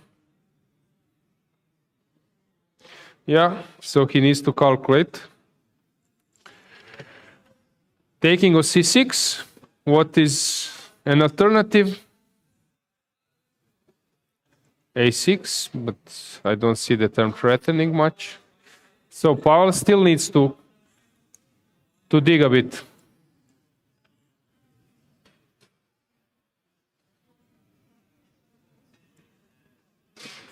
Yeah, I was mentioning Praggnanandhaa, and it was funny, for example, at the European Club Cup a year ago. So there are many players. 2 years ago, Magnus team from Norway, Offerspiel, if I'm not mistaken, Offerspiel means like gambit play. They won that event, but last year they were not playing, this year as well. So last year, Super Chess, they had a following lineup. So first board was Gukesh, world champion. Okay, at that time he was not the world champion. He was about to play the match. So Gukesh first board, second board Abdusattorov, third board Praggnanandhaa, which sounds really crazy that you have a team with Gukesh, Abdusattorov, Praggnanandhaa.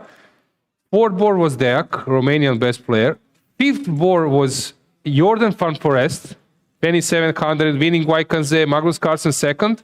And sixth board, which people tend to forget. So they were like naming that the team with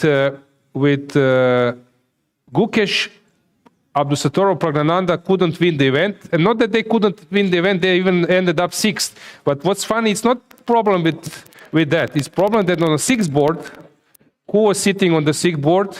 Sindarov was board number 6.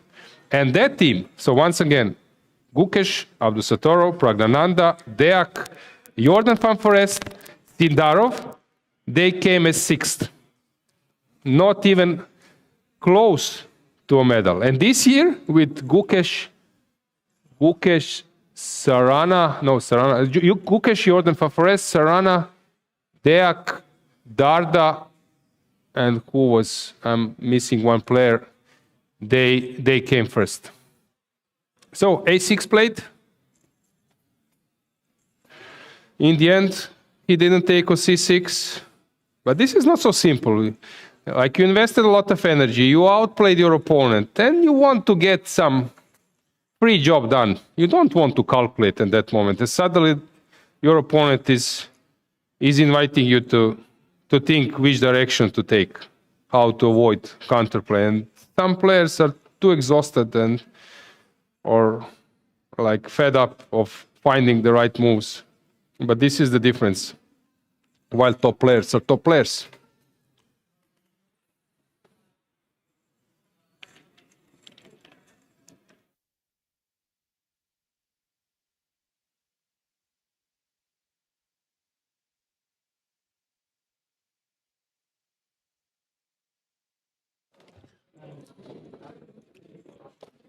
By the way, I like those chairs. You know that there was one tournament, I think it was in Azerbaijan, Gashimo Memorial, something like that, where players could choose their chairs. So tables were fixed, but you could choose which one you want. And then there were options like of some office chairs. Then there were like, really, it was so funny. I don't know who, they wanted to have fixed arm parts. Then there was someone who wanted to have chance to spin a bit. So it was so funny. Every player had a different chair. And of course, I believe that you remember famous 72 match where they even checked the chairs and there was nothing there except, I don't know, 2 dead mosquitoes, because they were saying that, someone was saying that Bobby Fischer is getting some help, some signals through the chair. And only 2 mosquitoes in the end, 2 dead mosquitoes. Okay, players, A6 just played. What is now Gawain up to? Is there any chance to muddy the waters? Okay, he's motivated.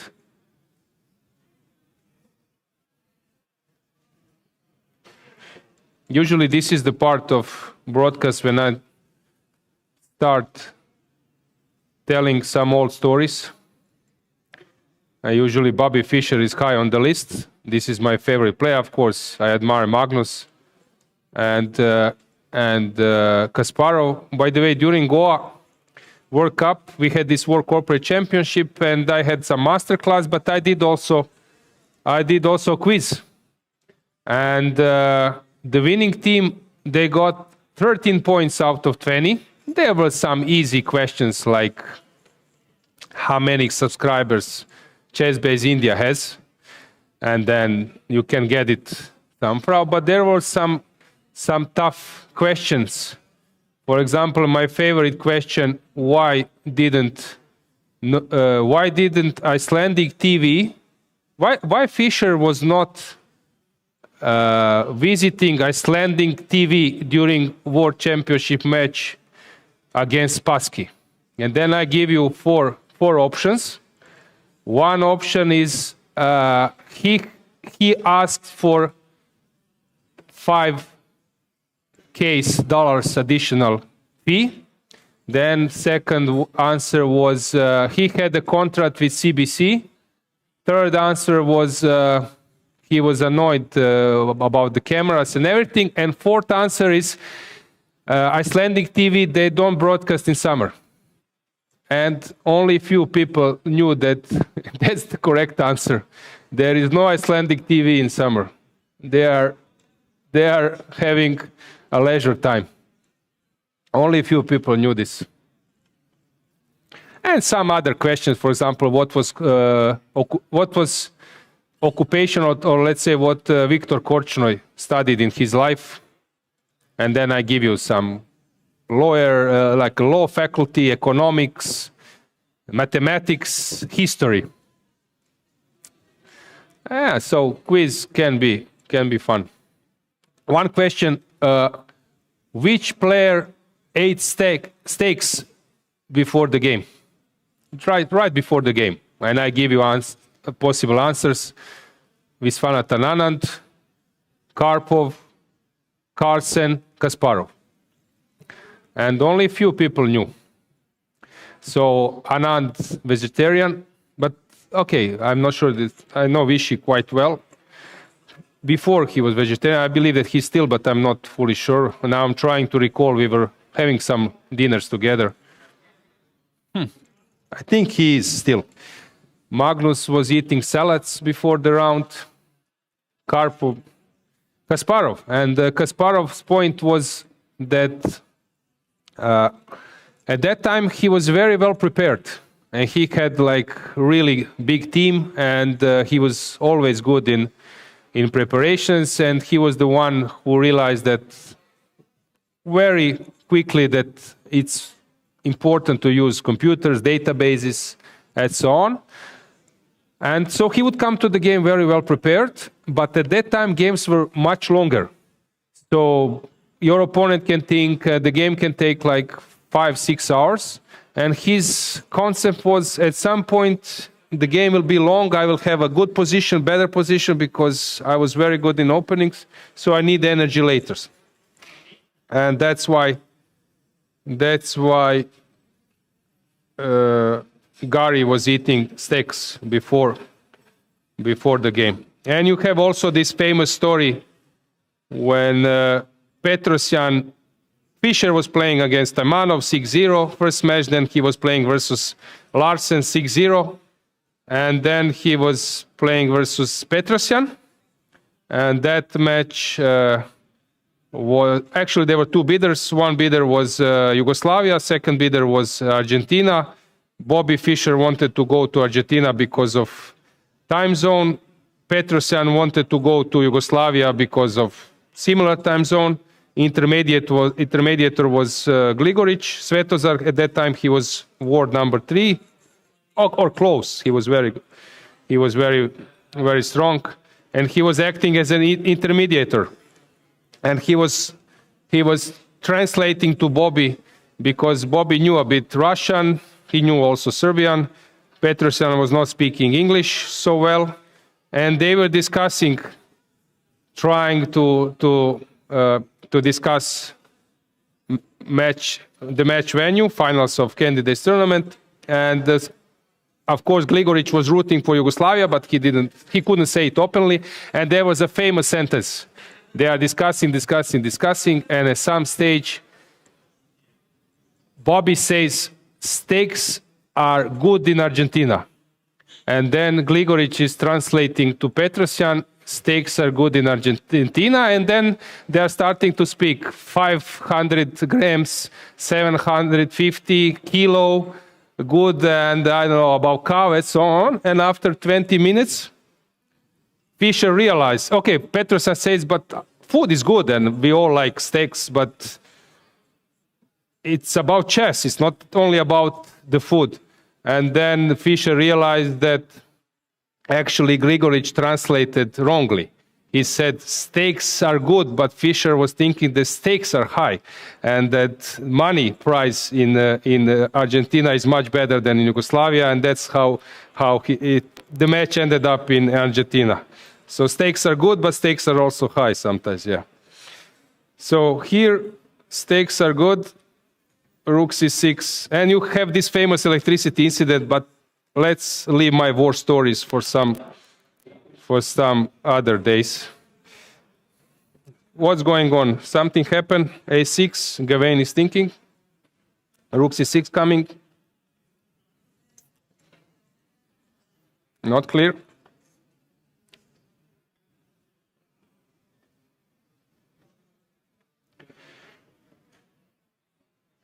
How to muddy the waters here? I don't see it. He took on e4. Okay. So rook c6 now looks like a normal move, but I don't know, is f takes e6, e4 also. If I take on e4 and you take with the knight, I can exchange the queens. This is what I've spotted. And this should be winning. But now it reminds me of that game I mentioned, Malakhatko versus Gawain Jones. Because now if I take, let's say that this is kind of position, I would survive maybe. But here there is b8, and you cannot sacrifice this. Can I say? No, I cannot. So rook b1. Okay. That's why Pavel is sitting there and I'm sitting here. Rook b1, much better move, I believe.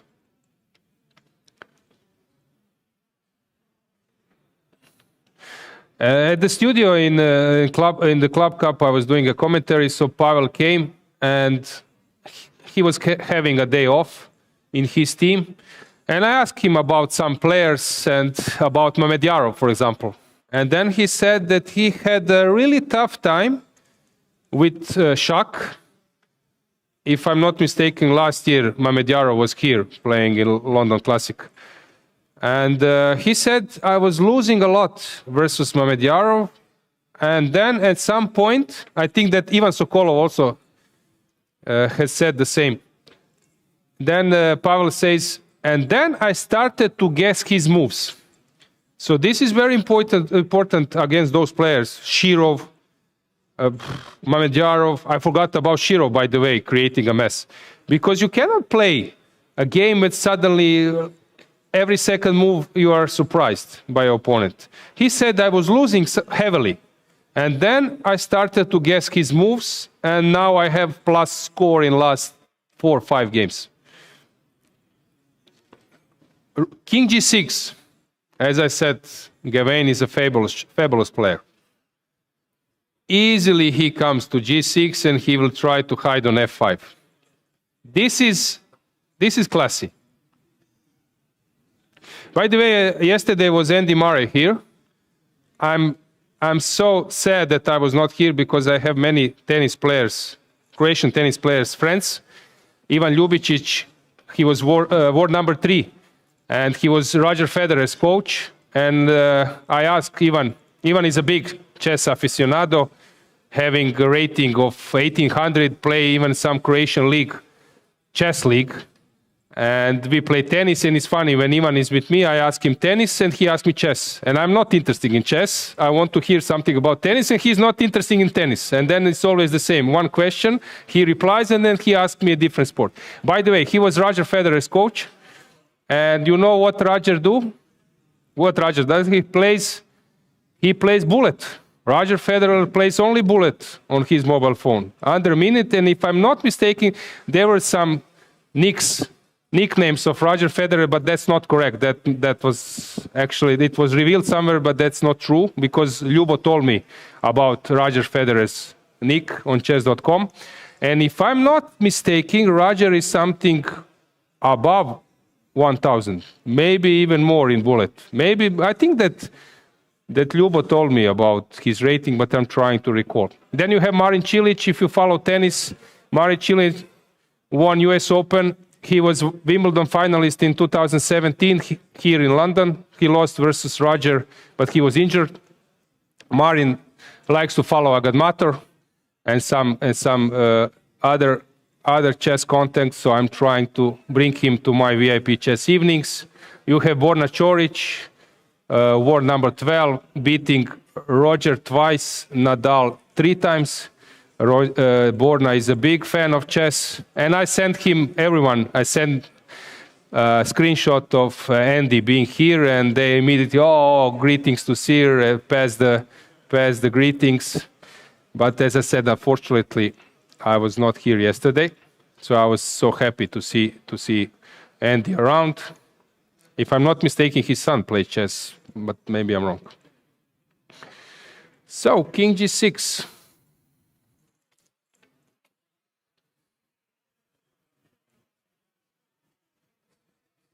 Okay, now it's not so simple, because Pavel is down to 6 minutes. If Gawain manages to pull a miracle here, head of fabulous. I love to see some perfect games, but I also like to see some turnarounds, because this is show of talent. Of course, I know Pavel a little better. It's not connected with personal things. Disclaimer, I'm a big fan of Pavel. He's my generation. I was born in '83. And that generation was quite strong. The best one is Magnus' generation, with Magnus, Nepo, MVL, if I'm not mistaken. And you have my generation, '83. This is Ponomarev, Bakro, Grishchuk, Dominguez. Whom else? Many players, like above 2650.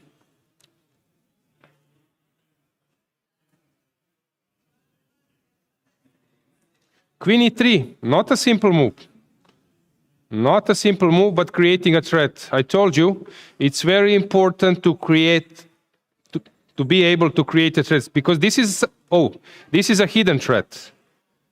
It's not so obvious. And also you are X-raying your queen, but as I said, that's why those players are super strong, because they are able to create threats on some squares where you don't wanna go.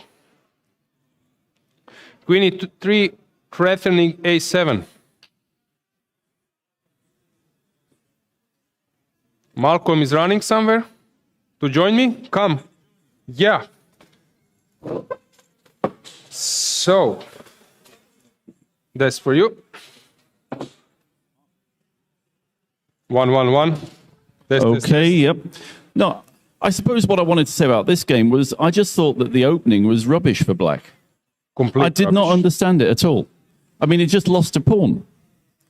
Yeah. So regarding this King's Indian, either you push d5 with some super subtle way, or you create some mess with some knight g5. Well, you've just got to get something going on the black squares. I mean, just something on the black squares. I mean, I don't know. I thought he would go queen e7 now or something. You should pretend that you are preparing some d5 or something. Because, but you can't prepare d5 after you've given up the bishop pair. Yeah. That's not an option. Your only option strategically is to play on the black squares.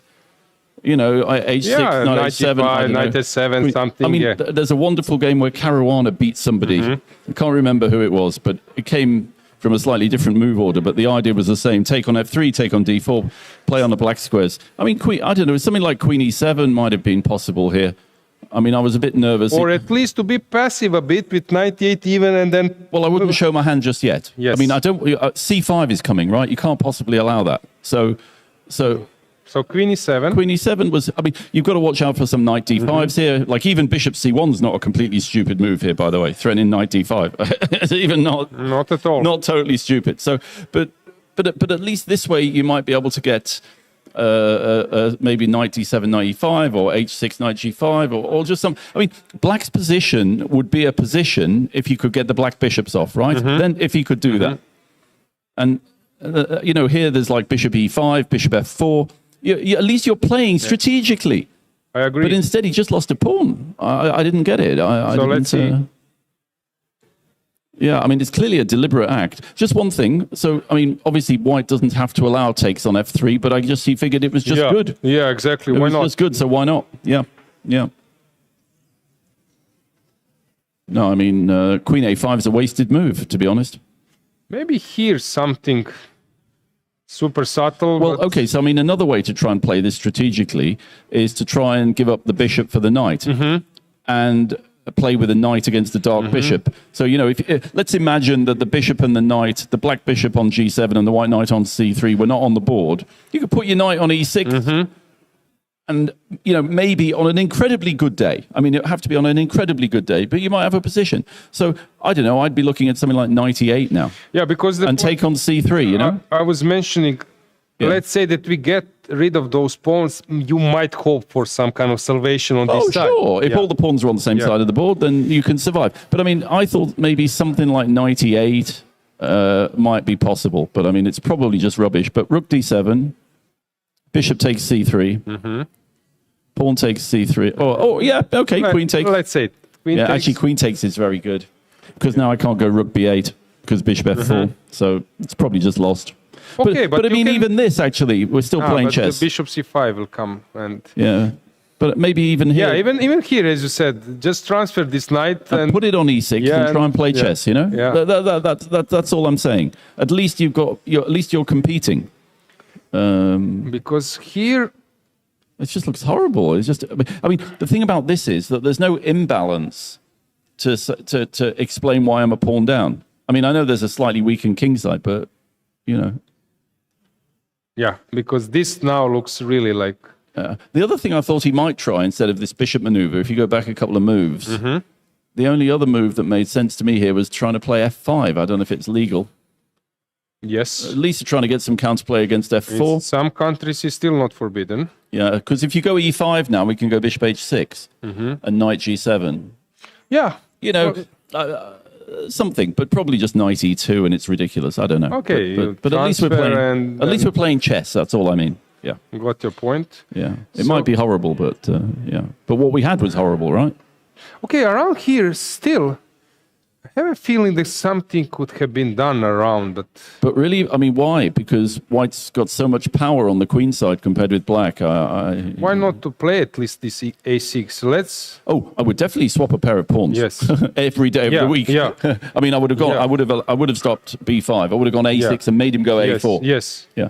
I mean, the thing is, every time you swap a pair of pawns, you get marginally closer to a draw, right? Yeah. Usually they say when you are ahead in material, you shouldn't exchange pawns. You should exchange pieces while being down material. Exchange those guys. Yeah. Because.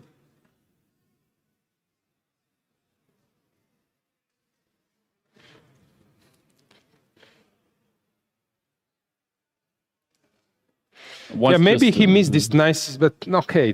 White's just making progress all over the board. Yeah. Yeah. This looks super stable. Yeah. Okay. Yeah, we have a winner. Is he coming here, or we can? Well, is he coming here? He'll probably come, but make it a pretty quick post-mortem if you can, please. We can even do it without. It's up to you. You're the boss. Well, we don't need a post-mortem on this one, particularly as actually I'm inviting you out for dinner. So that sounds like the better option. And I believe that Pavel also understands that Gavin just misplayed it. Missed something, or something went wrong with the preparation, because this is a fairly one-sided event, right? Yeah. Okay. Thanks for the invitation. Gentlemen, and guys, thanks for following, and see us tomorrow. Yeah, I mean, Abdusattorov running away with it, right? Yeah, but okay, we will see. We'll see. Yeah. Thanks very much for watching. Thanks for today.